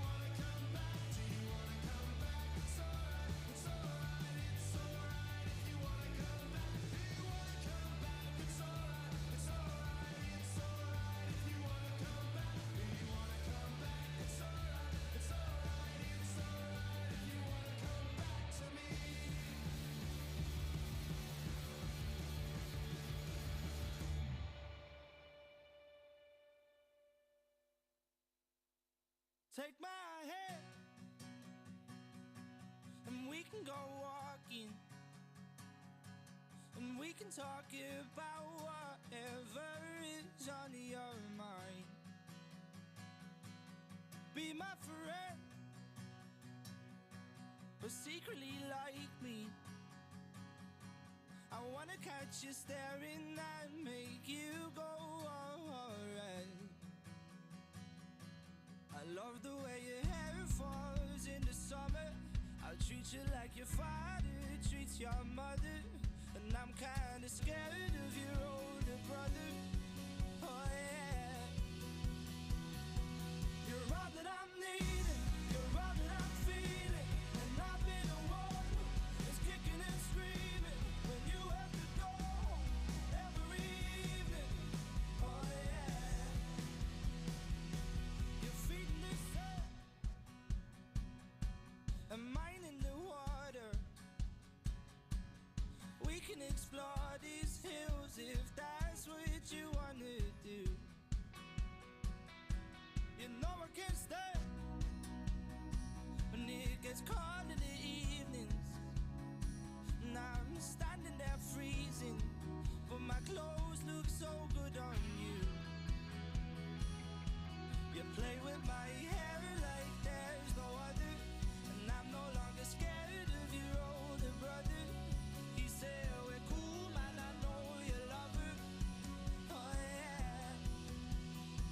I'll get you in loads of trouble, give you love on the double. We can get drunk, our words can get more. No cigarette smoke will burst that little bubble. Oh no. Take my hand and we can go walking, and we can talk about whatever is on your mind. You play with my hair like there's no other.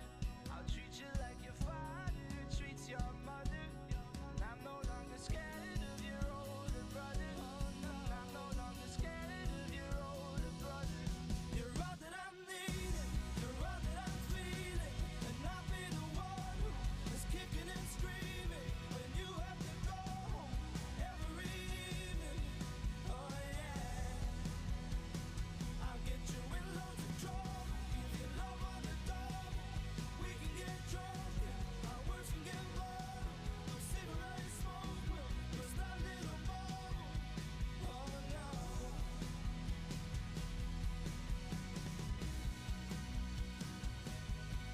Oh no.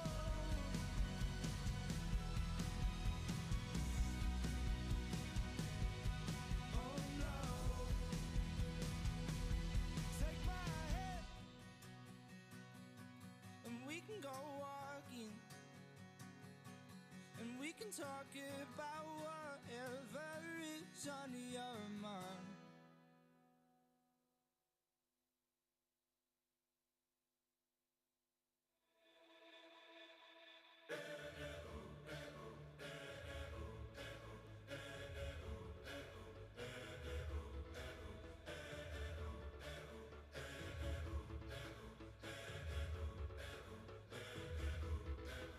I was left to my own devices.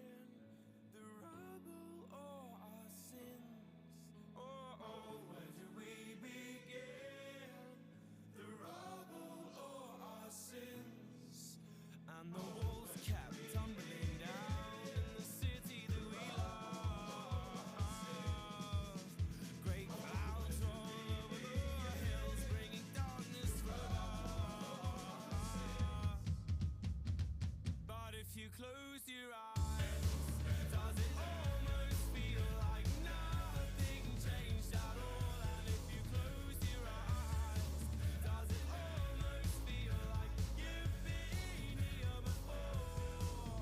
Oh, how I'm beginning to be an optimist about this. How I'm beginning to be an optimist about this. If you close your eyes, does it almost feel like nothing changed at all?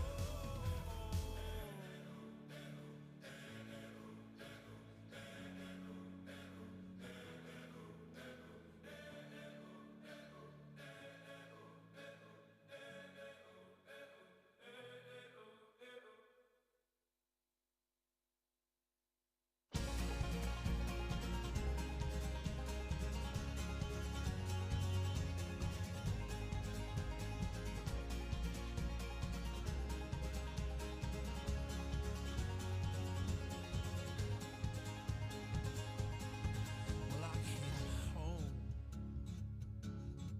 like a stone, and I fell heavy into your arms. These days of dust, which we've known, will blow away with this new sun. But I'll kneel down, wait for now. And I'll kneel down, know my ground. And I will wait for you. And I will wait for you.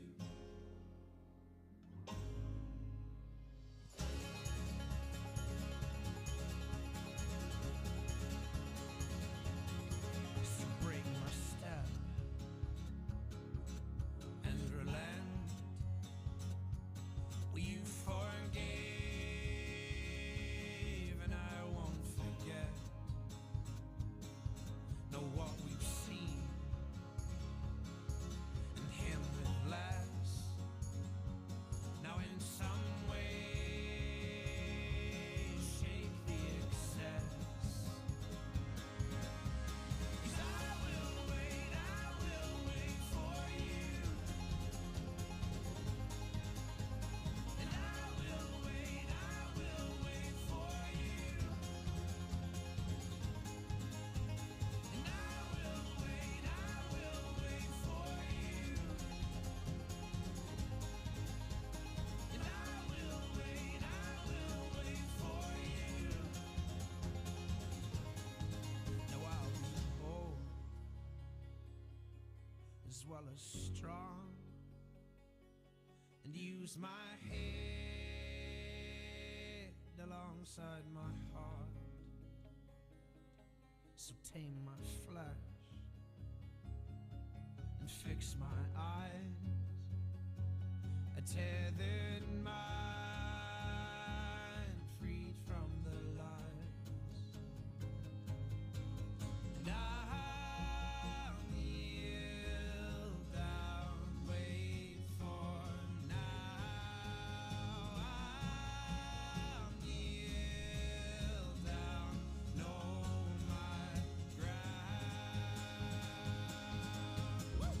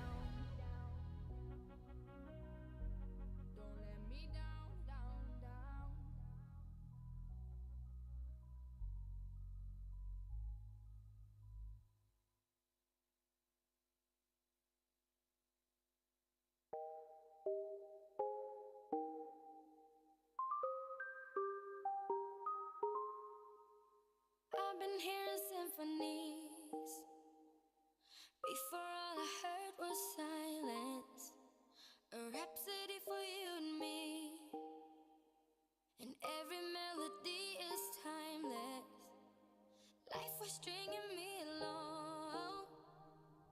Then you came and you cut me loose. Was solo singing on my own. Now I can't find a key without you. And now your song is on repeat, and I'm dancing on to your heartbeat.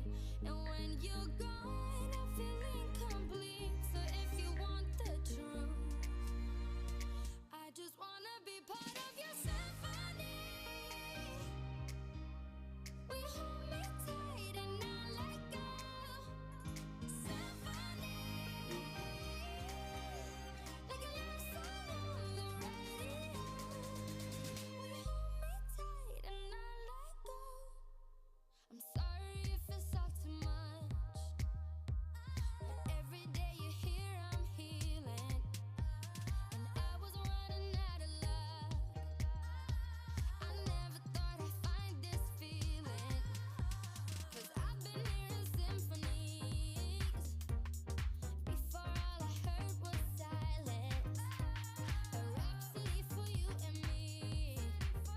And every melody is timeless. And now your song is on repeat, and I'm dancing on to your heartbeat. And when you're gone, I feel incomplete. So if you want the truth, I just wanna be part of your symphony. We hold me tight and not let go. Symphony, like a love song on the radio. We hold me tight and not let go.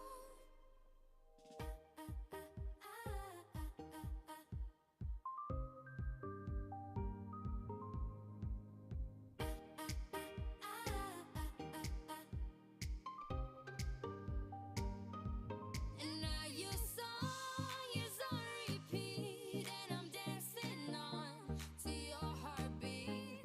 And when you're gone, I feel incomplete. So if you want the truth, I just wanna be part of your symphony. We hold me tight and not let go. Symphony, like a love song on the radio. Symphony, we hold me tight and not let go. Symphony, like a love song on the radio. We hold me tight and not let go.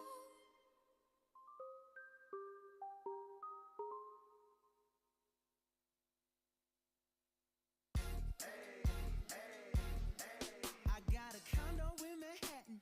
Baby girl, what's happening? You and your ass invited, so gonna get to clapping. Go pop it for a plan, pop it for me. Turn around and drop it for a plan, drop it for me. I'll rent a beach house in Miami. Wake up with no jammies. Lobster tail for dinner. Julio served that scampi. You got it if you want it. Got it if you want it. Said you got it if you want it. Take my wallet if you want it now. Jump in the Cadillac. Girl, let's put some miles on it. Anything you want, just to put a smile on it. You deserve it, baby. You deserve it all. And I'm gonna give it to you. Gold jewelry shining so bright. Strawberry champagne on us. Lucky for you, that's what I like. That's what I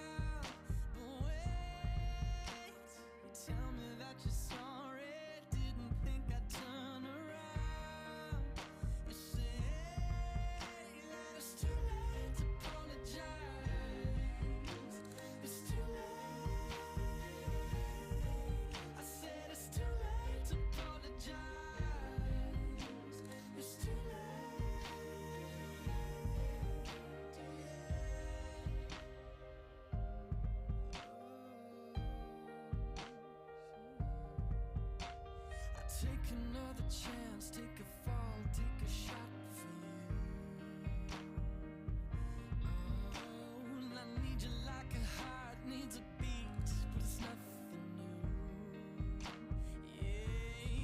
Yeah, I loved you with the fire red, now it's turning blue. And you say sorry like the angel heaven let me think was you. But I'm afraid it's too late to apologize. It's too late. I said it's too late to apologize. It's too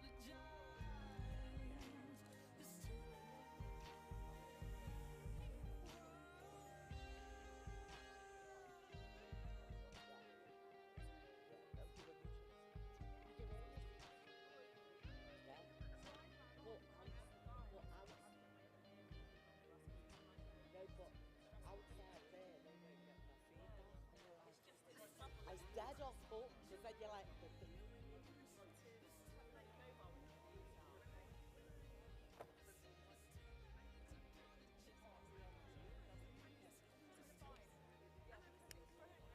yeah, because you can hear the end of it, and you're like, oh, yeah.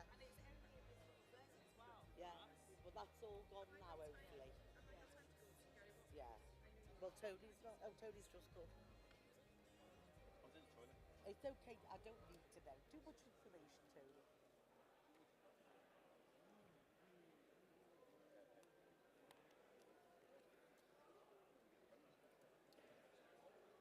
I did that National Shop Stewards.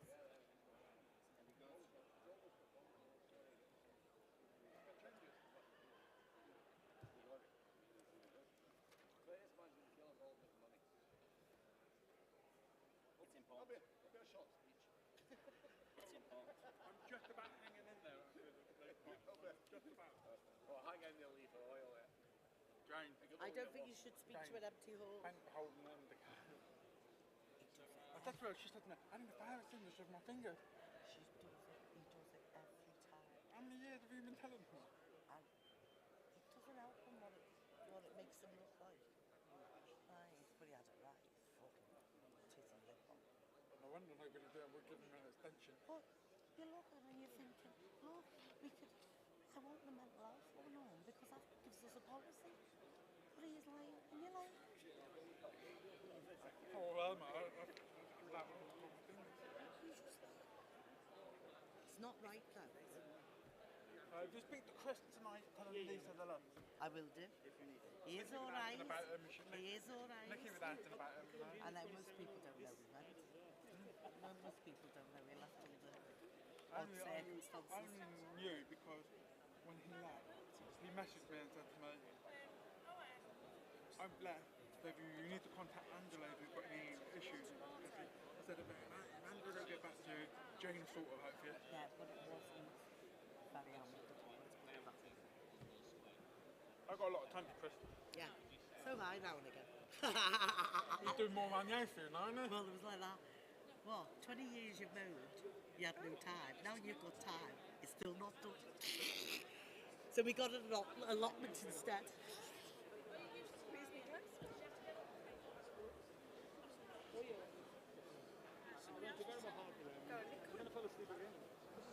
Just want to check. I asked Angela if I could get access to the fridge.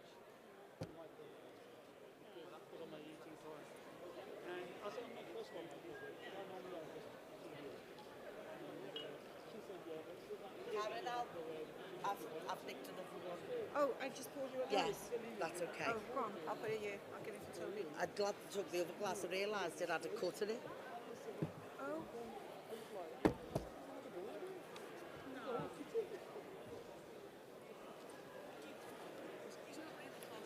Can delegates start taking their seats, please? We're after 2 o'clock.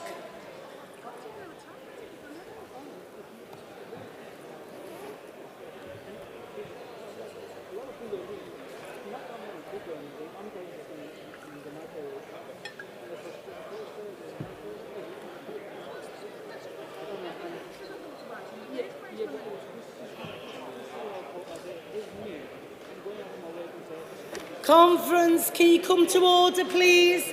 People who are in the room, can you take your seats? People who are chattering, can you stop and get in your seats?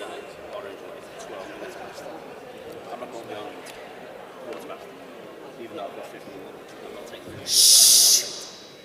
Right, yeah. We are definitely out of the Swinger Conference. That's all I'll say. Right, for the people who have managed to get back for 2 o'clock,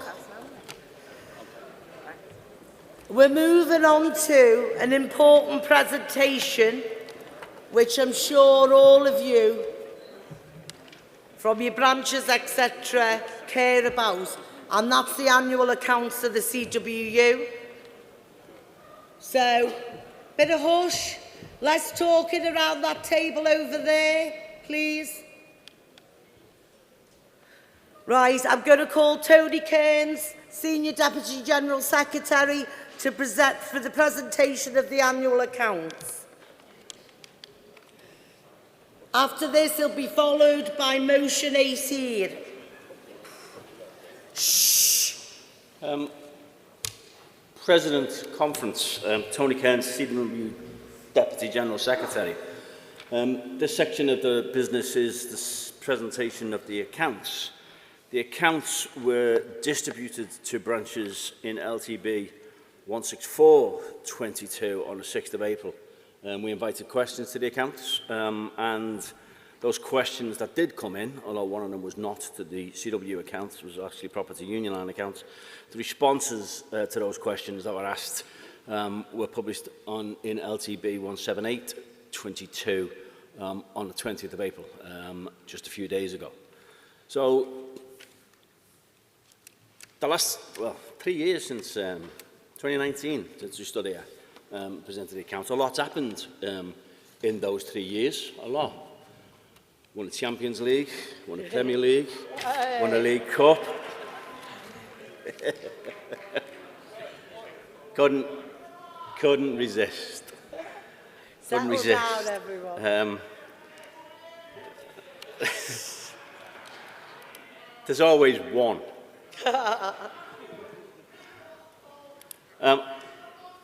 A lot has happened.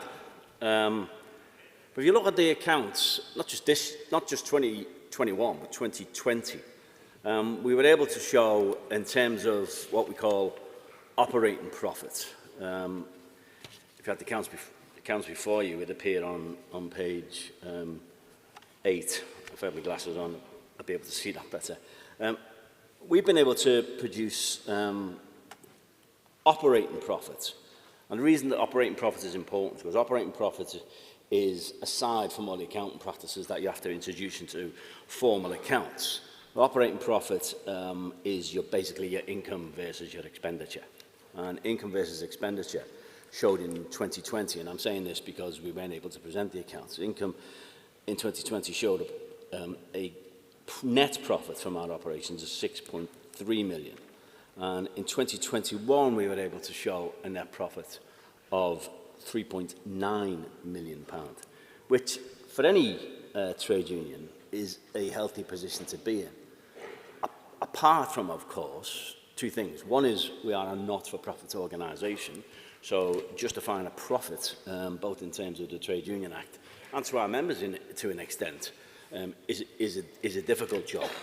But actually, the double-edged sword is the reason for showing a net operating profit, and the reason for being able to show those two consecutive net operating profits was the COVID pandemic. And the reason for that is when lockdown occurred in March 2020, and the country was locked down for most of that year, and that lockdown continued into 2021, although restrictions started to ease, we didn't, and branches didn't, spend anywhere near the amount of money that they've previously incurred. But once the lockdown restrictions started to ease, then our expenditure in 2021 started to rise over 2020. And that's recorded in the accounts, and in the notes to the accounts we detail were those things that impacted upon that in terms of reducing the profit from 2020 to 2021. So you had issues like employment tribunal costs doubled. We also had executive council elections, which increased our expenditure noticeably. Interestingly, our employment costs reduced 2021 to 2020. I'll come on to one aspect of that shortly. But the main message to take is that the reason in 2020 and 2021 that the union's accounts are in a healthy position was because of the COVID pandemic. And the fact that we weren't able, or we didn't spend money at the rate we spent it in 2019, which was the last year before the pandemic. However, the reason I say it's a double-edged sword is because what the accounts do show, my commentary to the accounts show on page 1, if you remember when they were published, and I make this comment in the accounts commentary, is that 2021 saw the lowest income for this membership income for the CWU for 10 years. Keep that in mind. The lowest income for the CWU for 10 years. In the last 2 years, over 2020 and 2021, this union lost in excess of 12,000 members. The rate of decline prior to that, depending on the circumstances, 1,000 a year, sometimes rising to just over 2,000 a year, depending on what activities were going on. In years when we had industrial action ballots, those numbers didn't drop dramatically. But you see, the problem with losing almost 6,000 members a year for 2 years is at some point that catches up with you, and it's going to catch up with us in 2022. So the accounts for 2022 will look nothing like 2021. When we did the presentation to branches at the TUC on redesign and the future, we made the point that if all things return to equal, i.e. expenditure levels return to where they were in 2019, and we do not recover any of that income, then we're probably on course for a deficit this year of in excess of £1.5 million. And what that means is this year we are going to have to go again, so to speak, and lay out a brand new financial strategy based on the fact that this union has lost over 12,000 members in the past 2 years. And there is no sign, as of yet this year, that we're in a position to recover anything like those numbers of membership loss. So that presents this union with a real problem. On the plus side, because of the pandemic, both the Headquarters General Fund and the branch accounts and the withheld fund have enough cash to get us through, if you like, the year of 2022. 2023 will do a different proposition. So what we intend to do is two major things. The first of all is to set up a new governance committee at Headquarters with a risk register that identifies the risks to this union, identifies how we're going to resolve them. And I'll put it this way, there is going to have to be, for want of a better phrase, a grown-up conversation with branches about the amount of money laying in branch funds at a time when expenditure is increasing, and the amount of money that goes to branches we'll discuss in one of the motions further on. So, look, as it stands, this union financially is in a half-decent position. We're not in a position where I can foresee us running out of cash anytime in the next year or so. We are signed off in the accounts by the professional auditors as what's called a going concern, which means they still believe we'll be in business this time next year. But 2022, unless we get out there and claw back some of those 12,000 members that we've lost, is going to be a very difficult year financially for the CWU. And if we are to realise our ideals, if you like, about what we want around a new deal for workers and build a fighting union on behalf of our members, those of you who work in Royal Mail and BT, and Paul will know the industrial action issues that we're currently facing there. Recruitment has to be our #1 priority whilst we come out of branches, which we will do later this year, with a new business/financial plan for the whole of that encompasses the whole of the union, so as we can guarantee that our members paying us their money is well looked after we're not just well looked after, but delivers them the union that they pay us for and can be proud of. I move the accounts. Thank you.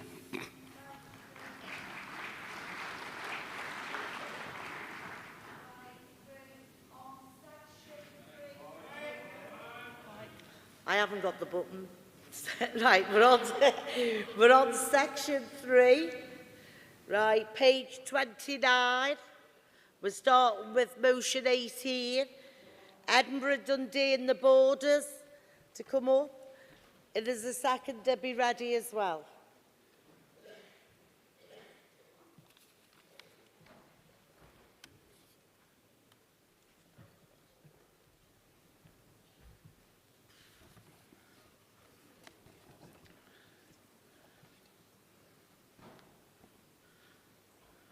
Conference Chair, John Michael Linden, Edinburgh, Dundee and Borders, rising to move motion 18. Conference, membership subscription rates became the subject of a discussion within our branch when we noted the positive steps of our postal colleagues.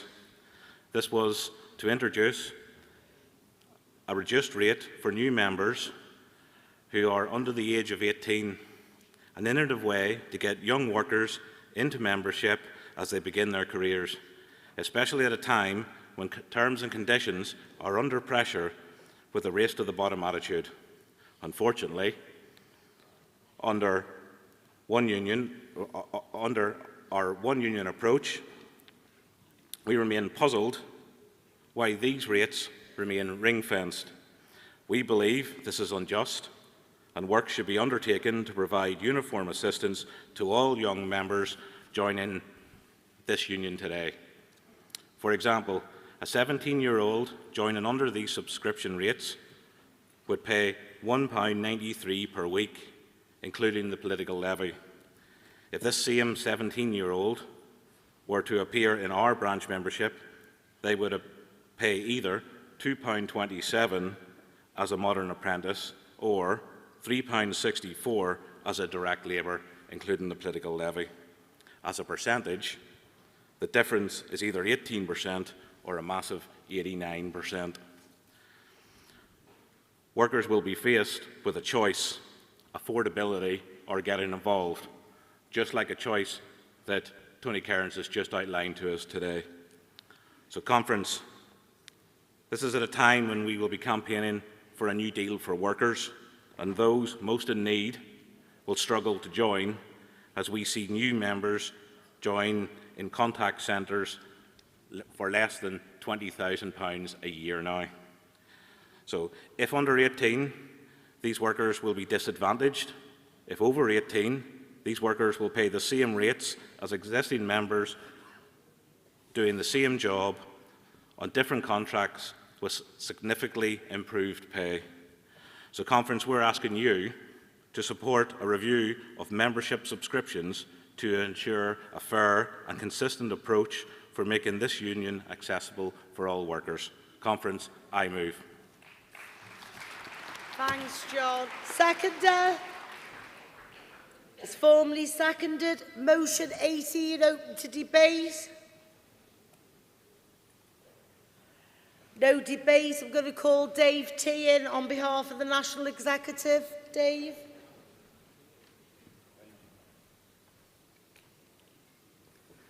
President Conference, Dave T, on behalf of the NEC, asking the branch to remit, or if they're not prepared to do so, then we'll be asking Conference to oppose motion 18.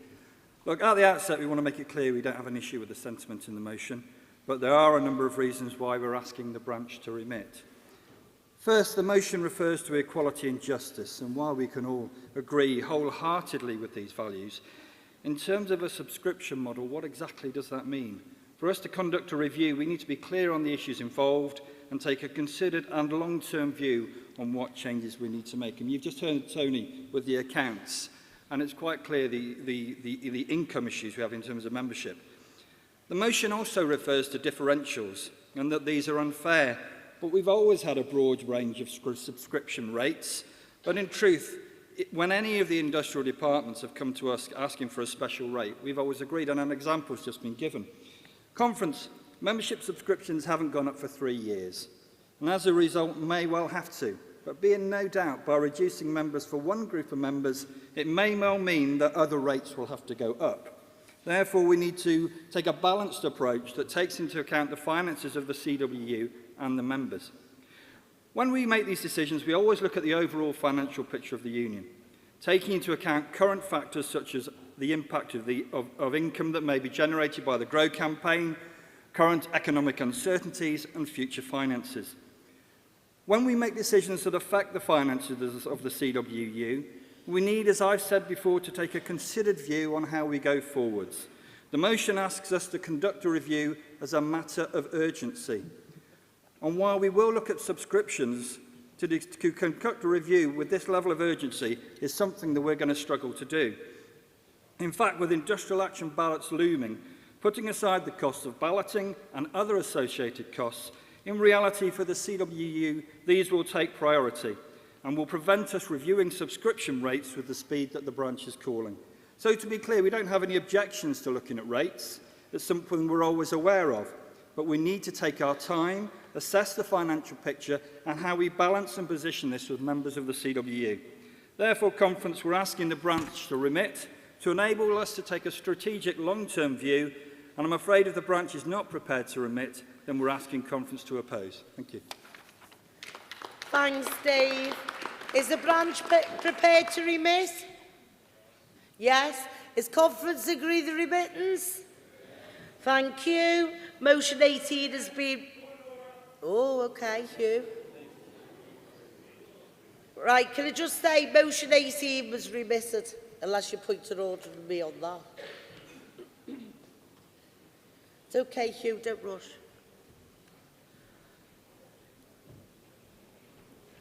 Right, just hang on a minute. Chair.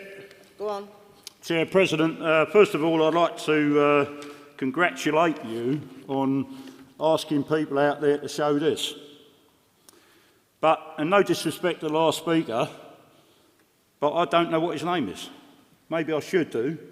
But what the problem is, on here, as in previous conferences, and this is a feed direct to our members out there in the provinces and everywhere else, the name stays up there for about 15 seconds. Now, I have had words with people, I won't mention their names, they said they were going to get it sorted out. But if there's new delegates out there, they don't know who's speaking because it literally stays up there for about 12 seconds. It's not on the screen long enough, and we really do need to make it inclusive, Chair, Right, and okay. it should be sorted out. You. Right. As the President and Vice President, we're having the same problem as you, unless we've got a memory that flicks on 5 seconds, right? It will get sorted, that it stays there longer than people can see. I know, and there's no disrespect for people, but it appears it goes off and the ticker tape comes up. But yes, we are, you know, can you bear with us, have a bit of patience, and we'll get that sorted. But we've all got the same problem as you. If it flicks, and I'm sitting there, and as soon as it comes on, I take a name. But yes, we will try and do that. It won't be on all the time, but enough time for people to get to know each other's name. Okay? It's not a point of order, by the way, but anyway. Right. You've now lost me place there, right? We're on motion 19. Highland and Mal to move. If there's a seconder, come on down as well.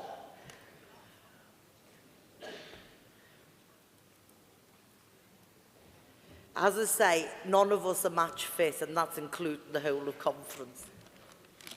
Okay. President, Conference, Robbie McElraith, Highland and Mal. I move motion 19, and I urge you to pass this motion to amend the rebates positively for geographically disadvantaged regions. So, I'm not asking any branches here to be paid less than another, but rather a practical and effective appreciation of the link between a widespread membership and the geographical challenges to serve their needs.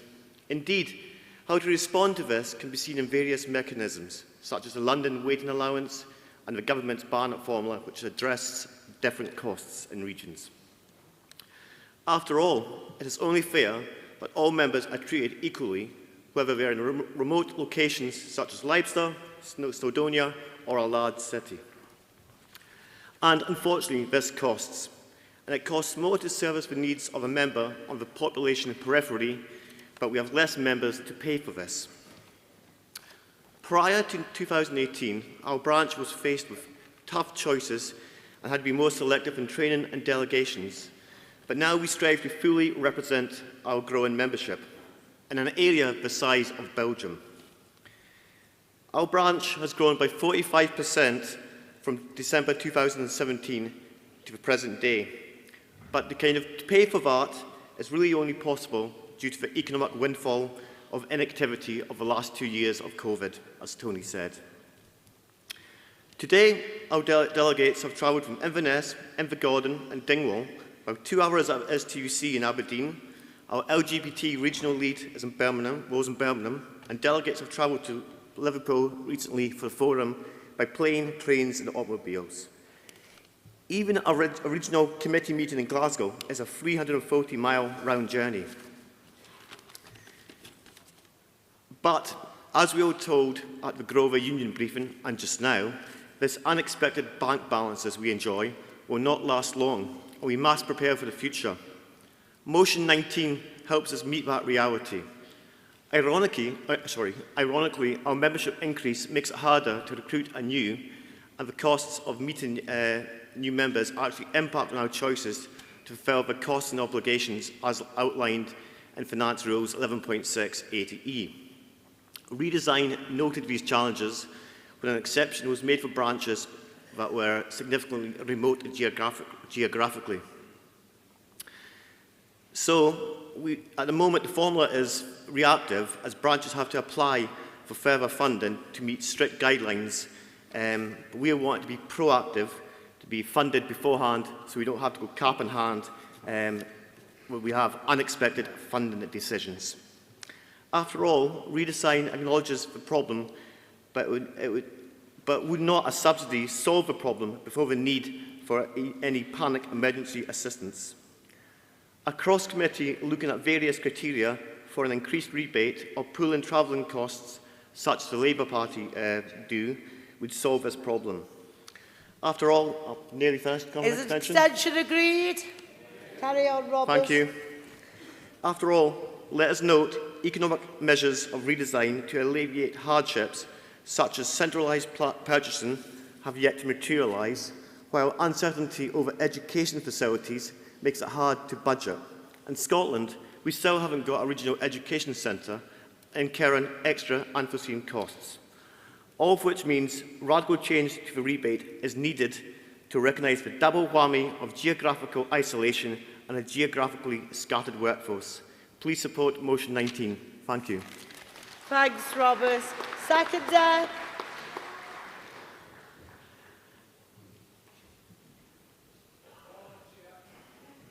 Seconder's coming up. Right, and then I'll open it up to debate. Scott. President Conference, Scott Hurls, Acting Regional Secretary for Scotland, to second motion 19 on behalf of my branch, Scotland number 2. Conference Scottish branches cover rural areas, Highland and Mal being one of those branches, another Grampian and Shetland, and the final one I want to mention is Orkney, representing members from very rural areas. Postal workers are in a privileged position. It's the only profession I know of where everyone needs a postal delivery worker. Of course, this presents challenges for these postal workers and their branches. The branches are working hard to get to as many events, conferences, training, etc. as possible. By considering this motion, you are giving more reps, more lay members, the opportunity to represent their union, which would not have been possible previously. It would, in theory, allow these branches to send more members to London, obviously it's too soon for that, on the 18th of June. This motion isn't calling for an immediate change. This motion is a sensible approach. It's not a pie-in-the-sky motion. It's asking for the NEC to establish a cross-constituency subcommittee of NEC members to produce a report with recommendations for next year at conference. Give these branches an opportunity to be more represented. I second. Thanks, Scott. Motion 19 is open for debate. Kevin, do you want to come down? Is there anyone else on debate?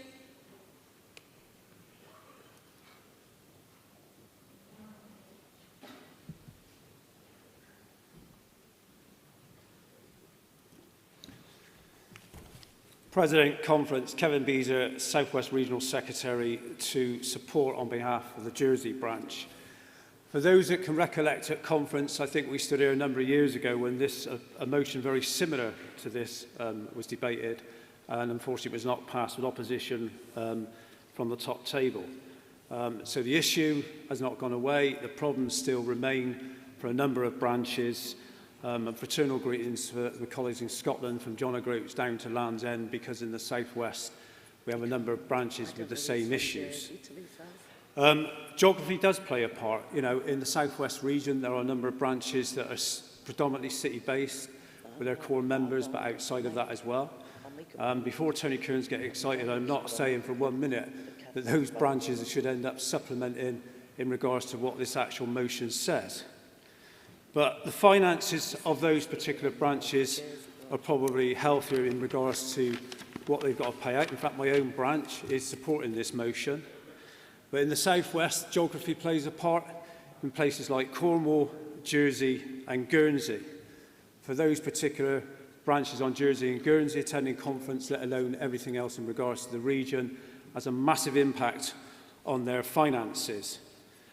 And conference not that long ago in 2018, we obviously passed Redesign, and the pressure on branches in regards to Redesign and the expectations on branches will increase, and that will increase whether you're a big branch predominantly based with memberships around the city, or if you've got geography issues, like I've said, Jersey, Guernsey, etc., and Cornwall. Those costs are way higher in regards to obviously trying to increase the representation in regards to regional leads, or as the Speaker had moved, said about representatives of trying to bring people on. So those costs are a lot bigger than branches effectively that have got more finances. So we want a fair distribution, and I think what we're asking for in this particular motion, I thank the speakers for moving it second it, is a fair distribution. How we can expect the likes of Jersey and Guernsey, as an example, to fly over for meetings, you know, and the region does support those where we need to, we will support them financially, cannot be fair and equitable, the same as other branches on the mainland. So I would ask branches to consider, if they're hearing case or opposing, to support this, so we have a fair system for branches, you know, and make sure that they can take part in the trade union activities rather than curtail that because they have not got the funds. So please support. Kevin, just before you go, what branch are you speaking on behalf of? Jersey. Okay, next speaker.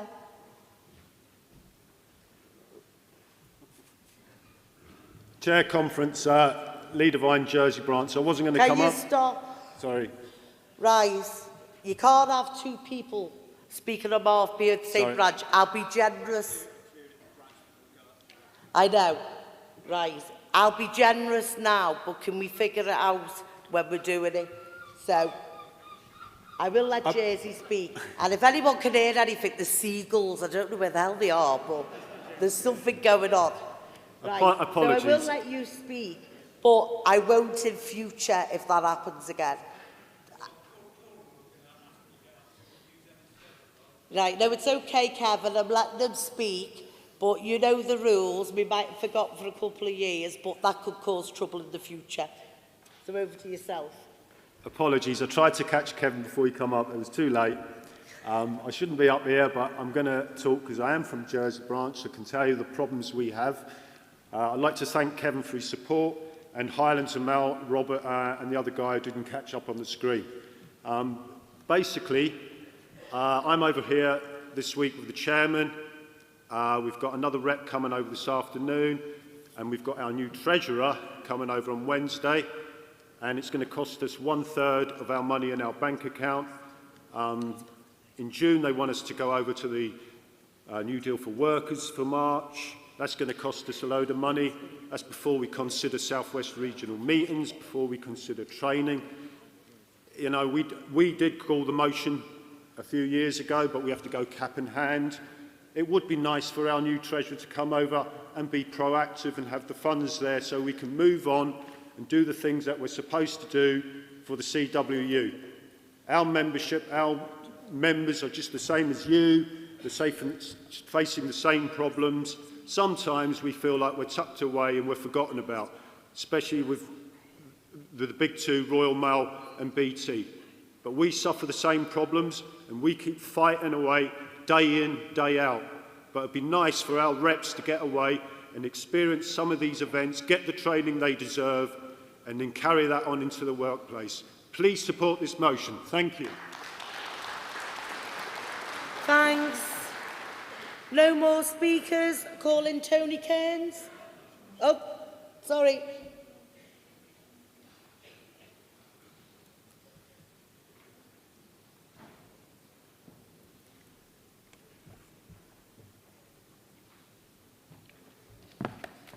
Dave Smith, Portsmouth and District Branch. I'm going to be really brief on this, really. A lot of people have got up, well, quite a few people have got up. They've all got different issues, and I think it's not saying that we're going to have to do this. It's saying it needs to be looked into.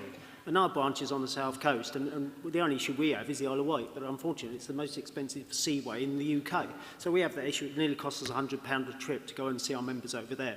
You know, so there are areas around the country that needs something looked at to make sure that they can represent their members properly. So I'm happy to support that motion. Thank you. Thanks. Is there anyone else? Tony Cairns?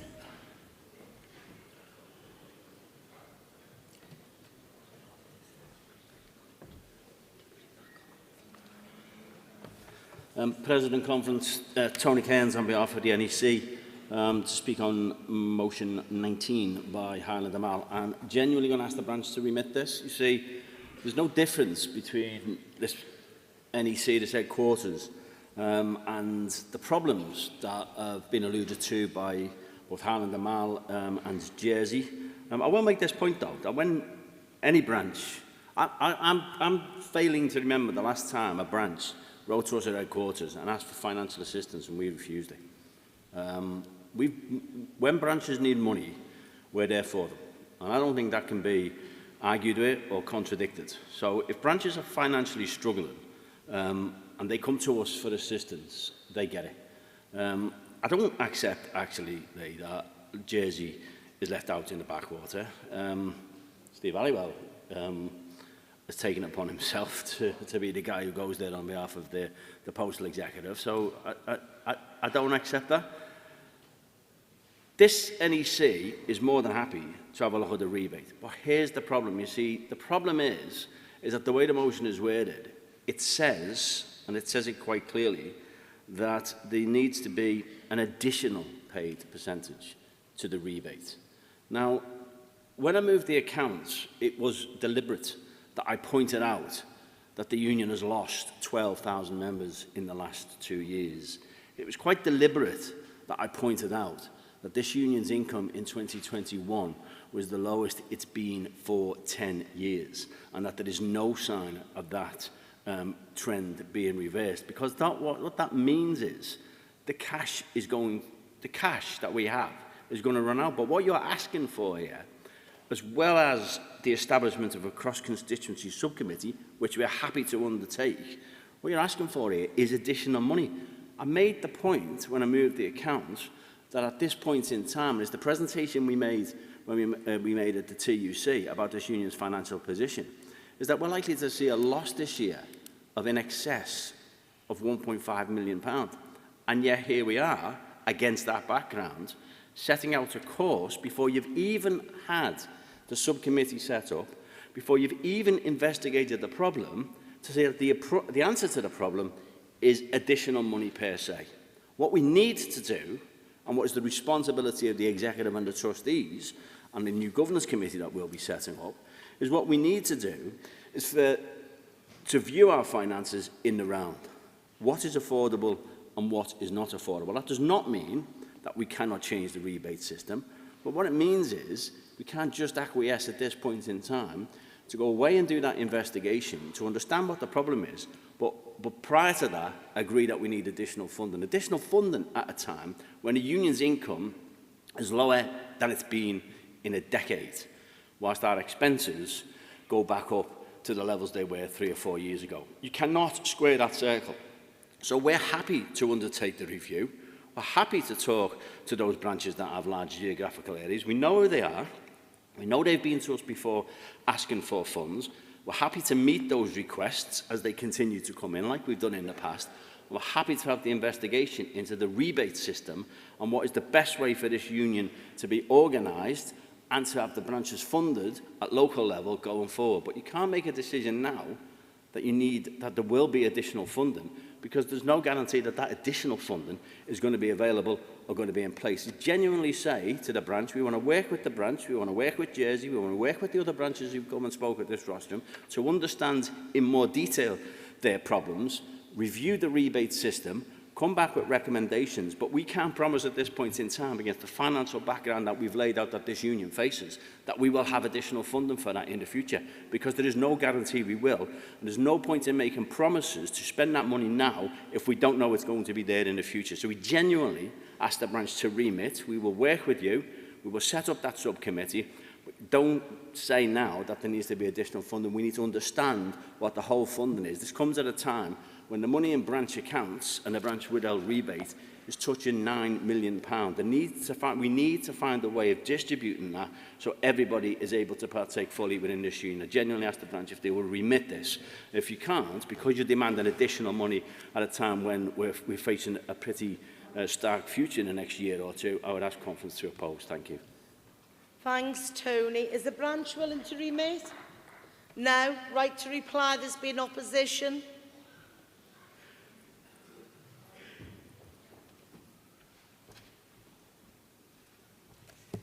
Thank you very much, Tony, for your reply, and all the branches who supported the motion.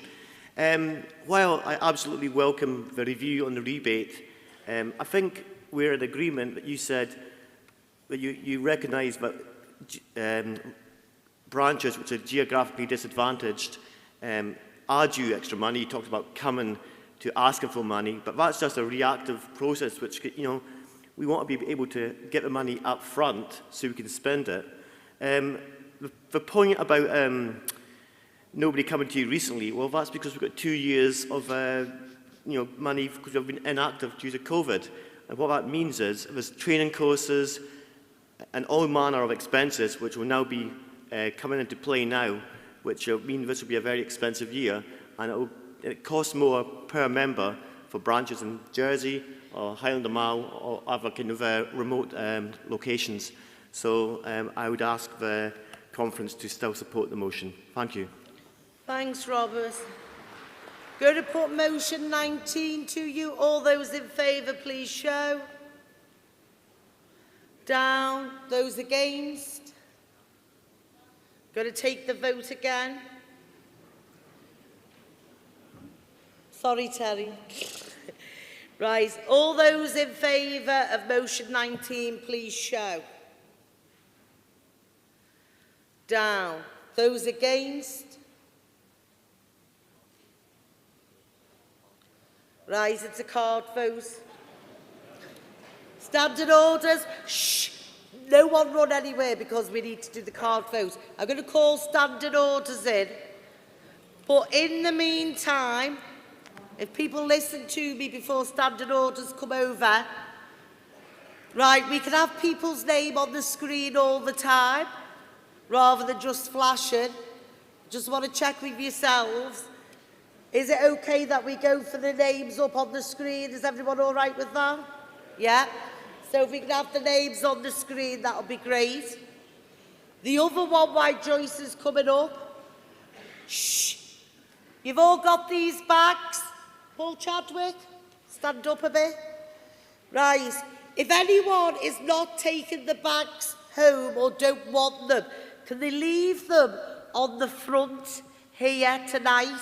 because we're going to use them to go to the food banks, aren't we, and to use their stuff. And you'll know Paul's been dealing with that for us. So any spare ones of these, leave on the front when we close tonight. That gave you a bit of breathing space, Joyce. Thank you, Jane. Chair Conference, could the stewards please close the doors? Would all delegates please remain seated while the card vote's been taken? And for reference purposes, this is card vote number 1. Could you raise your cards, which will enable the tellers to collect them?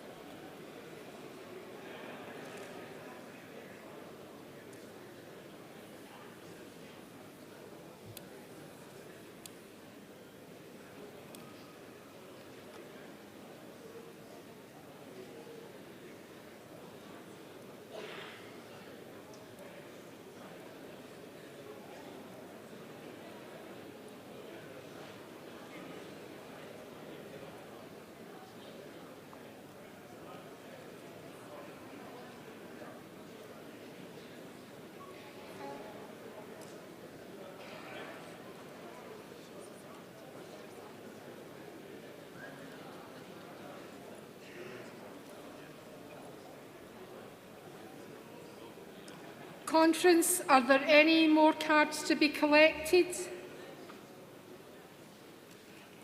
There's some at the back.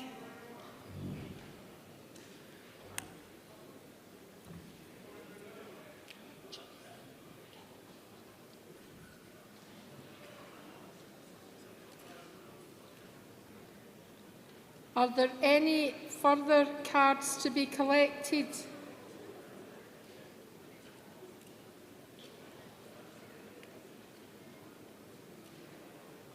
That concludes the card vote, Chairs. Thank you for your cooperation. Thanks, Joyce. Right, I'm going to move on to motion 20 because it is not a consequential on 19. Because South East number 5, please mover and seconder if there is. And obviously the doors are now open. Thanks everyone for being so quick on that. I'm mindful of the time, but I'd like to get the business complete if we can.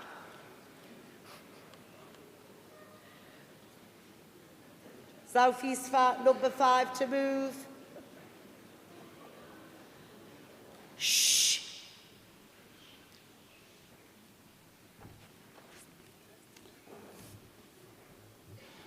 President, Conference, Andy Morey, moving motion 20 on behalf of my branch. We believe a review should be carried out on bank charges that are levied on the union CWU branches for cheques that we receive. Whilst the financial impact of that may be minimal, more importantly, it is that how the members that rely on cheques are viewed and treated by Unity Bank. Unity Bank is the union bank. It is what we are all tied into. It should be leading the way, treating unions fairly, who have entrusted all our union funds with them. My branch believe this levy on received cheques is unfair, hence why we've put this motion to Conference requesting the review. I ask Conference to support our motion. Thank you. Thanks, Andy. Seconder. It's okay, there's a speaker.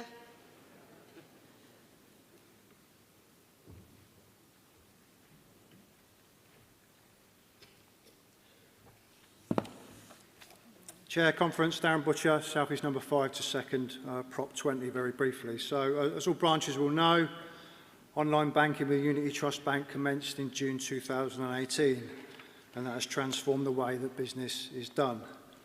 The branch is not aware or been advised of any review with Unity and how this will impact on the branches.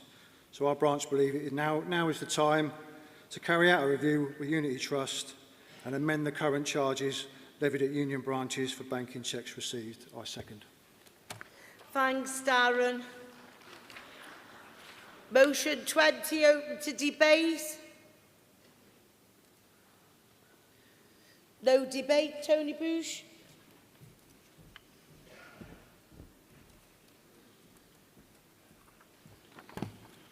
President Conference, Tony Butch, to oppose motion 20. And the reason the NEC is opposing the motion is around some honesty. And that is because of the rules that sit behind the systems that we've got. Now, the motion says Conference agrees to make representation to the Unity Bank.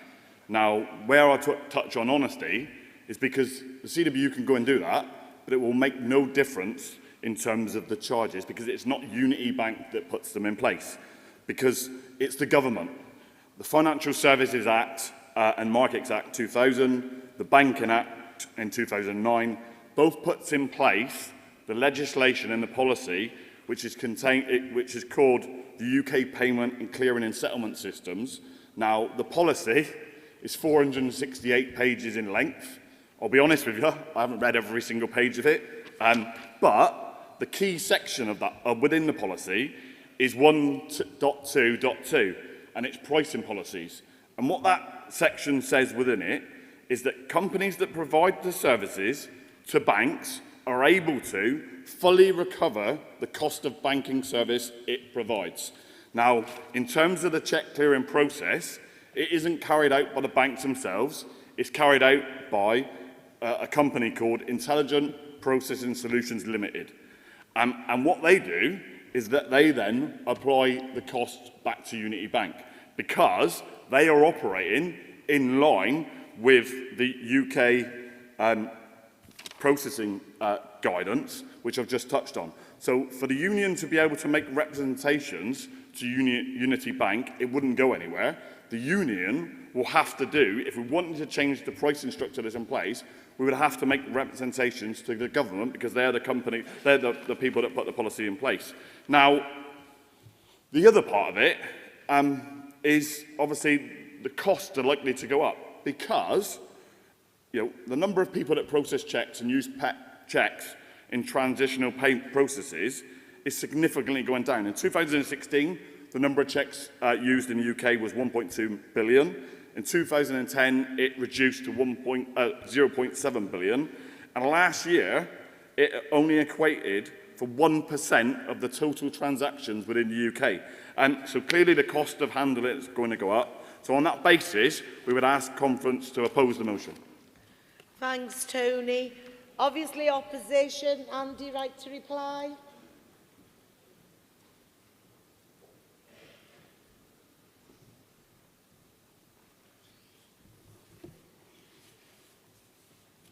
Yeah, just replying to the debate, I think when we're honest, and I think most of us all are here in this hall, it always makes me laugh when you have all this legislation, quoting this, quoting that. But at the end of the day, I think it's getting in there and trying to resolve it. And as Tony just pointed out there, checks are going down, and I think any business would review how they do things. I think it's important to treat people fairly, treat branches fairly, and you can have all the legislation. Well, it's even like GDPR. There's 255 pages that probably most of us have only skipped over. But what I'm saying is, we believe this particular charge is unfair, and therefore we put the motion forward. I would urge conference to support our motion, and I know I've got one or two people that are online looking in saying, well, see you on there, Maury, and hopefully it'll go well. But there we are. It's to you, conference. I urge you to support our motion. Thank you very much. Thanks, Andy. Going to put motion 20 to you. All those in favour, please show. Down. Those against? Down. That's not carried.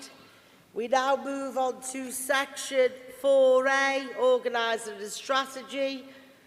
Tony Cairns to move motion 21.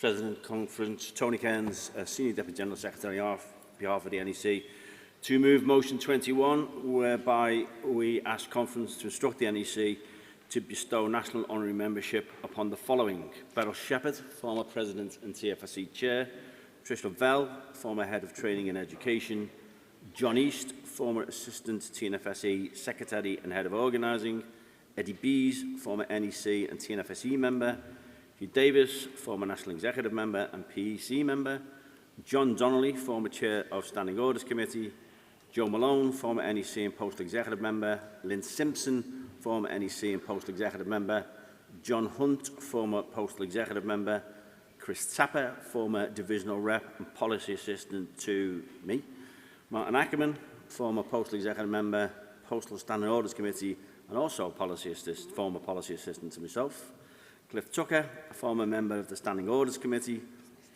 Paul Moore, sadly no longer with us, former National Executive Member and Standing Orders Committee; Vera Kelsey, for services to the trade union movement; Brian Lee, former member of the National Executive Posthumous Award; Nigel Cockrove, former Assistant TNFSE Secretary; Brendan O'Brien, also formerly Assistant TNFSE Secretary; Eileen Turnbull and Mark Turnbull, who we've done a lot of work with on the Shrewsbury Pickets and their successful campaign so far; Julia Upton, former National Executive and TFSE member; Tom Cooper, former National Executive and TFSE member; and Debbie Court, who was the former Algus General Secretary before merger and a former TNFSE member. I move. There's one name that was amended, Steve Mann. Steve Mann, former Policy Advisor to Dave Joyce in the Health and Safety Department. I move. Thanks, Tony. It's formally seconded. Is there any debate on 21? Is 21 agreed?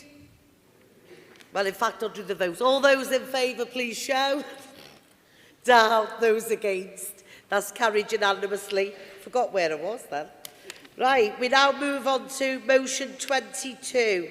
London Regional Committee to move. If there's a seconder, come down as well.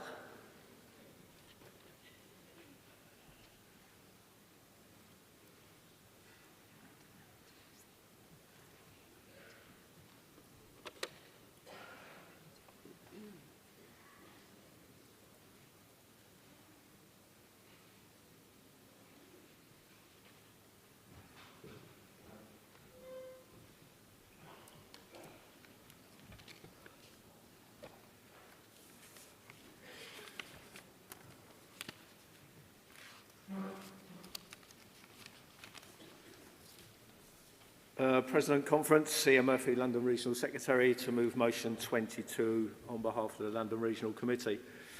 And as the NEC are down to support this motion, I'm going to take up too much time. I mean, the GROW campaign was welcomed by all the branches in the London region and across the UK, and we look forward to receiving the published results. However, as a consequence of branches working on their mapping and delving into their membership records, a number of issues became apparent. And some of these issues are fundamental to how the union collects its funds from various employers and how much branches receive in their monthly rebate. And as it now looks like both constituencies are going to be going into battle, it's absolutely crucial that our membership records are accurate. So first off, branches were raising an issue with the rates members were paying as they moved from part-time to full-time. The employer took some time to take the correct amount from members, so the CWU income from the employer was incorrect. Secondly, when inquiries were made to CWHQ, it became apparent there wasn't any mechanism to take into consideration the increased payment the member made to the CWU when branch rebates were calculated. In other words, a member moving from part-time to full-time will pay the correct amount to the CWU HQ via the employer, but the branch's rebate for that member would be at the lower rate, or the part-time rate. The mapping highlighted that branches had members that had transferred in from other branches on staff in post when you looked at your records, but they weren't on their membership lists. And when they were approached, they were members, but they weren't on our records in the local branches. So the branches who'd received those members had no details, they hadn't had notice of the transfer, and of course they already had members listed in their own branch that had transferred out. And this is one of the reasons why some members don't get ballot papers when we're actually balancing. So contact with membership department remedies this straight away, but it's an anomaly that we need to look on. And it may be when we have the new membership records that there's something we can do ourselves online on a local level. So branch records have also a list of stopped members on their database, and when investigated, some may be because of long-term sick, and you can deal with that issue, and their subs are stopped. But many or most have left the business, sometimes for many, many years, yet branches have no way of removing them from the records, and even when you contact membership records, they can't do it either. So it's no secret that our membership record needs improving, and the SDGS talked about this at the recent national briefing at Congress House. But in the meantime, an audit will give us the opportunity to correct the anomalies, and this, aligned with the Measures of Success initiative, will assist branches with the analysis of their membership data and subsequently their branch income. So please support. Thanks, Ian. Seconder, Mark.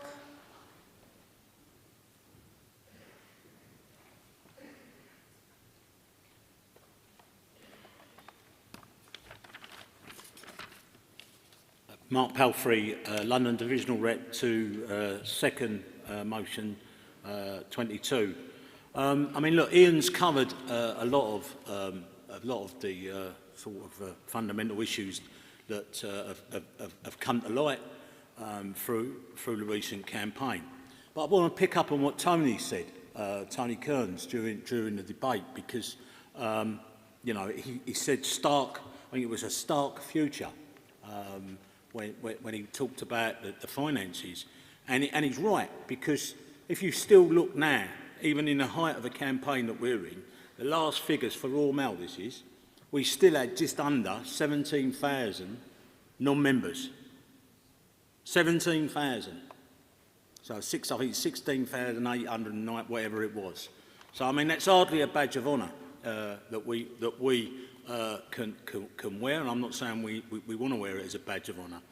But that shows you the amount of work that we still got to do with the Grow campaign, or Grow the Union campaign. But I also think what the union needs to do, and it's something that we find very frustrating, is there doesn't appear to be any consequences as well to branches who just don't seem to recruit anyone. When you know, we launched these campaigns, and there's just no consequences. You know, the numbers never change. It's the same workplaces, the same issues, and we can do a lot of work. But I do think that the union, and I'm not saying headquarters need to turn into Big Brother, but I do think in the world that we're in, the journey that we're going into, that, you know, the time for, you know, turning a blind eye or not wanting to upset people has got to change a bit. And, you know, we desperately need, we get COVID, we get what's gone on at headquarters, perhaps people ain't in the office, perhaps people ain't a thing. But what we need to be able to do is that gap in, I don't know what it is in BT, be interesting to find out what it is, but that gap of 17,000 non-members, I'm not saying we'll save the union, but half in it must surely make the future of this union a little bit more stable, if be it for the short term. So the proposition is calling for an audit. I think as we move into the information that comes out of the Grow campaign, as we move into the industrial ballots, I don't doubt we'll get a thing, but I do think, you know, membership and the recruitment and the density in our workplaces is the lifeblood of this union and has kept us strong. So it's on that basis, Chair, that I second. Thank you. Thanks, Mark. Right, motion 22 is open to debate. No debate. Calling Tony Bush on behalf of the National Executive.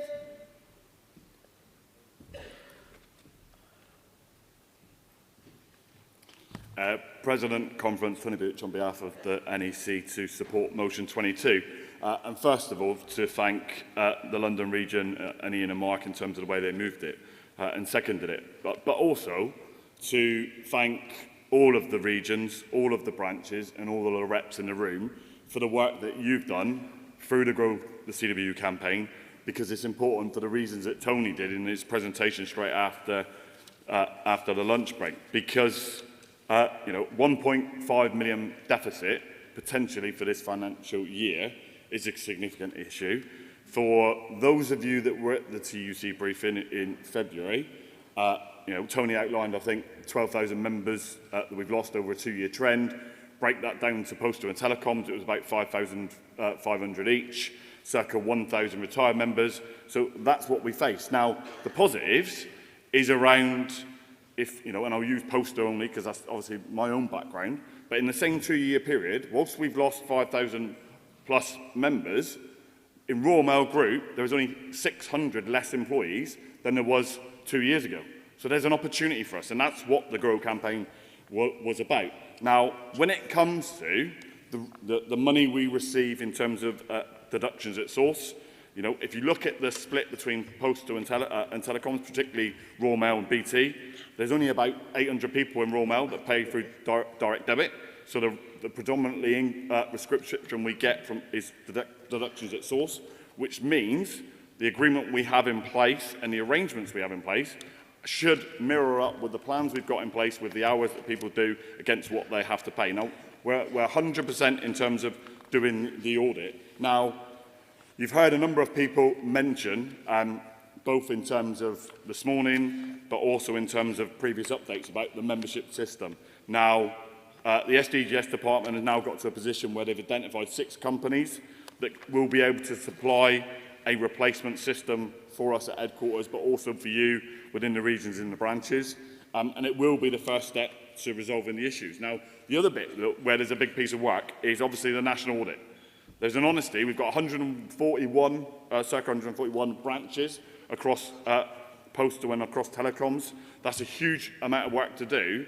And this is one of the things we will have to understand when we get into it, is around the data files we receive from the 2 main recognised employers changes every 4 weeks. So we can do an audit, you can do all of the work out there, but some of that information that we hold centrally will change.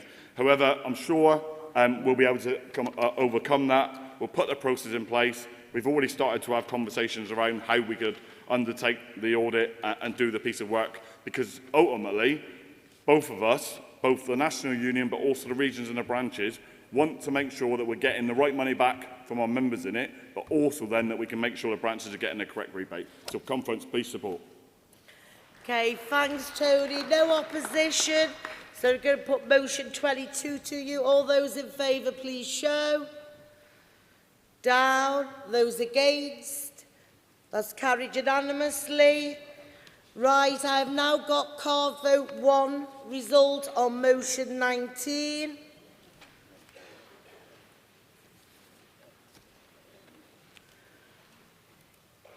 For the motion, 77795, that's 77,795.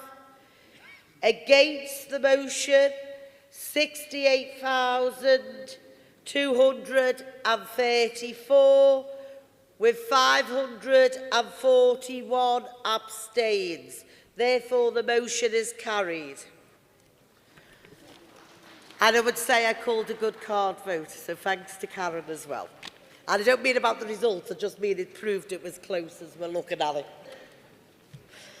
I don't want to be shouted at. Right, we're on.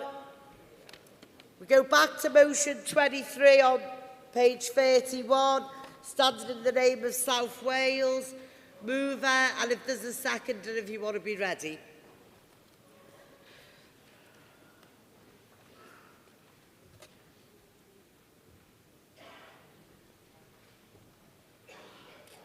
Eugene Capros, South Wales branch. I'm not going to speak for a long time on this. I think the motion speaks for itself. We all know the vast amount of work that's necessary to update our membership database whenever we go into a dispute with companies.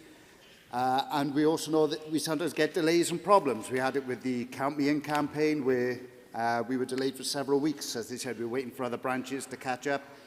Personally, for my branch, it's not a problem. We've got a lot of people. We can delve into it and contact all our members, although it does take an awful lot of time. We can do it. I've put this in, worried about branches that might be one-man shows, or one-person shows, sorry. And I know there's going to be opposition from up here on it. I'd be interested to find out why, because it sounds like they're already halfway there. If they're putting this in the app, that's great. They're reviewing the membership system. Let's bake this into it. Let's get it part of it. It doesn't obfuscate our responsibility. All I'm asking for is for them to invest in the tools to make it easy for us. It seems like they're already on it, so I'd be interested to see what they've got to say. Okay, thanks, Eugene. Is it a seconder?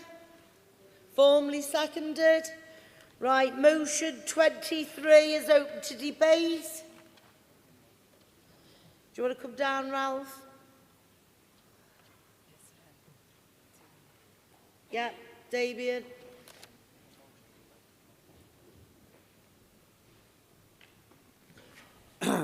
Chair, Conference, Ralph Ferret, rising on behalf of my branch, Plymouth and East Cornwall, to oppose the motion. And it's kind of like a strange one, because the way Eugene has moved the proposition, I have some sympathy for what he's saying. But I think this might possibly be one of those issues where there is cultural differences in branches and constituencies. My own branch's view is that when we're tooling up and getting ready to go to war with the employer, the process of validating our records, ensuring that our local reps have checked the membership system, the membership data that we're going for, giving them an opportunity to get in and recruit non-members they basically haven't always had an opportunity to do before, is an essential part of the process of how we get ready to go to war. And I think we've heard from the contributions at the start of this conference that war is likely to be the default setting for all of us, whatever constituency and whatever branch, over the next few months. The reality is, my branch don't consider it a burden to do this. We think this is one of the central responsibilities of a branch, and it's one of the reasons why our union is organised into geographic organising units. The truth is, how do we validate that data centrally? Because what we have to do for data validation to make our best efforts to ensure that under the trade union legislation that who we're balloting is the right people in the right places is we have to check the data that we hold against some different data. So if it's not being done locally by branches and local representatives based on their local knowledge of what's going on, where is it going to come from? Because the only other source I can think of is for information provided by the employer. So if we carry this prop and we're looking to do this centrally, we will be relying on employers that we're hoping to go to war with to provide us with the data that we need to validate our records. I don't think that this makes us more fighting fit. I don't think it makes our branches run better in relation to important disputes. And consequently, I hope that branches within this hall can oppose the motion. I oppose. Okay, thanks, Ralph. Damien? Is there anyone else on 23?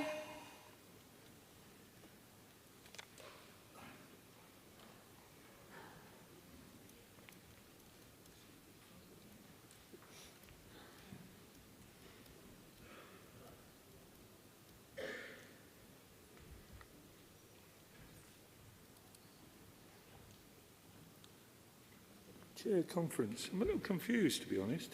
Which people know me isn't hard to believe, but I'm wondering, can we use this system to find out where our membership is when people retire, is my question.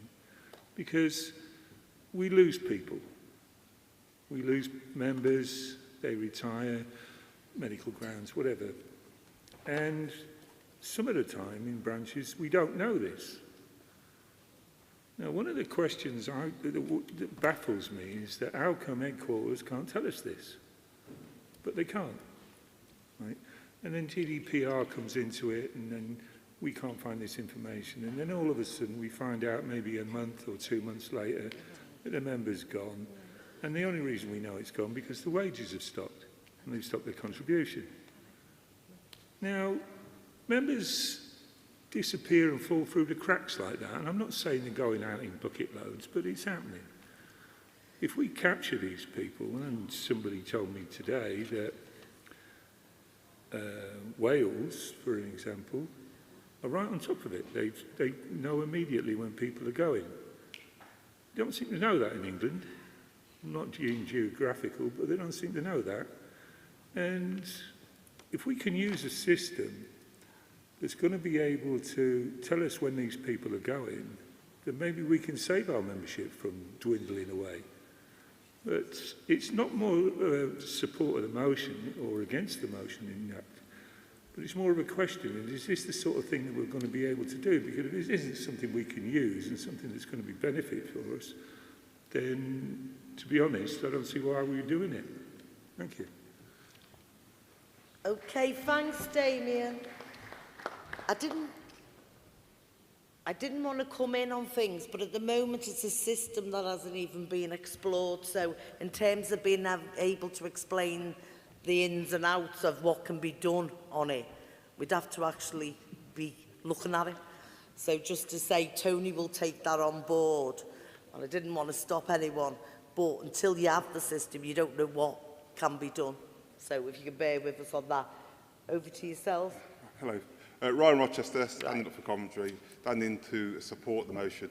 I'd just like a few questions, really, because when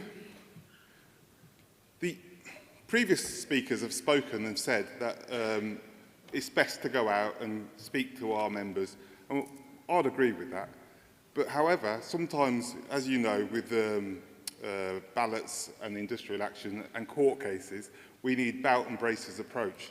So if this mechanism is cheap enough and can be investigated, I don't see why we wouldn't, because if we could do this and have belt and braces, it could save us a fortune in court costs. Thank you. Okay, cheers. I was going to say, I'm not saying anything anyway. I'm going to bring Tony in. Tony? Senior DGS.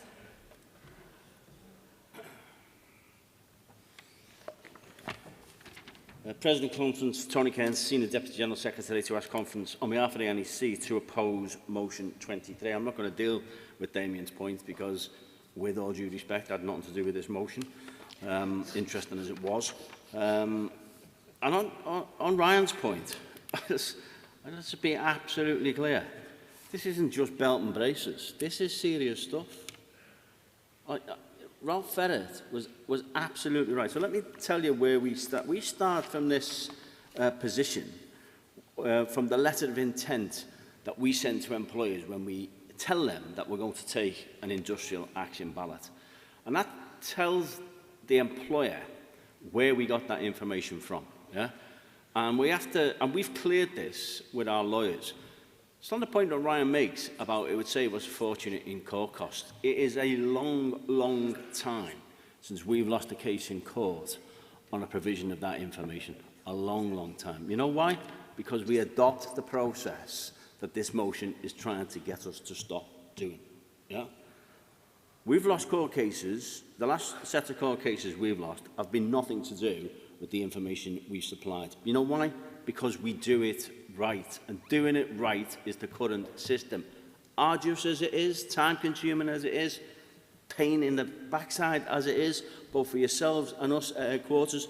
But you see, we have to keep our eye on the prize, and the prize in these things is to get the information right, so as we don't get kicked out of court, and our members are allowed to have their say in an industrial action ballot and take whatever action they feel to be appropriate. And so we send that letter of intent, and that letter of intent is driven by the law. It is driven by the 1992 Trade Union Labour Relations Act that says it is our responsibility to provide the employer with the information we have in our possession.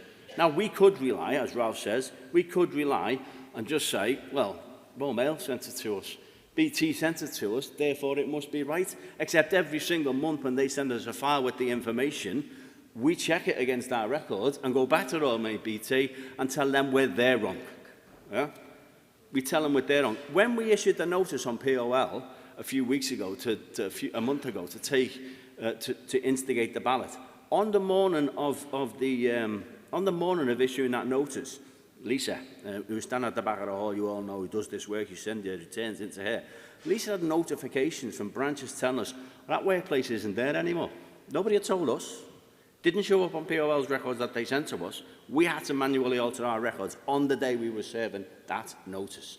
We can't do that unless we send the information we hold out to branches for you to say, can you check this against your local knowledge about these members in these workplaces and about that these workplaces still exist. And every single time we do it, branches come back and say, no, they don't work there anymore, they work over there. Nobody told us. That workplace doesn't exist. Those members now work in that other workplace. And if we get that information wrong, so if we just rely on what the business has sent us and feed it into our records and sit back and say everything in the garden's rosy and we will do that, this is an important subject. Is extension agreed? I'm going to put it to the vote. All those in favour of an extension, please show. Down. Those against? Down. It's carried. Carry on, Tony. And having sat in the High Court, we need to discuss Thanks for those that have agreed an extension, and for those that didn't. This is the type of stuff that lands us in the High Court, that costs us hundreds of thousands of pounds if we fail of our members' money.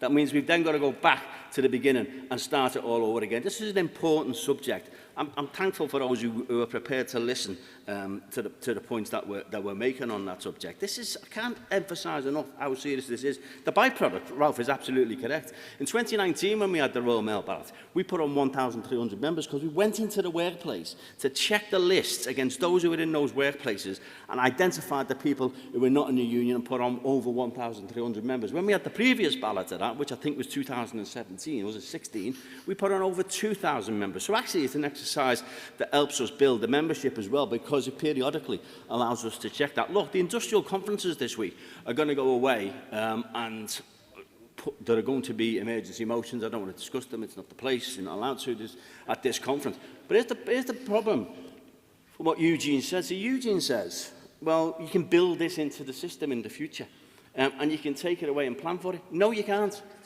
Because the motion is quite express about what it says to do. It says branches will stop doing it and we'll do it. That motion comes into effect immediately this conference closes on Tuesday night. So any of those industrial action ballots that you might be wanting to discuss and implement in the postal conference and the TNFS conference later this week would be affected by this motion. So it's not some aspirational stuff for the future, Eugene. It is now. And if you want those ballots to fail, carry this motion. I ask you to oppose. Okay, thanks, Tony. Obviously, opposition. Eugene to reply.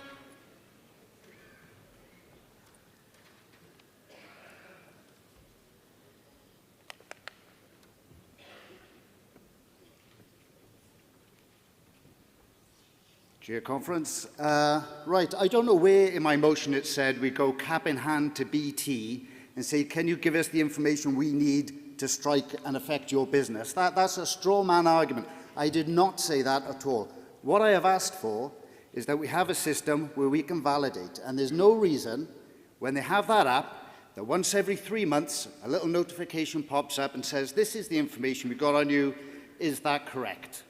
And that, when we go to ballot, we can go out and still, as I say, we'll still do all the engagement, you still ring around to check. But there's no reason, right, why something should be left for a long time to go out of date when the members themselves will be the ones on the, like they're doing it anyway. I don't know why they're going against it, because they're doing it anyway. But I would ask you to support it. I'm not asking. It's got nothing to do with the employers. This is about having a central system where people can validate for themselves their workplace, their grade, all of that sort of stuff, their address. So I would ask you to support it. Thank you. Thanks, Eugene. Right, I'm going to put motion 23 to you. All those in favour, please show. Down. Those against? Down. That's not carried. We now move on to motion 24, standing in the name of Gwen Tamal and South West Wales. If there's movers and seconders.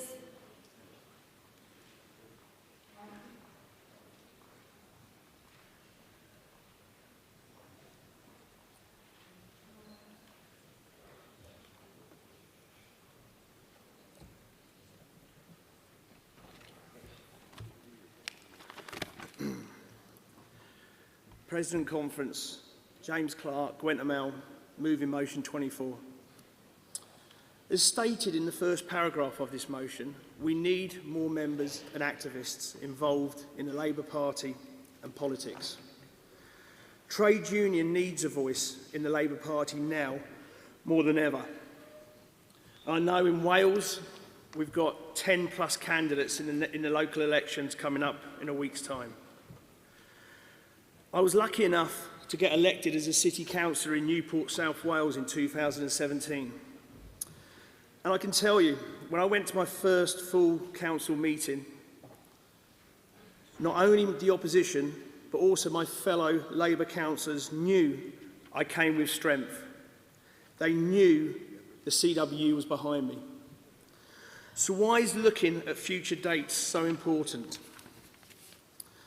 Well, this period and the next 10 days is crucial for the upcoming elections. Canvassing is key now. In local elections, winning margins are tight, so every vote matters. Also, coming to conference at this time leaves us open for attack by the opposition. Why have they gone to conference? Do they care more about the union than the residents? And that affects the vote. National elections are also mentioned in this motion. Apart from 2019, the December general election, the last 4 out of 6 have been at the start of May. In Wales, the Assembly elections have always been in May, and I believe this is the same for Scotland and Northern Ireland. All we are asking is all these points are taken into consideration when looking at future dates for conference. Please support. Thanks, James. Seconder.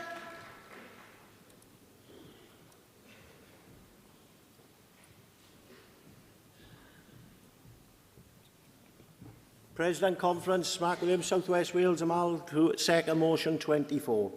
Just building on what James have said, it's become an ethos of this trade union that we need to change and get more working class people into positions of power in politics, from the grassroots of council elections all the way through to MPs, MSs and anywhere in the devolved governments. To do this, these people need the right opportunities, not just financially, but also by time to actually go out there and meet the people who are going to vote for them. The General Secretary spoke this morning, and as part of it, he said about building collectivism. This is one of the keys of building collectivism. And if this trade union wants to have a political voice, and we want to change things on a national basis, the only way of doing that is being in there and change it from the inside out. And very often, these candidates have to make a stark choice of whether to come to conference or whether to stay away from conference and compete for the political votes that they're after. Now, the thing is, that's a double-edged sword. So while they might be competing for the political votes, it sometimes weakens the branch and their delegation at conference. And very often, some of the smaller branches may have 2 people who are councillors and they may only have a delegation of 4 people. That's 50% of them have gone. And like James rightly said, they're having to make a stark choice of whether they put their political career first or they actually do it with their trade union. So as the motion is asking, all they're asking for is the opportunity that there isn't a clash and they've got the time and the effort so that they can get in there and they can give this union an even bigger political voice than what it's already got. So I urge you to support the motion. Thanks, Mark. Motion 24, open to debate. Brian? Is there anyone else? Graham? Any more hands?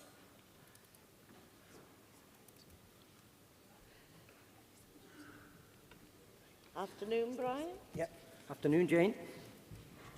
Chair Conference, Brian Kenny, Mersey Branch, to support Composite Motion 24. One of my roles as a local Labour councillor in the Wirral is as Chief Whip of the Wirral Labour Group of Councillors, and as such, it's my role to ensure that all Labour councillors and activists give up their time and give full support prior to the election and on election day itself to support the campaigns. For a number of years, I've had to give my own apologies each year because I'm going away for a few days, usually prior to important elections, and people say to me, where are you going? And I say I'm going to the CWU Annual Conference. The question I always get back then is, why is a major union like the CWU, which is affiliated to the Labour Party, having their annual conference a matter of days before important elections?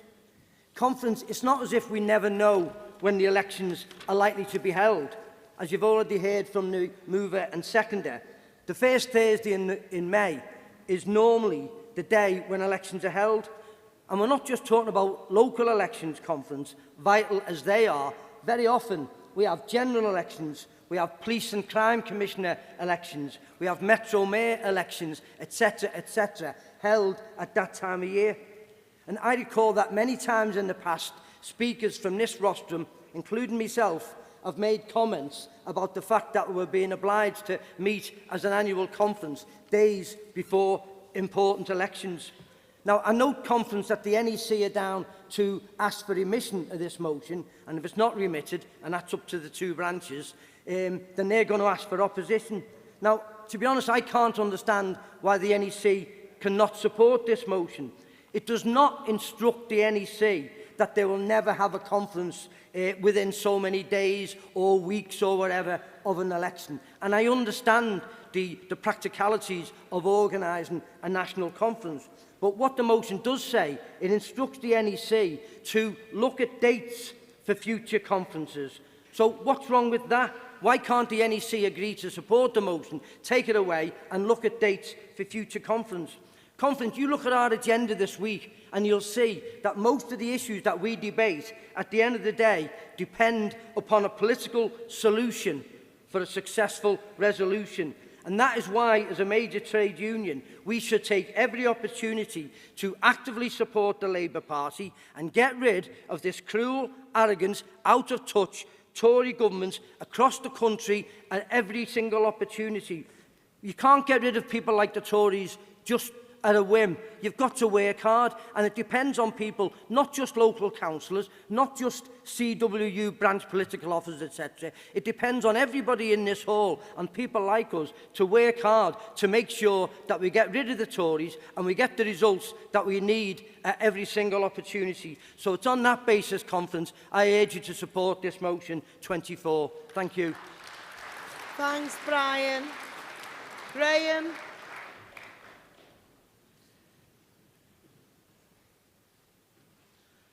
Is there anyone else who wants to come into debate? Do you want to come down? Chair Conference, Graham Colk, South Wales Branch, rising to support motion 24. Now, I am a chair of a constituency Labour Party. I am well known in that constituency Labour Party to always being on the streets, always organising things and so on. Now, I have to take a week, right, out of that because I'm also a committed CW activist and have been for many years, so I'm representing those people. Now, to be honest, there's nothing we can do about this conference, but I don't understand why the NEC can't have a look that in future conferences that we maybe take into account that this is one of the most important periods of time. What I've been doing, and the Vice President of the Union knows this, is that I've been out leafleting, I've been out canvassing, I've been getting up 6 in the morning and doing a stint before I do my CWU activism, right? In order to deliver what we need in local authorities, in the Welsh Government, and obviously nationally over the many, many years. We need a Labour government. We need to kick out the Tories. Now, the thing is, all these activists here, right, in this hall, could be walking the streets this week. And this is an important week. This is where you knock up the postal voters who you've delivered envelopes to when they get their postal vote. This is a time where you do the canvassing and get right across your ward.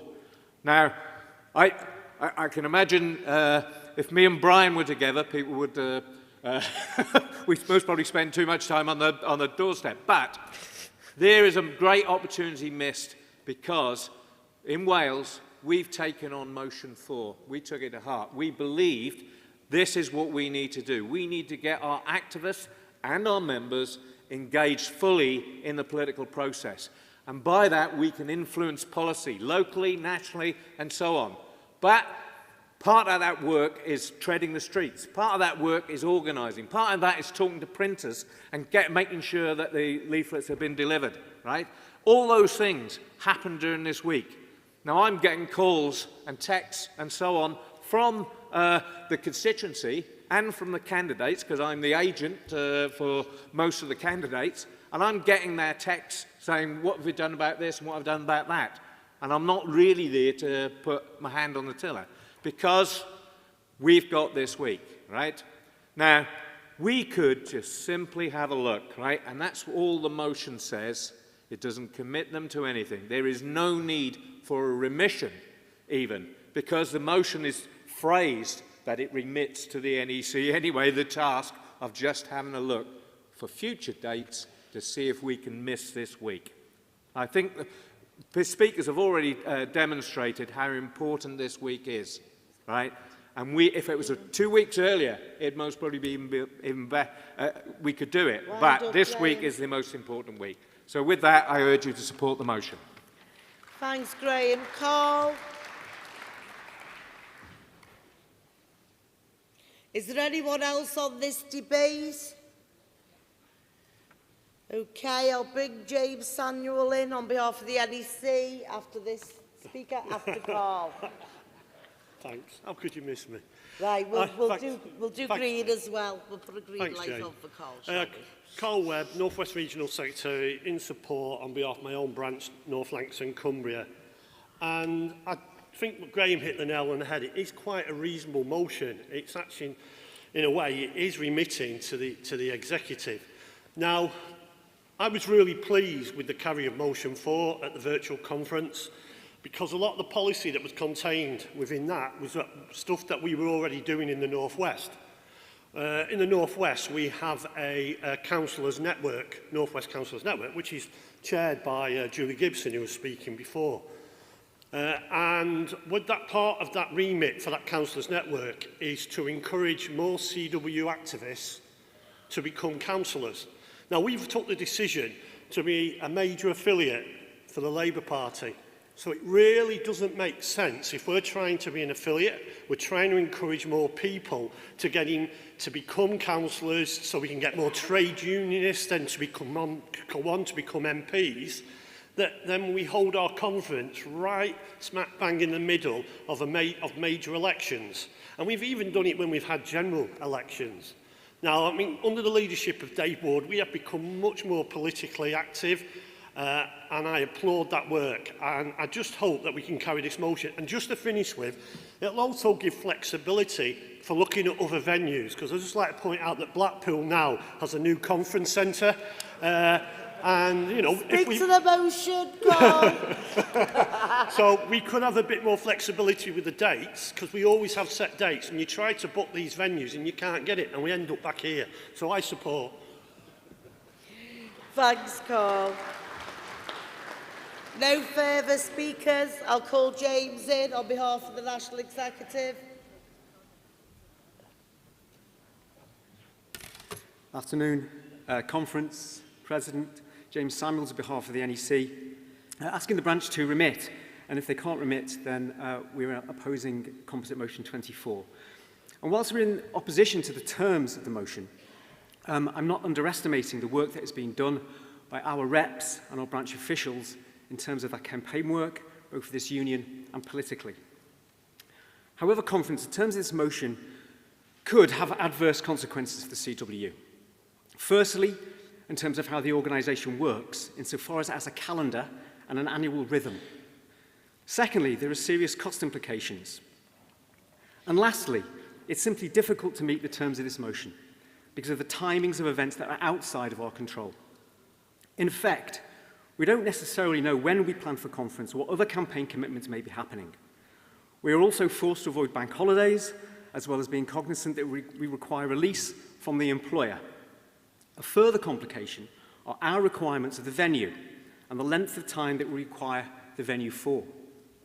To expand on those points, if, for example, we have to avoid the devolved nations, TUC and Labour Party conferences, which could theoretically put us into a summer conference scenario, apart from everyone wanting to be on the beach, the cost of hiring and staying in a conference town during that period would be unpalatable for both headquarters and for branches. This then moves us into autumn, potentially, where we have Labour and TUC conferences. So, for example, and this is the point I'm trying to make, this motion could mean we push conference much later out into the year, only to have the next year's CWU conference potentially 6 months later. One of the aims of conference is to set our agenda out for the calendar year. And in the case of our industrial conferences, we set a negotiating agenda, often with timescales, which would become a nonsense if we're going to have the next annual conference only months later. Also conference, I'm afraid we can't ignore the cost on this, and Tony's spoken eloquently and at length on the financial issues that the union face. As a union, we decided to carry on with an annual conference, but to do this, we have to arrange it with an eye firmly on the cost to the CWU. Therefore, getting value for money involves negotiating a venue normally well in advance of conference.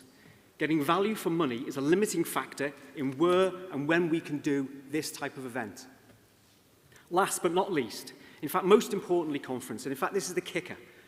Conference, the priority for CWU reps and officials and the purpose of our conference should be the CWU's interests. Our interests have to be the main driver in organising conference. There are events, both political and non-political, that are important and that we can plan around. But there are events such as by-elections and other urgent campaigns that we can't. In short, conference, we have to be able to schedule conference with our interests as priority and to be master of our own destiny. I urge the branch to remit, and if they won't, then I urge conference to oppose this motion based on the practical and financial ramifications that I've tried to outline. Thanks, conference. Thanks, James. The branch willing to remit? No. Opposition, right to reply?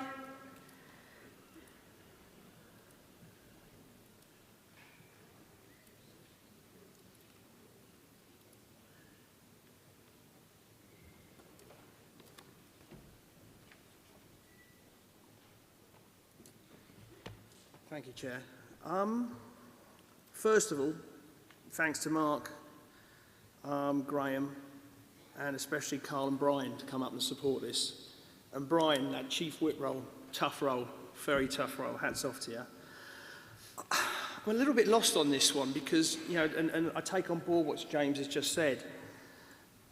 And he mentions cost and value for money and negotiate the venue. He mentions that the CWU conference, it's about the main interest, it's about the CWU. You know, our interest is our priority. I thought one of our priorities was to get more involved in politics at any level. I thought that was one of our priorities. It was also mentioned it could have adverse consequences. The word there, it could. We don't know. Cost implications, that could be important. But if you actually read the motion, and on the last paragraph, conference therefore instructs the NEC to look at dates for future conferences. So all we're asking is just to look. That's it, no more, no less, just to look. And I find it odd, and I took on board exactly what Brian said about we need to get the Tories out. Absolutely. We need to get the CWU more involved in politics. Absolutely. But the only stumbling block is the CWU by not even wanting to even look at this. So I would urge you to support this motion. Thank you. Thanks, James. I'm going to put motion 24 to you.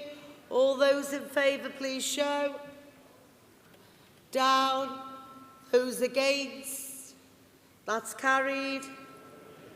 Move on to motion 25, standing in the name of Greater Mersey-Amal. Shh. You celebrate later tonight. Right. If there's a seconder, come on down as well.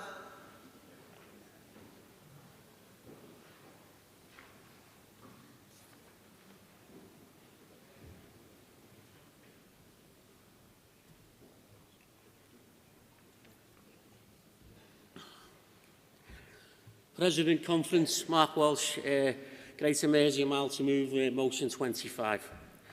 The CWU has used social media in recent years to campaign against our employers to great success, with both the Count Me In campaign and BT Openreach and the 4 pillars in Royal Mail Group. More recently, we've seen another campaign launched in reaching a fantastic return for our members in the Post Office ballot on pay. It could be argued, especially during COVID, the success the union reached in resolving these issues and getting the deals done was down to the success of the social media activities taken by the CWU. The Reach campaign wasn't just limited to those members with smartphones, laptops or access to computers. The Reach went much further. Non-members also saw and heard the messages likewise, as well as the employers, and hence the response now with Workplace in Royal Mail and similar things in BT Openreach. The success of social media campaigns in the CWU can be traced back to the election of Dave Ward as our General Secretary, who ran, I think, was probably the first campaign to use social media, and not just the usual posters, hustings and letters to branches and regions to try and get himself elected. It was a good campaign, and he was elected on the back of that and the messages that he portrayed in that. Without doubt, it was the success of other senior officers since, with the use of their social media campaigns, whether they be visiting workplaces, speaking to members, and out and about, almost on a daily basis, if you like, giving Facebook updates, Twitter feeds, and the like. And I think on the postal side, we saw Terry Pullinger outside a Royal Mail building last week, giving an update on the pay and talking about Thunderbirds. But part of what we stand for in this trade union and the trade union movement is democracy. And it's a word that's thrown around by politicians far too easy, and sometimes it's used to attack the trade union movement. Part of our democracy is us here for the next few days to look whether it's the rule book, set strategy for the union, and we'll do it later in the week on the industrial, on the industrial conferences. Our motion seeks to update the processes and references in elections to include social media. As I say, social media has came up and it's been around for a couple of years now, and we currently have guidelines on election rules. Every time there's an electoral process, and I think it's Tony Kearns who puts the final letter out, he talks about no campaigns to generate, if you like, prize draws, and I think that's the word that he uses, no prize draws. This is an election process, and the members should be able to take part in that. People will use social media moving forward, regardless of whether you pass this motion or you don't. But we're just asking for some guidelines, conference. And I'll finish on this. There's a poster there with a number of our comrades, some in uniform, some without, some taking part in activities. I don't know whether it's staged. I'll say they're all working. They're all doing the job. If that picture, some of them had far-right insignia on, would we have an issue with it?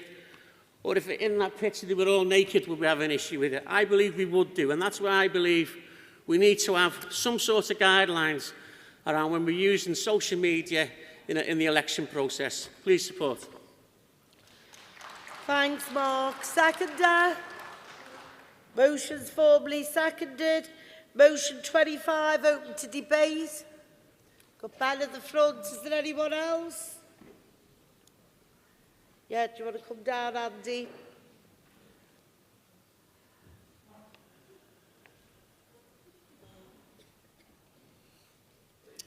President Conference, rising Ben Watts, Branch Secretary, rising to support the motion.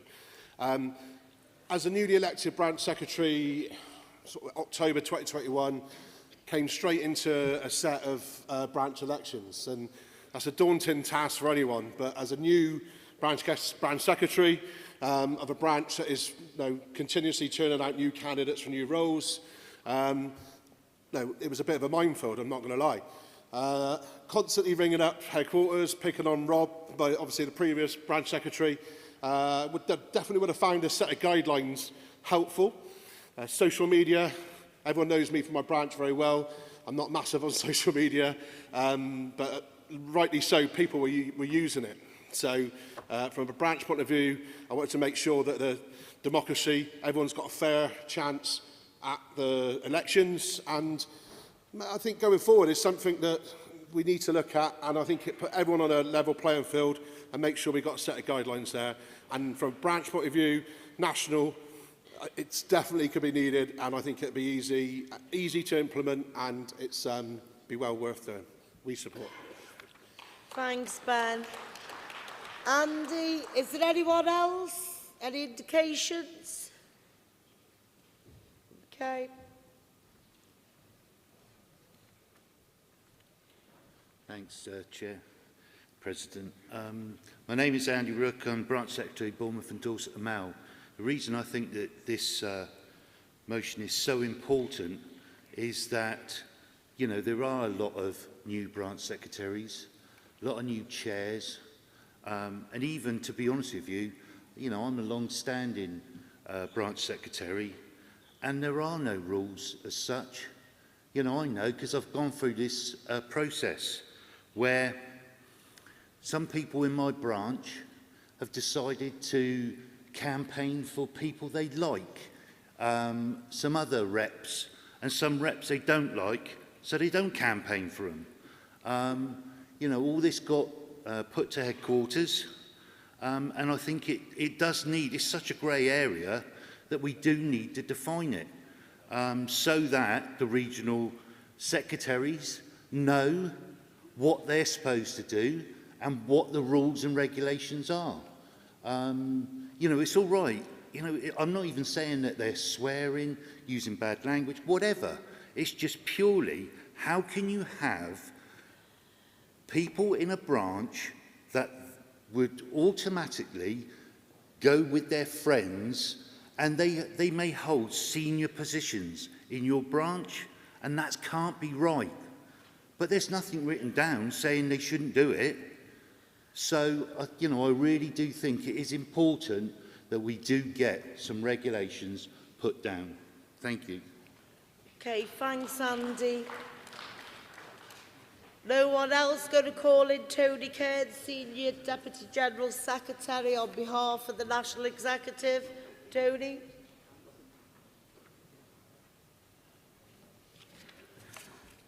President Conference, Tony Cairns on behalf of the National Executive, to ask you to oppose the proposition. And I'm slightly confused by Andy's comment about voting for people you like and you don't like, because my whole experience of elections, and I've had a few, is that is partly why people vote.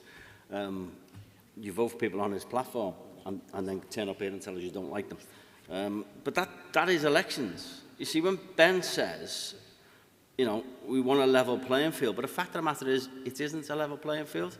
You see, Mark concentrated the majority of his contribution, and it says in the motion, it talks about guidelines and standards designed for use for all CWU members, but it says email and all social media usage and content.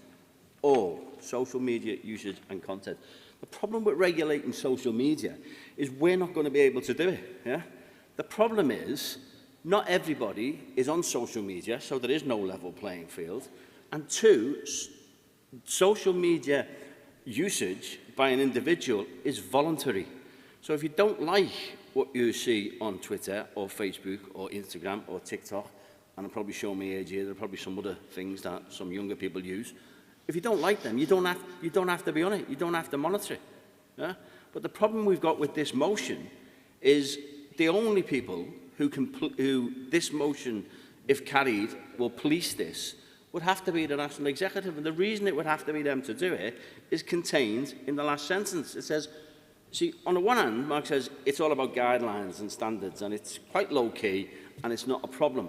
But yet, at the last sentence of the motion, we move straight to non-adherence to the guidelines and standards may, I'm not sure is it can or may be dealt with by the CWU complaints procedure. So what you will have on all those thousands upon thousands of social media messages being policed, because someone has to make that decision about whether it's a valid complaint or not, would have to be policed, and the only people who can police that are this headquarters and this executive, because they're the people who deal with the complaint procedure, and we're not equipped to do it. So the other point Mark made about officers, NEC, and how those elections are conducted is a good, interesting point, except the guidelines we have to produce for the senior officer elections and NEC are governed by their statutory elections. They have to be run in line with the Trade Union Labour Relations Act, whereas local elections, for one of the best phrase, area reps, divisional reps, branch elections, are not governed by legislation. They're governed, if you like, by common sense and good deal. But what you move away from in this debate by carrying this motion, what you bring in is a policing regime that headquarters would have to do. It talks about every leaflet, it talks about emails, it talks about monitoring the whole of social media, because the only way you could carry out that last sentence is to put in place a position to do that, because someone has to be, if you like, a judge and jury. So the NEC would produce the guidelines, and the NEC would then be the judge and jury over who contravened those particular guidelines. It's not. It's overly bureaucratising the system for elections. That, for the most part works well. We do get the odd complaint, which we've dealt with, but there's no need for this type of motion to be put forward. And it's almost going to be impossible for us to police it because of the amount of social media usage that you all know our members and our activists are involved in. On that basis, we ask you to oppose. Okay, thanks, Tony. There's been opposition. Right to reply, Mark.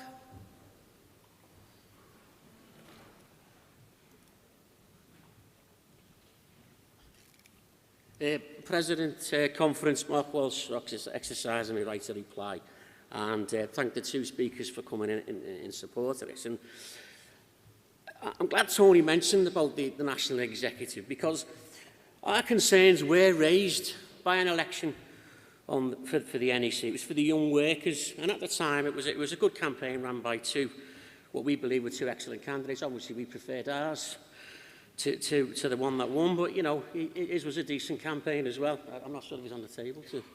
But one of the things that happened was one of the social media, I think it was a tweet, was a person sat on a tractor naked.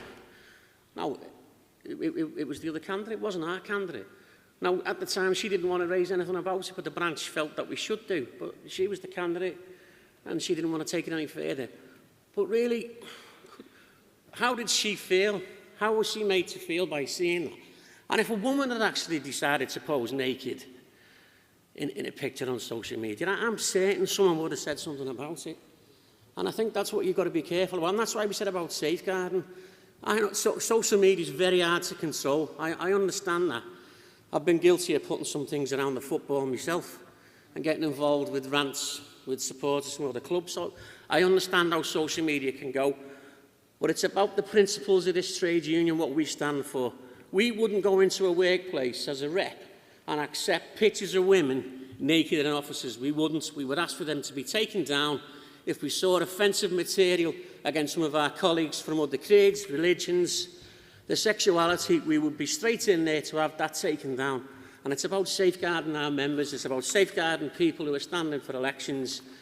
And there are rules. And as I said, the one rule that comes out every time is no prize draws. So if we can do something about someone winning a telly for putting a ballot paper into a box or a laptop or whatever it is, then we can police what's used on social media when we're talking about elections that take place within this union. Please support. Thanks, Mark. I'm going to put motion 25 to you. All those in favour, please show. Down. Those against? Down. Motion 25 is not carried. We move on to motion 26, standing in the name of Greater London Combined.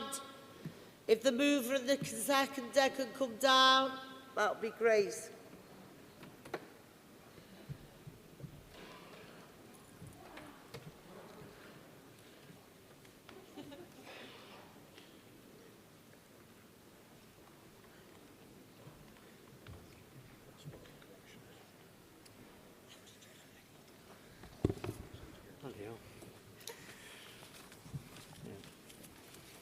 I'll try not to swear. Well, good afternoon, everybody. Geoffrey Till, Greater London Combined branch, moving Prop 26 on behalf of my branch. And I would like to say it's lovely to see you all in the hall, but I'd rather do this on Zoom and online, so it's less scary. Chair President Conference, in dealing with the prop, I'm going to try and deal a bit with the past and what's going on now, and hopefully look into the future. The proposition talks about the bad old days of block votes. I'm sure, though I don't remember it because I'm not quite old enough, but I'm sure there's plenty of people in the room remember what the block vote used to be like coming to annual conference. Maybe some of you may actually harp on to those old days and think they were better than we've got today. But nevertheless, the world moved on, and then we moved into, especially within the Labour Party and within politics in general, that people actually believed it was right and proper that members should have a vote in who they elect to represent them within the trade union movement. So we embraced, well, I thought anyway, that we embraced, we embraced one member, one vote. I'm sure the unions at the time got on board with one member, one vote. So you would think, and we'd actually thought, that there wouldn't be a problem with the proposition. Especially when you look at the union and what we're doing at the moment with the New Deal. I would suggest that the New Deal for workers, at the heart of it, should be about democracy. And this is what this prop is about. It's about democracy. So with that in mind, we put the proposition forward because we actually do believe that in this day and age, that everybody in an industrial position, whether they be an officer or a lay member, that deals with industrial issues should be elected by the members. So then we had this really radical thought in the branch, and the branch is not known for radical thoughts, and me especially. So we decided that it would be a good idea to allow the NEC to actually come back to us and put something forward that would allow officers and officials and lay officials to be elected. But I know it's a radical idea, but again, we did believe we had a radical NEC. We believe Dave Ward and Tony and the rest of the boys and girls up there are a radical bunch of individuals and should be able to sort it out from themselves. Obviously, Redesign was about a radical way forward, wasn't it? And we all embraced that. Well, most of us did.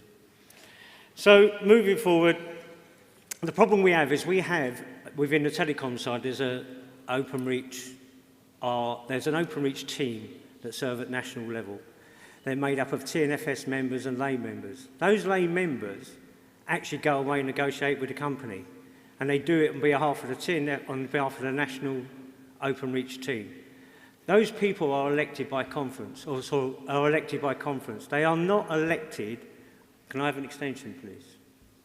Extension conference? I just want to get this point across. Right, hang on, I'm going to put it to the vote then. Sorry. Can an extension be agreed? All those in favour? Any against? Yeah, on you go, Jeff. It's just my friend shouting now. They are elected by a block vote within the telecoms constituency. And those people are maybe answerable to the branches, but are not answerable to the members. And they are speaking on behalf of the members. Now, that's wrong, conference. That should not be allowed to be happening.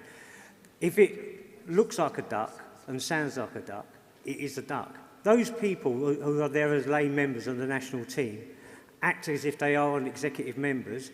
I understand age in 2022 that those people should be elected by and from the members they serve. Please support. Thank you, Geoffrey. Is there a seconder for the motion? Formally, thank you. The motion is open for debate. Any debate? Yes. Any other speakers? Yeah. Any more? If you can make your way down to the front of the speakers, and the first person I called, straight up, please.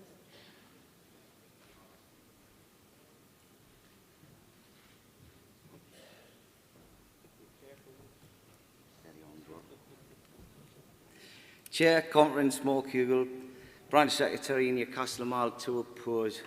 And to oppose because we believe as a branch that block votes work well for our branch members.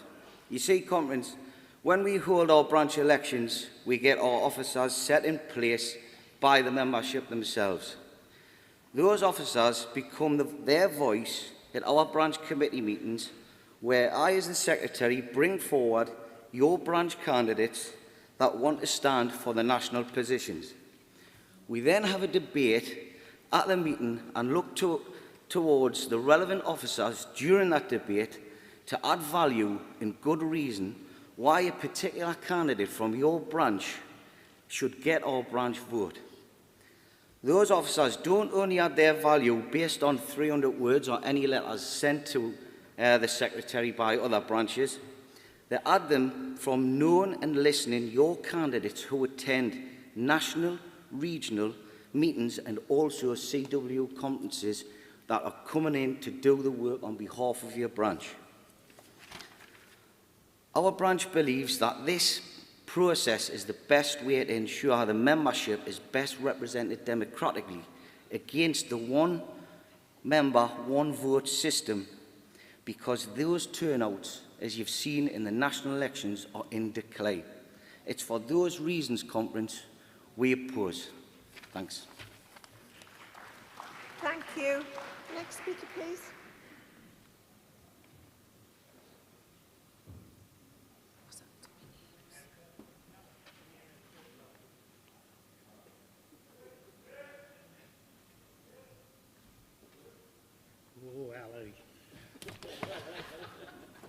Good afternoon. You'll have to hold on, President. because I've already called the speaker, Hugh. Yeah, go on, Ernie. Can I speak? Yeah, you can speak, yeah.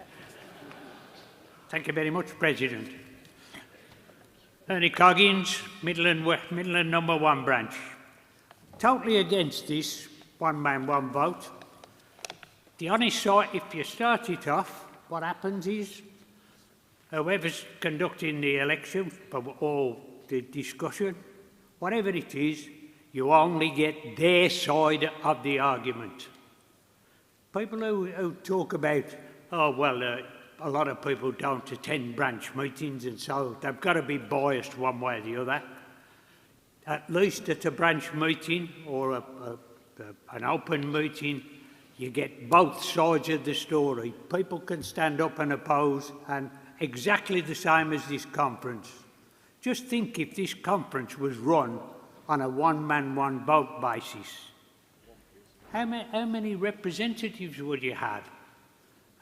As a good example is the way that Benetton Healthcare is going these days. Don't know how many people are members of that, but you'll find that they've gone to the one-man, one-vote idea. What they've done is made giant branches, and from those giant branches they elect one delegate to go to conference. You've cut it where there was over 300 delegates going to a conference. Nowadays you get 78. Now, if that is the way to you want to conduct your union, then take it by all means. But as far as I'm concerned, you're going down a path that there's no return from. Throw this out. Thank you. Right. Can I just say, Ernie, that that I didn't want to interrupt you in full flow, but it's not one man, one vote, it's one person, one vote. Thank you. Hugh.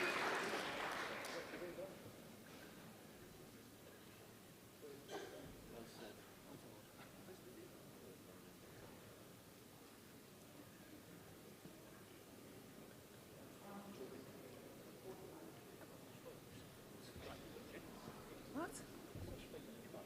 No, hang on a minute. What do you mean you want to speak in the debate? There wasn't a point of order. Oh, right. Okay, carry on. Sorry. I thought you shouted point of order, Hugh, and I'm sorry. That's what I heard. Right, sorry, it's not a point of order conference, as I thought it was. Hugh wants to speak in the debate. Sorry, President. President Conference. And one member, one vote. I think this might be a BT issue. Because on our postal side, divisional reps, one member, one vote. We've got rid of counters, territorial reps, I was one member, one vote. Regional secretaries, which covers BT and the post office and everyone else, one member, one vote. Capita, field officials, we just had an election, one member, one vote. A conference. Let's have a look what this prop actually says. It says for the most democratic way to elect officials and lay officials to national industrial posts. And that should be one member, one vote. So I don't know if I'm missing something and the London Phoenix branch are missing something on the telecom side. It's one member, one vote. In the Labour Party, it took ages to get rid of a block vote, and it's one member, one vote. And the end thing here, it says clearly, unless my English is slightly different from the platform over here, the NEC is therefore instructed to bring motions to the 2023 conference that would ensure that future elections of officials and lay officials to national industrial positions are by one member, one vote. So unless they're doing something different on the telecom side, can some telecom branches come up here and tell us what's going on? Because I thought, I've been here about 42 years in this union, and I thought we've moved away from this block vote to one member, one vote. And that's how we elect all those. I'll just repeat them again. Divisional reps, counters, territorial reps, which has now been abolished, regional secretaries, capital field officers, and there's probably a few that I've missed. So I support this motion. Thank you. Thank you, Hugh. Right. Are there any other speakers in this debate? No? Right. Call Steve Halliwell on behalf of the NEC, please. President, Conference, Steve Halliwell, NEC, for the Conference to oppose this proposition. Conference, the NEC is completely with one member, one vote. We've embraced it for years. We believe in democracy. We believe in maximum participation. And we believe that branches, before they make any decisions on block votes, should actually consult with their members on how they should vote. So again, it's about member participation. So it's not radical what we're already doing currently. And what we're actually saying is that we're actually opposing this proposition based upon facts. And Hugh, to be fair, touched on some of the things. So we've got national industrial positions of national officers, NEC, PEC and TFSE positions are all elected and are always elected by one member, one vote. And that process by an individual member ballot. So motion 26 is not necessary for it to actually tell us to do things that we're already doing. So we don't need to bring anything forward to a future conference to tell us to do something that we're already doing. It's just really unnecessary. Positions to the Standing Orders Committee, the TUC delegations, UNI, and the Labour Party, of course, are not industrial positions, and they are elected by branch ballot. So again, that would fall outside of the remit of this proposition. On the TNFS side, lay national team members are elected by branch block vote of the relevant members. Therefore, that's where we believe where this proposition is coming. But that's always been the case, and the approach was agreed by a TNFS conference in 2011. But what's important is that those individuals are still answerable to the TFSE executive. So, you know, they're not just people that can go in and negotiate anything that they want. They're still answerable for that. So if the purpose of this proposition is to change the approach to electing lay TFS national team members, then that should go to the TNFS conference, not to General Conference, to TNFS, because that's where the decision was made in the first place. But when that decision was made by that conference, there was very good reasons for that. And that was because there was specialists in very small companies. Obviously, the telecom side is fragmented with smaller companies. So that's why it was done in that way, and that's why that decision was made. It was about making sure that those members were represented by people that actually work in those companies. So that was where the branch block vote came in, so that only those members, those branches with members in them got to elect those individuals. So again, what we're saying is that should go to the TNFS conference. It shouldn't be debated here. It's a conference, and we're asking you to oppose this proposition based upon facts, not on emotion. We believe in one member, one vote, and we'll continue to do so. So please oppose. Thank you, Steve. Jeffrey, can you do the right to reply?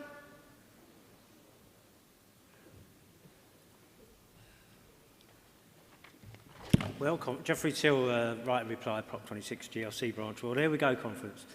It's all right to have a block vote in the telecoms executive and telecoms industry and conference, but it's not all right to have a block vote in the postal, and it's not all right to have a block vote here. But we are one union, are we not?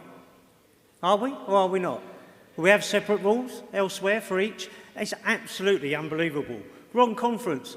You're going to ask the telecoms executive conference that vote their mates in, because this is what we're talking about. You can ask them to vote against themselves. Turkey's voting for Christmas.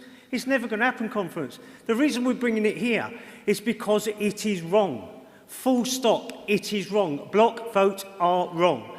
And just on the bit of the opposition is, because of the turnout in elections, it's better because we know best. I would suggest what we do is go out and engage with the members a bit more and get the voting strength up, because it is a disgrace the amount of people who vote in elections. I've got no issue with that. But it's our job as activists to go out there and motivate the members to vote. And just to say, it is industrial positions we're talking about. I just want to make that absolutely clear. And Hugh, you summed it up. And it is a telecoms issue, right? But it doesn't matter because it affects us all, because we are one union. If we're one union and we do actually believe in one person, one vote, then please, please, please, I'm begging you, support the proposition. Thank you, Jeffrey. Right, I'm putting motion 26 to the vote. All those in favour? And all those against? That's not carried. Right, moving on to motion 27 in the name of the Great Western Branch.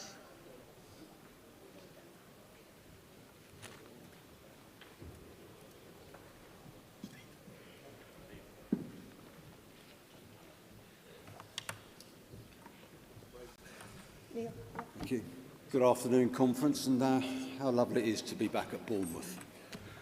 And just for your information, I'm very slow, so you'll be all right with the hands, okay? This proposition, which I'm moving on behalf of the Great Western Branch, and I am Neil Crowthall, the Secretary of that branch, is a very simple proposition, actually, a motion. And basically, it's about marking the homework. Each conference, we pass a number of motions. Those motions, I presume, are taken on board by our national executive, and they form the strategy, the goals and objectives of the following year. And basically, they're conference's instructions to you as to what we want as a conference, as a member of the union, to perform on our behalf. Now, in the real world, you're not going to achieve everything that our conference asks you to do. However, it would be very beneficial, would it not, for us to have a report on how many of those motions have been met, how many have not been met, and some that were impossible to achieve because of the nature of those motions. And it would be very beneficial, we believe, for our membership to see that in a very simple addendum at the back of this particular, or a particular, if you like, conference agenda pad, with a list of where you are on the previous year's instructions from our members. Achieved, not achieved, ongoing. Very simple. And then we can look at those results and judge our executive. And this enables us to make a very informed decision when elections are coming up. And when I, for example, talk to my membership in Great Western Branch and they say, you know, so-and-so and so-and-so, I won't mention any names, Andy, he hasn't done this, he hasn't that. And I can say, well, hold on, because last year the executive actually were instructed to perform on 120 motions, of which they've managed to achieve on 60. Some are still ongoing, and by the way, some of these have not been achieved. So basically, this is a very simple way of the membership understanding how effective our leaders are. And that cannot be a bad thing, can it? Because that forms the basis of our opinion making of to who we select in the future, and also to give our membership guidance, and also to let them know how we're doing as a collective. So I ask you, please, to look at this motion in that spirit, and let's see how their homework has been done. Thank you very much. Thank you, Neil. Is there a seconder for your motion? Seconder? Thank you. Motion's open for debate. Any debate? No? Right. Call Mahmood Ali on behalf of the NEC. Thanks, Chair. Conference, Mahmood Ali on behalf of the NEC, asking Conference to oppose the motion 27. I must say, NEC has some sympathy with the overall aim of the motion, because we do agree that there needs to be a mechanism that enables branches to track and assess NEC's performance in dealing with previous year's conference policy. But we believe the proposed method in this motion isn't the right way to go about it. It's neither feasible nor is it robust. The motion is asking for an addendum to be added on to conference handbook, but the mover explained he actually meant into agenda pad. But he also says the General Secretary must also explain each and every motion that was carried in the last conference and the progress on that, whether it's been, whatever the progress has been made on that. This is almost impossible task, considering we carry dozens of motions in each conference, then those motions are handed to the different officers, supported by committees and teams, and they cover wide-ranging areas, and then giving a verbal report after a year about the previous year, in this conference, about the previous conference, it will take a lot of time, and it might not be the progress good enough. So what we want to do, we believe the conference policy already exists, which is robust and effective. A motion 102 in the name of London Postal Engineering Branch was carried, asking the NEC to introduce a reporting process that includes an update to the branches twice a year. The work started in 2015. LTB 64315 was issued, not only to commit to produce report twice a year, but also to add the report onto the website. After conference 2019, which was the last face-to-face conference we had, after that, NEC took a decision that we will also update the NEC quarterly. Unfortunately, due to the pandemic and in the absence of face-to-face conferences, that work stopped and we couldn't continue. Now that we're back on the track, we started to have face-to-face conferences. We need to put that system back on the track twice a year, not once a year, twice a year, in writing, report to the branches, also on the website. Please oppose. Thank you, Mahmood. Right, Neil, there's been opposition. Do you want to exercise your right of reply?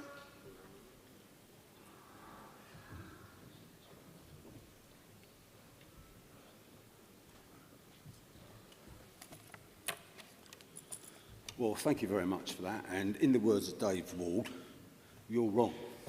And the reason you're wrong is because we need to see the progress. And I understand that you might think that it's going to take our General Secretary a long time to talk about the motions, but he can simply say, we had 120 motions last year. I'm really pleased to say we've been successful in 60 of them.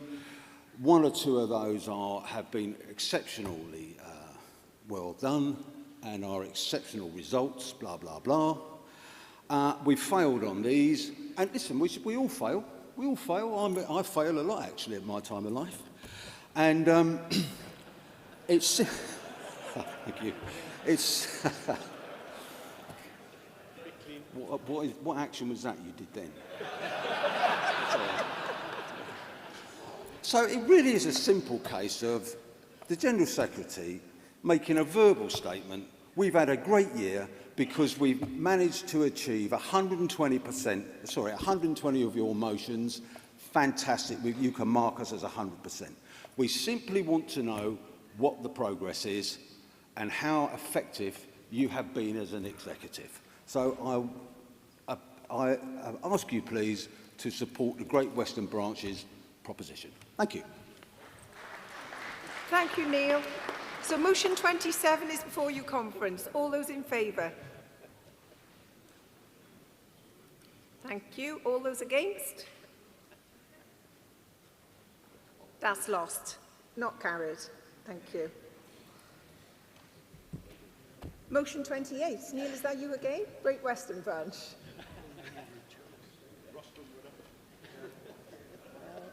I think it was the mines it went into as opposed to the Good afternoon, conference. I'm humbled by your support. Neil Crowthall, Secretary of the Great Western Branch, to move motion 28. Once again, this is about our National Executive, who I admire immensely. However,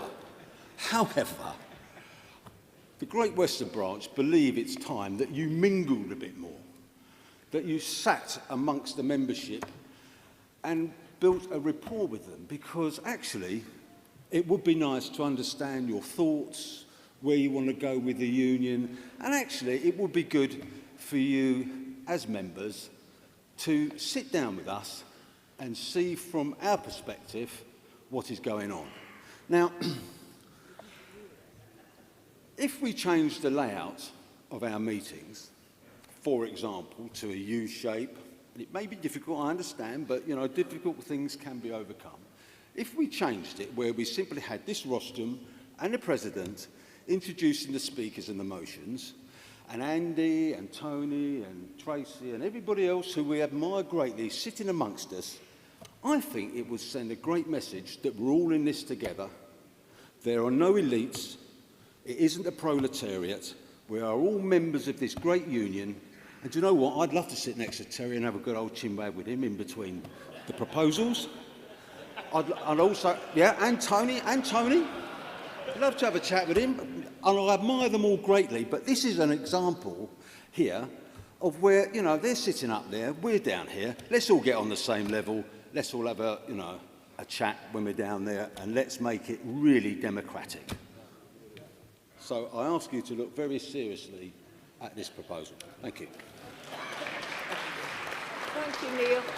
Is there a seconder for the motion? Formally, thank you. The motion's open for debate. Any debate? Yeah, Nigel? Yeah, there, here. If you just take seats over there. Any other speakers? Yeah. I got 5 chairs there and one's going to be on the rostrum, so any more?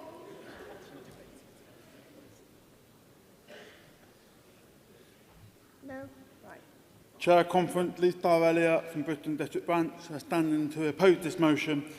While I understand the principle of the motion, from my perspective and my experience, it's not a suitable motion and it shouldn't be carried on the basis it's discriminatory. It's been well accepted that all conferences are best accessible on a theatre format. You've got the big screen, you've got the interpreter for those who need it, and it allows people on the floor to see the top table and the speakers. By going to any other format, it makes it very, very difficult for those with disabilities to be included in that conference, I oppose. Thank you, Lee. Michael?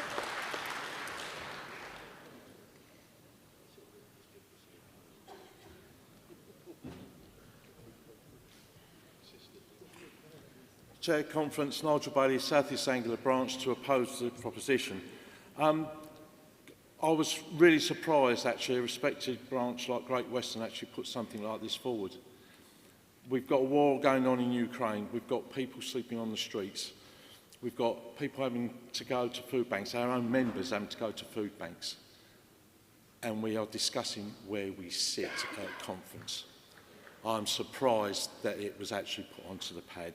And quite frankly, I do like sitting out there because it means I can see our executive. I can see the ones who have gone asleep or are nodding off. I can see the ones who are squirming when we then challenge them and see their faces. That's what I want to see. And I think really for this to be put onto the pad in the first place, I'm amazed it actually got there. So please oppose it. Thank you very much for your time. Thank you, Nigel. Next speaker.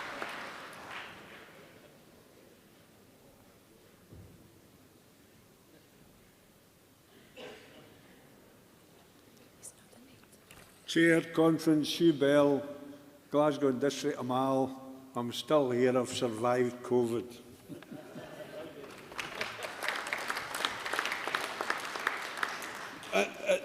Add on to what the contributions so far have been, and everybody seems to be opposing, it's just no feasible. They can't make a hall like this in a U shape. You look at the seats you're sitting on, they're all fixed in a row, for goodness sake. Having chats, having the NEC sitting among you having chats, they'll all be chatting and nobody listening to me. But this is a joke, bomb it out. Thank you. Thank you. Next speaker, please.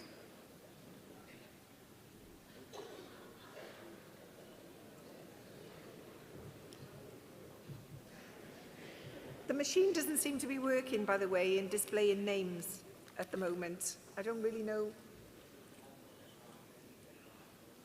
Oh, it's if they haven't got a card, is there? Oh, right, okay. Sorry. In which case, speakers in future, when you're coming up, can you try and bring your card with you, please? Thank you. Yeah, thank you, Chair. Alan Jones, Warrington's Mail Centre Branch. Every one of these members have probably sat down there. I mean, they're all elected people. It doesn't matter where they sit. These people are elected and have done them jobs, some of them for 40 years. They're entitled to sit there, and so please oppose this motion. Thank you. Any more debate? No. Call Mick Kavanagh on behalf of the NEC.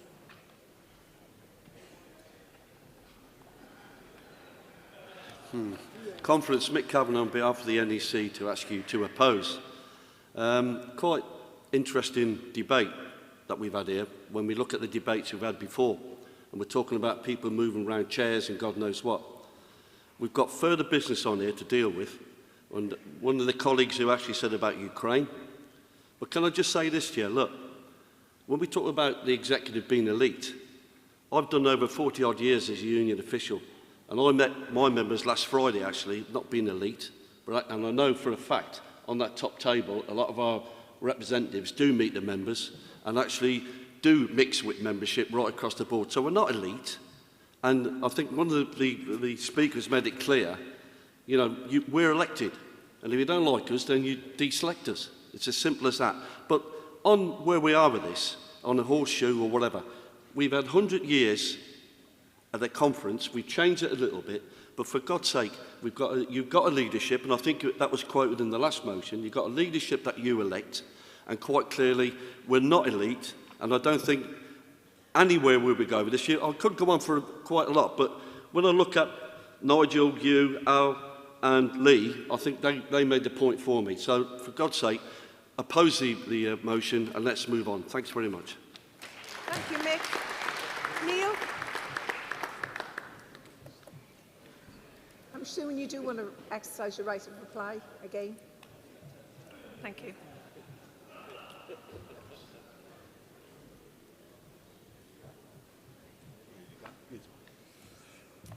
Neil Crowthall, Secretary of the Great Western Branch. Having listened, we have a right to reply, obviously. And I would just like to say thank you for the comments and the, if you like, opposition to this motion. I think it's been an interesting debate. I still feel that our executive should sit amongst our members, and I ask you to consider this seriously. Thank you very much. Thank you, Neil. Right, motion 28. All those in favour, please show. Thank you. All those against? I think that's clearly lost. Right, conference. We're now moving on to section 4B. Motion 29 was withdrawn. So moving to motion 30, which is a composite motion, and I think, is it South East Anglia to move? Oh, it's Maxine, sorry, I didn't see you over there. Preempted it, well done.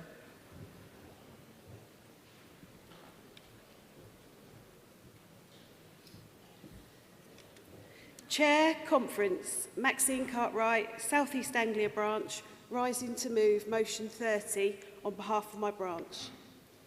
The recent pandemic has resulted in a tidal wave of mental health related issues in the workplace and has elevated mental health and well-being up the priority list for most organisations. As mentioned this morning, the CWU has set the benchmark for other trade unions to follow. This has been very clearly evidenced at the recent Inside Out Mental Health 2022 Awards, where the CWU received 2 awards in recognition of the significant work we do in the field of mental health and workplace stress, the support given to our members in the workplace, our REPS training programme, the various landmark agreements and the significant contributions that mental health first aiders make on a daily basis when creating mentally healthier workplaces. The Mental Health First Aid Award was won by the CWU for having the best strategy in relation to mental health first aid. The Behind the Scene Champion Award went to Jamie McGovern from the North West region for the huge contribution, dedication and commitment he has made moving the mental health agenda forward. Our CWU Mental Health First Aid tutors have trained over 200 mental health first aiders, both online and in the classroom, and this is having a significant impact in the workplace by supporting members and ensuring risk assessments are carried out. This is really just the tip of the iceberg, however, as there is already increasing demand for REPS training in every region, and as demand outstrips supply, a good case can be made when assessing the viability of training mental health first aid tutors. We now have regional mental health leads in each region who can and do support reps and branches in dealing with members with poor mental health. All this motion is asking is that in order to take this work forward, the NEC is instructed to consider the following: regions to develop their own mental health priorities, build and consolidate peer-to-peer networks within regions and branches, regions and branches to build links with local mental health charities and organisations, access the viability of further training of mental health first aid tutors, continue to train reps in mental health awareness as mental health first aiders, develop targeted CWU communications, including a web page, social media pages or similar. Conference acknowledges and commends the vital work and achievements already undertaken by the CWU collectively in relation to mental health in the workplace. However, there is so much more to be done, and this motion puts forward a clear strategy that will enable us to build upon, improve and strengthen the superb work that has already been undertaken over a number of years. I would like to place on record also thanks to Steve Jones from the NEC for his continued support in pushing the mental health agenda forward. Conference, please support this motion. Thanks, Maxine. Is there a seconder?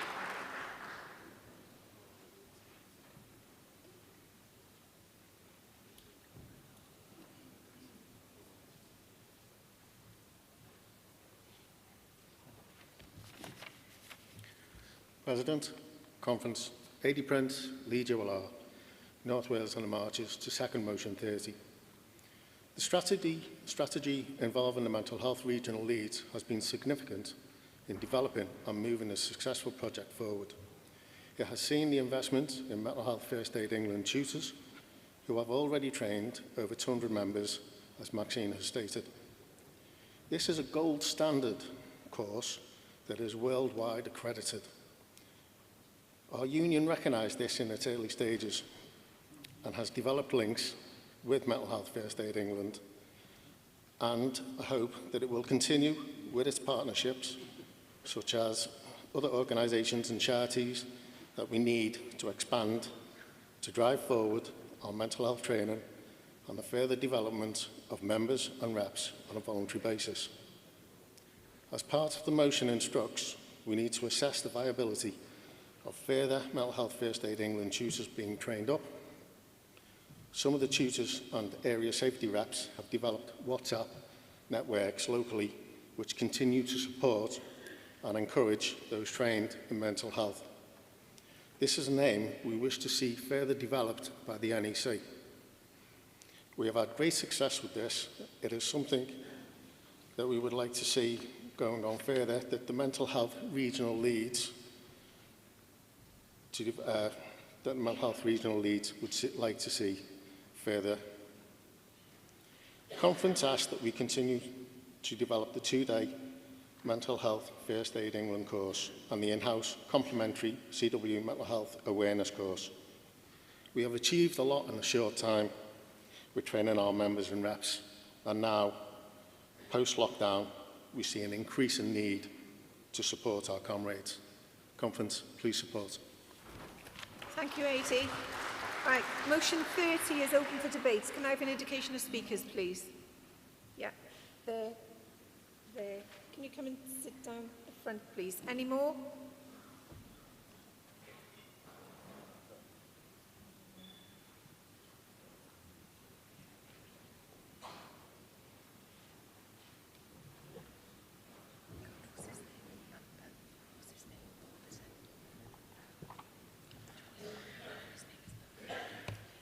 President, Conference, Mark Harper, Regional Secretary, Midlands, speaking on behalf of the Midland region. I don't want to take up too much of your time, as the motion is down to support. I've already covered, and some of the last two speakers have already covered the many merits of this motion. I think it is vitally important that all regions and branches push forward with the work the motion is putting in. The Midland region has work to do, I understand that, and we will be, along with the ULR lead, and the other officers pushing what is covered in this motion forward. And the base this motion will build on and will continue the brilliant work already being done in regions and branches. The Mover and Secretary have already touched on the excellent work Jamie McGovern and Mark Holt have done in the North West region, and I'd like to place on record a thanks from the Midland region for coming to the regional conference late last year and speaking. It was an inspiration to the branches who attended. Please support. Thank you, Ma'am.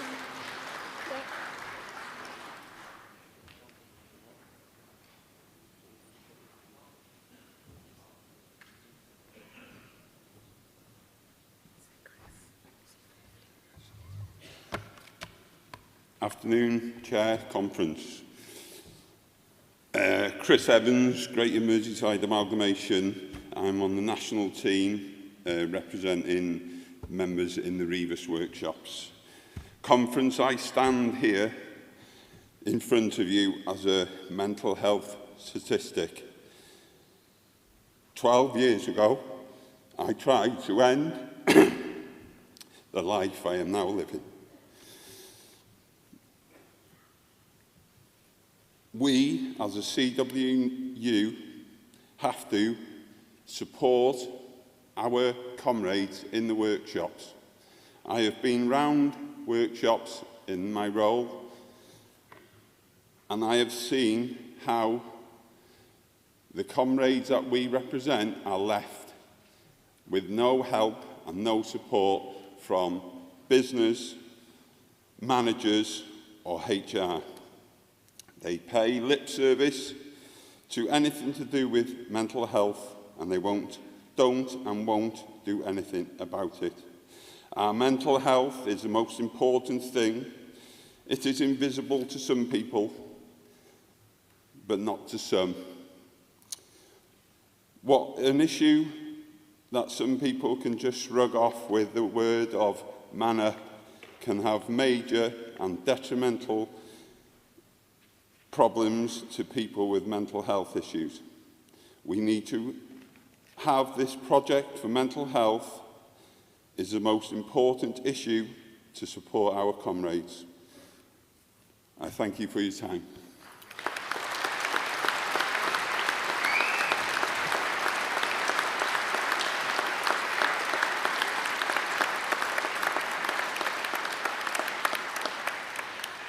Thank you, Chris, for that contribution that was clearly difficult for you, and well done. Right, call in Steve Jones now on behalf of the NEC.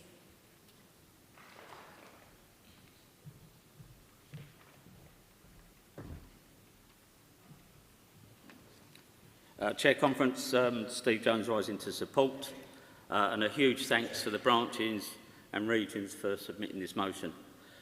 10 years ago, practically to the day, I was sitting in this hall, not up here, down there, and motion 151 was being moved by Paul Moffat on behalf of the Eastern region. Paul spoke eloquently about his personal mental health battles and that of many members in the region. I have to say, I sat riveted listening to Paul, not just because of what he said, but because I lost my son to suicide literally a few weeks earlier. Whilst this union has carried motions raising mental health awareness and the horror of suicide going back more than 20 years, it wasn't until 2018 when motion 69 from the South East, number 5, and the Eastern region was carried that things really started to move. I'm pleased to say that this motion outlines where we are and provides a clear direction to where we need to be, and is absolutely complementary to the work that we have been doing.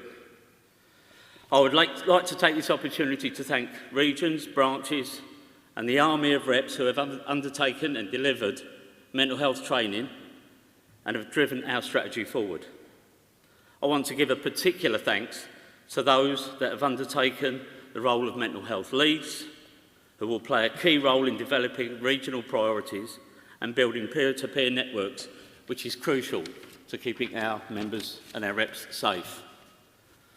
I have to say that while I think we are still on a long journey, I believe in many ways we are in advance of any other union. I was sat in on a number of TUC and Labour Party forums where some understandable concern has been expressed about trained union reps compensating for the failure in responsibility of management or even the government. My response to this is threefold. Firstly, we seek to provide support and networks, but secondly, it should never be at the expense of us fighting to ensure our members' working conditions are not the cause of poor mental health. And thirdly, as I said when I addressed the Labour Party conference in 2018, and I quote myself, "I will not rest until the inequalities and oppression that leads many people to desperation ends." I went on to say that I would not rest until Jeremy Corbyn was in number 10. Now that sadly is never going to happen, but I'll replace it with this. I will not rest until the vision our General Secretary has laid down and supported by the TUC has been delivered, and that means every single one of us doing what we can, wherever and whenever we can, and for as long as we can, for the biggest threat to well-being of ordinary people is an exploitative and unequal society. Conference, I believe that we have made a real difference. We've begun to unlock the taboo for many, which is not only to break the silence, but encourage people to open up about their struggles. And there are instances of members saying they don't believe they would be here if it wasn't for this union. Conference, whilst there is nothing that will bring my son back, there is comfort in knowing that we are making real, meaningful difference. Thanks and please support.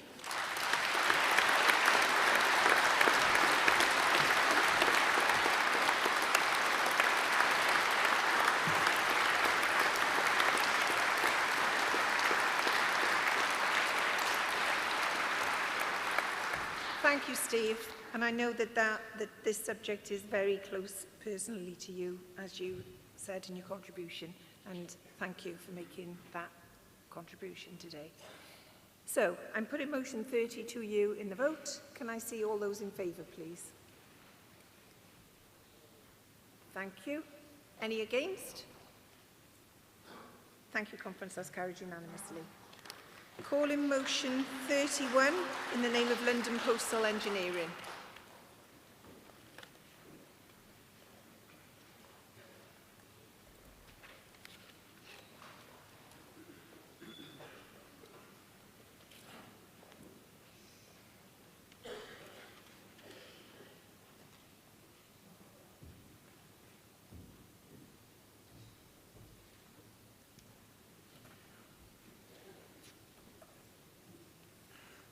President, Conference, Ian Carty of London Postal Engineering Branch, speaking on motion 31.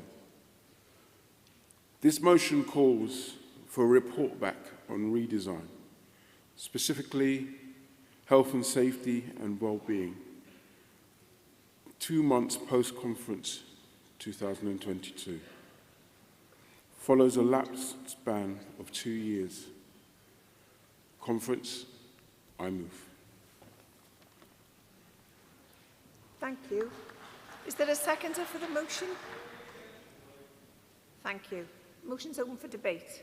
Any debate? Yeah. Any other speakers?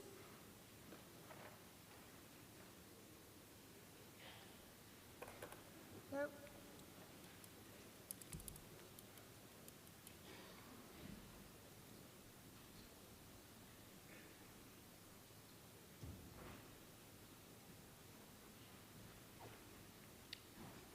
President, Conference, Andy Hickham, North Staff's Postal Branch.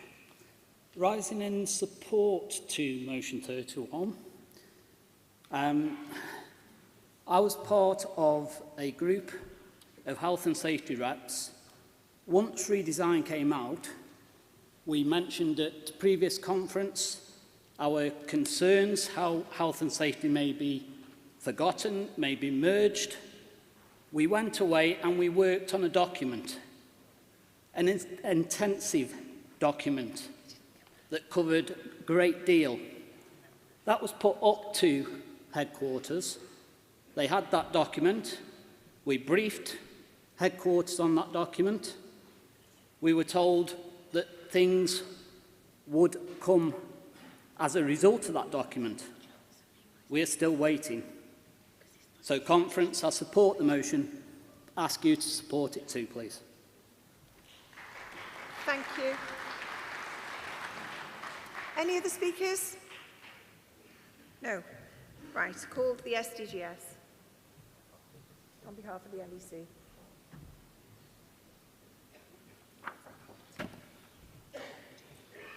Someone's left a pen, black one with gold top.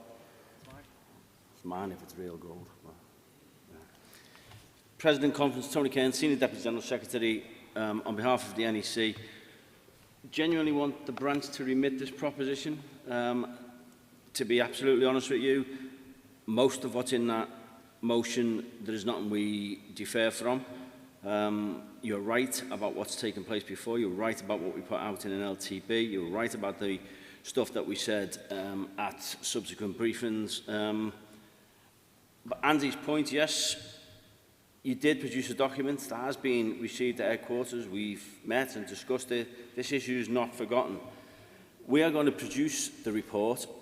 The executive have already agreed that we will be bringing forward the new structure, which will go to the NEC, the outline of which will go to the NEC in May.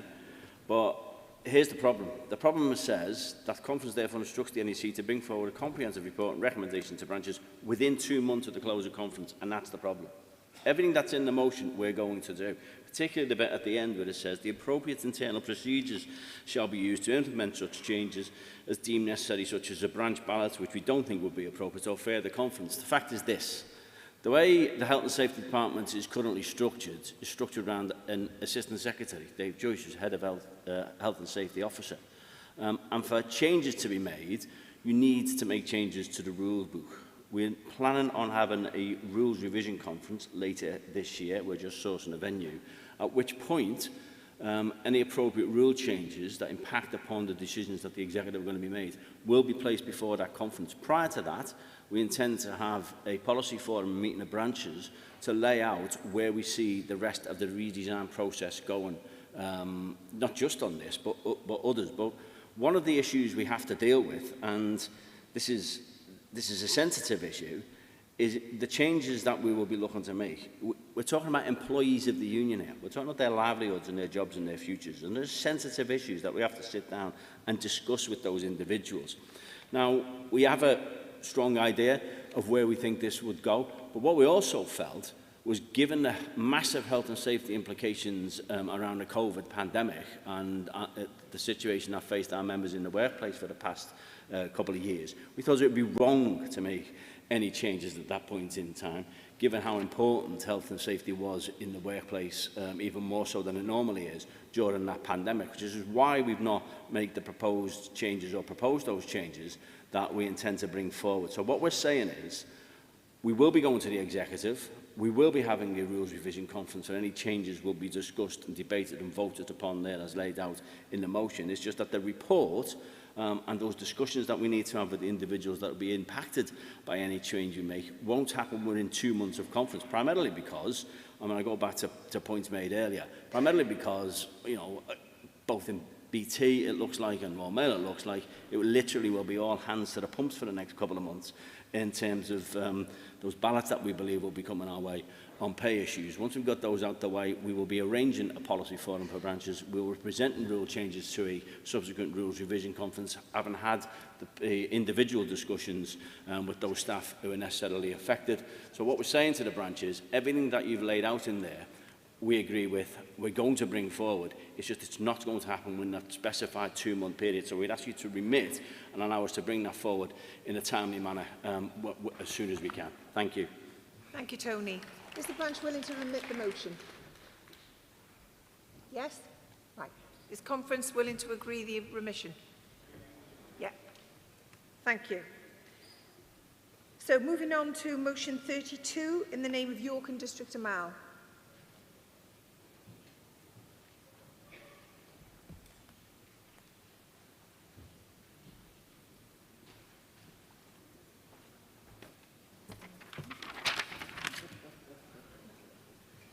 Conference, Chair Neil Gibson to move motion 32 on behalf of my branch, York and District Tamil. Conference, all motion 32 is asking for is a review and report back to see if the CWU has delivered its aspirations set out in previous conferences for the development and progression of young workers.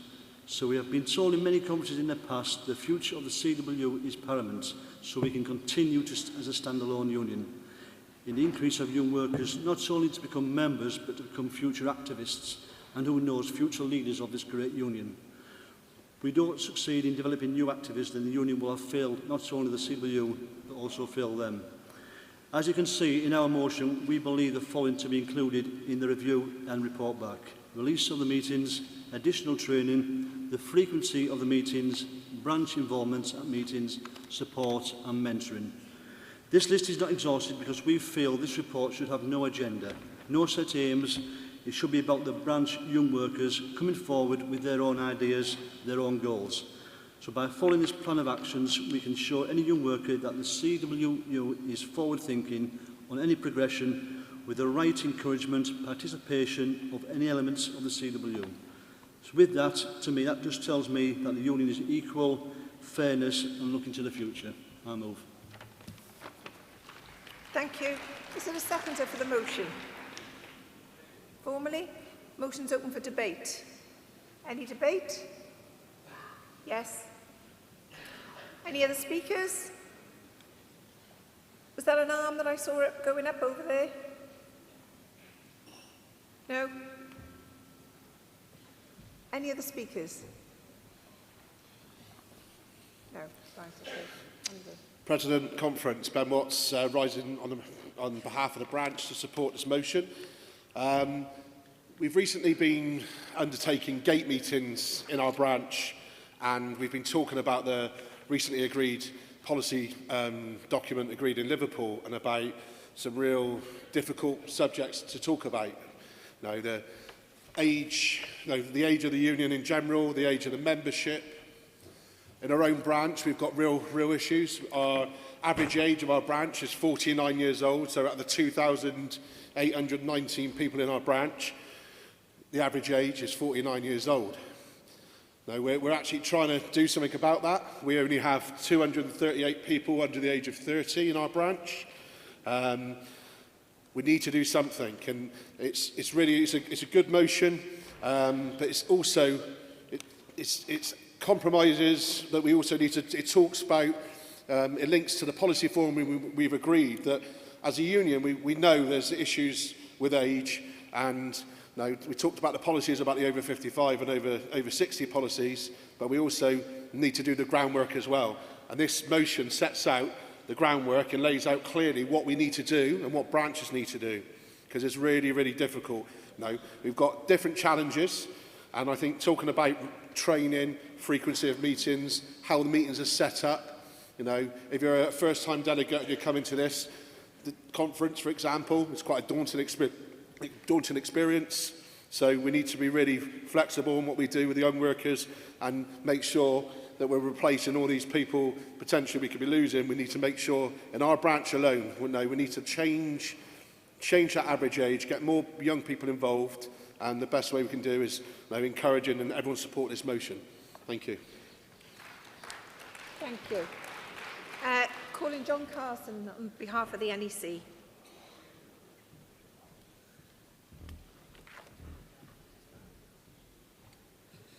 Chair, comes John Carson on behalf of the NEC, and I'd just like to say how proud and privileged I am to be a first-time speaker on behalf of this National Executive for WASP, which is the greatest workplace union in the UK. And I'd like to thank the branch for bringing this forward. I think it's a very good motion. It addresses a very important issue because we have faced many changes with our own structures and many changes in society, particularly over the previous couple of years, and it's very good that we take an assessment of them, how they're affecting our young workers and the kind of plan that we can put in place to move forward, because we have made great progress, and just recently we have introduced a new mentoring scheme which will touch so many different aspects of the union, and we are making great headway with that. But it's a very particular issue when it comes to addressing our young workers who have been affected particularly by COVID in terms of their activism. And it's a very difficult task, as Ben has outlined, about organising young workers, because young workers, of course, are facing so many competing priorities in this world, particularly when it comes to terms and conditions and work across different sectors, when it comes to housing and particularly when it comes to mental health. Though in many ways it has ever been thus, and next week is the 50th anniversary of Jimmy Reid's rectorial address to Glasgow Uni, and I would recommend everyone looks at it, because he talks about alienation, and he talks about the impact that capitalist society can have on individuals, how it can divide workers, how it can isolate people, make them vulnerable and easier to control. And that has affected many generations, but is particularly true of our generation. Because in '72 you still had the strongest movement in society, that was the trade union movement. But when we look at the trade union figures for the current generation, and Ben again related to some of those, 40%, almost 40% of trade union members are over 50. Of the CWU, we have over 15,000 members that are under 30, and only 173 of those are activists within the CWU. Over 15,000 members, only 173 activists. So it's clear that we need to take determined and organised action to get ourselves involved in that, because it's about the future of this movement. I believe that this motion does that very strongly, because we only have to look at what's happened with P&O to see that the capitalist class are determined and organised, and therefore we need a determined and organised response, and this is going to form a strong part of that. Please support. Thank you, John. So there's been no opposition, so I'm going to put it to the vote. Motion 32, Conference. Can I see all those in favour? Thank you. Any against? Thank you, Conference. That's carried unanimously. Right, moving on to motion 33, which is in the name of the Young Workers Conference. Quincy?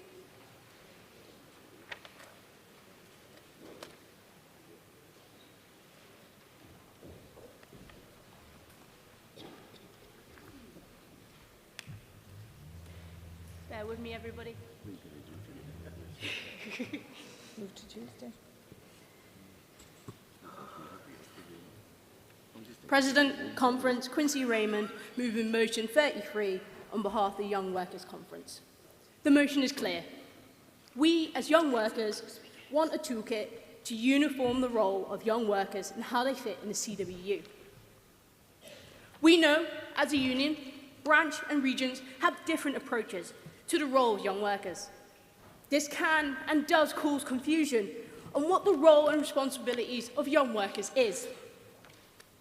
This union continues to work hard to create a continuous flow of representation at all levels.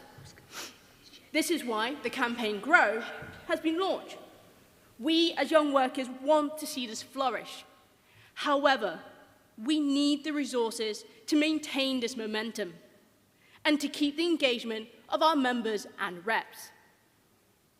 We are instructing the NEC to work with the National Young Workers Committee and other CWU departments to review and relaunch the Young Workers Toolkit. I move. Thank you, Quincy. Is there a seconder for the motion? Formally? In which case the motion's open for debate. Any debate? No? Call John Carson on behalf of the NEC.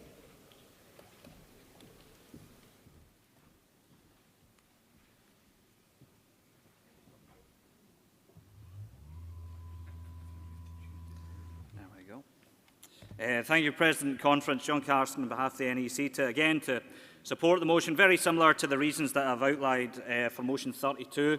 Particularly, I would draw your attention as well to an organising pledge that the TUC drafted in 2020 that CWU was very proud to sign up to. And within that, there was many commitments about particularly organising young workers, and indeed a very strong commitment to engaging with young workers in what we would call the digital-first era. So this toolkit is it's going to be very important because it has to be accessible, obviously, electronically, digitally, to give our young workers and our young workers reps the skills, the confidence to take on the challenges that will come with the role.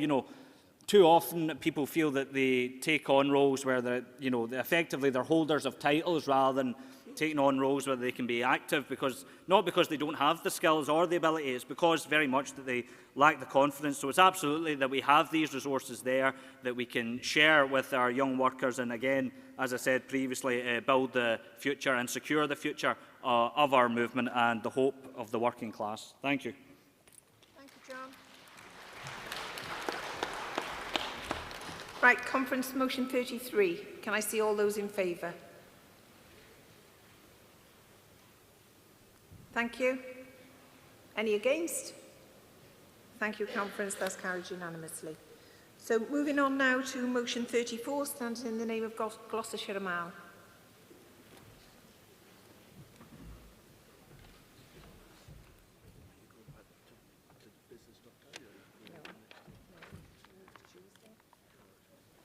Katie Hartland, Gloucestershire Amal, moving motion 34 in the name of my branch. The writing out in full of acronyms and initialisations is standard practice across most industries because it saves time and confusion. It is essential to give clear messages and instructions. My time is valuable.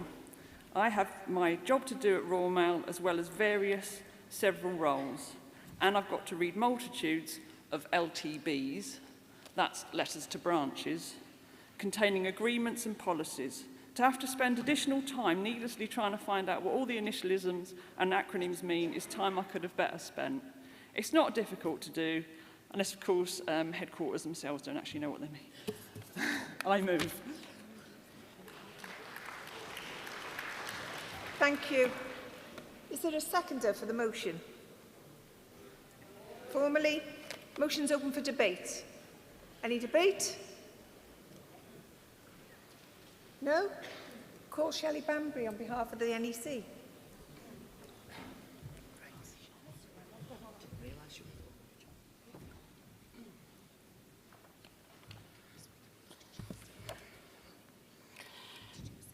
President Conference, Shelley Banbury responding to motion 34 on behalf of the NEC. Conference, the NEC understand the frustration that initialisms, abbreviations and acronyms can cause to current and new reps. To assist this, the Education and Training Department have a CWU Unlock online that they've started to create an acronym list, which can be accessed from the main site as I understand it, but we'll make sure that it is. But understand that that is still work in progress, but there's some really good tools there for you to access. When documents are produced from the departments and shared via LTBs, all initialisms, acronyms and abbreviations are spelled out in full the first time they are used, and we will continue to do this because, again, the NEC understand the frustration felt in the field. However, where the NEC has an issue is with the motion is the last paragraph, where it says all initialisms, acronyms and abbreviations used within our field must be spelled out every time they are used in a document or via communications. The reason this causes us an issue, as you'll be aware, our comms are second to none. We move at pace to get information out quickly, in particular using our social media. We would not be able to fulfil the full terms of the motion as in must due to some social media platforms because the word listing is a barrier. The NEC therefore asks, taking on board that we understand the frustration and that we are putting measures in place, that the branch remit the motion. If the branch are not willing to remit the motion, we would ask conference to oppose the motion as we truly and genuinely could not fulfil it in full in relation to the must with our communications. Thanks, Shelley. There's been opposition, so there's a right to reply. Gloucestershire Amal.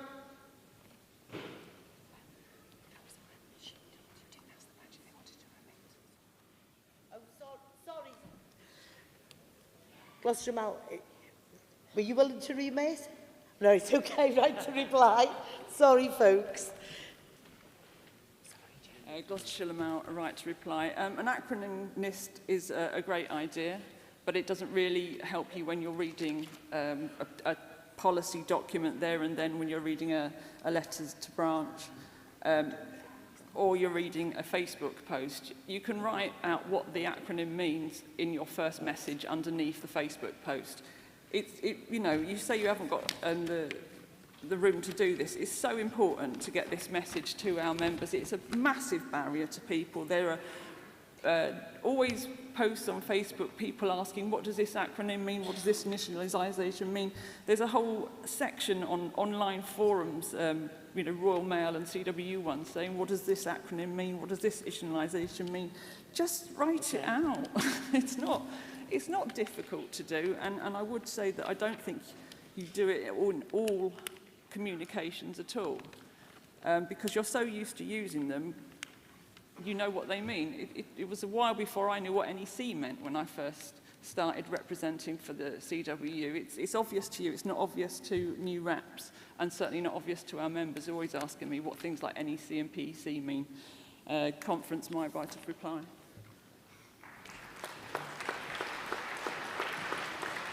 Thanks, Casey. I'm going to put motion 34 to you. All those in favour, please show. Down. Those against? I'll do it again. If it's important, it's important. All those in favour of motion 34?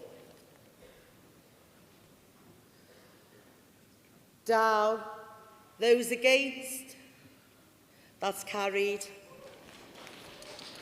Right, that's the end of Sunday's, not the end of conference, the end of Sunday's section. We now move on to Tuesday's business, which is motion 48, Newcastle Amal. Right, I'll give people a bit of breathing space to have a think about that. We do have an issue, and I don't know whether standing orders want to come and see me. After motion 48, we're due to take E3 on the Ukraine, but you've agreed an emergency motion on Ukraine to be on the pad. So it's my intention, because standing orders will have to deliberate what they're doing and where they're going to place E6, that we do motion 48 and then we call it a day. Is that okay? You want an only time. Motion 48, Newcastle.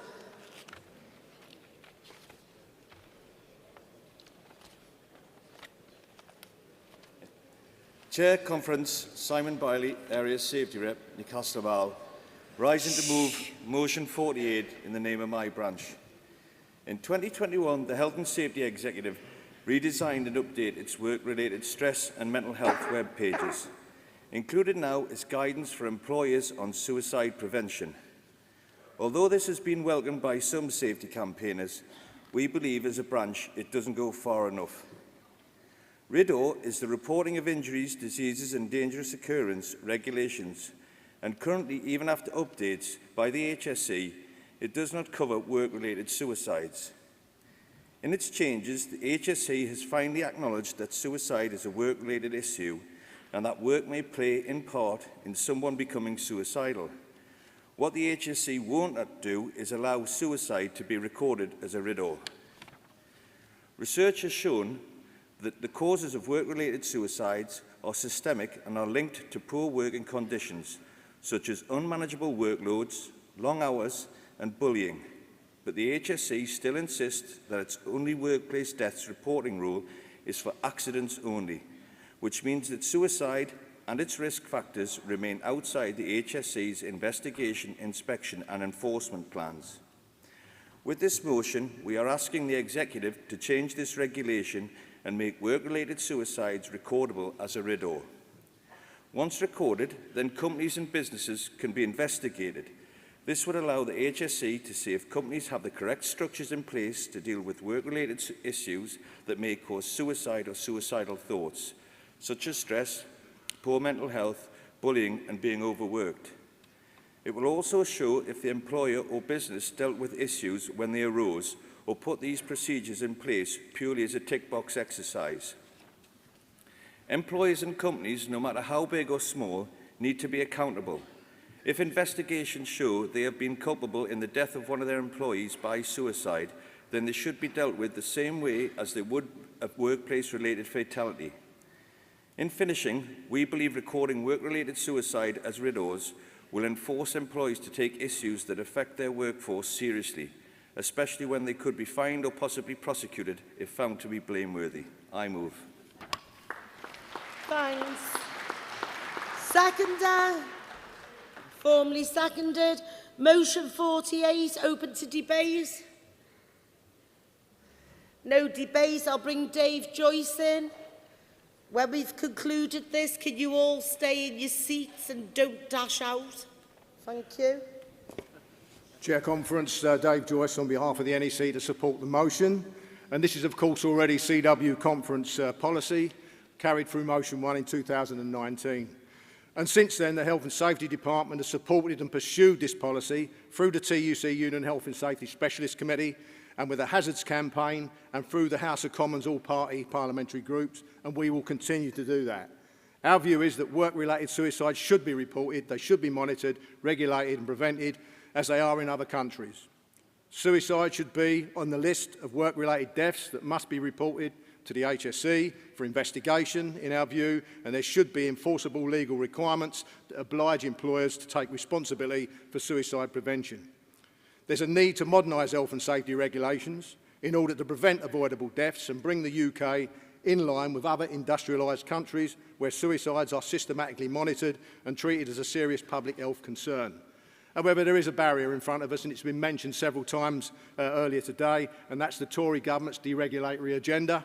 Last October, they launched the reforming for the framework for better regulation, and we will soon face, of course, the Brexit Freedoms Bill designed to have a bonfire of EU regulations, and health and safety regulations are on the target of the right wing of the Tory party. So the trade unions do have a battle ahead of us. But of course, there's a lot of support that we've got. The recent research report published by Sarah Waters of the University of Leeds, strongly supportive of what we're calling for, and that research, unlike many others, has said that suicide, even when there's a clear links to work, is treated as an individual mental health problem when it's wrong. There tends to be a denial on the part of the HSE and other agencies that there's any link whatsoever to the workplace, and that, of course, is wrong. There's a growing concern and support, including research recommendations, that suicide should be included on the list of work-related deaths and must be reported to the Health and Safety Executive. The O'Neill report, the Waters report, both support this and recommend this change. The HSE continues to resist this, and of course the hand of government is behind them and manipulating them in that respect. And we believe, as the motion calls for, there should be requirements under RIDOR to report that.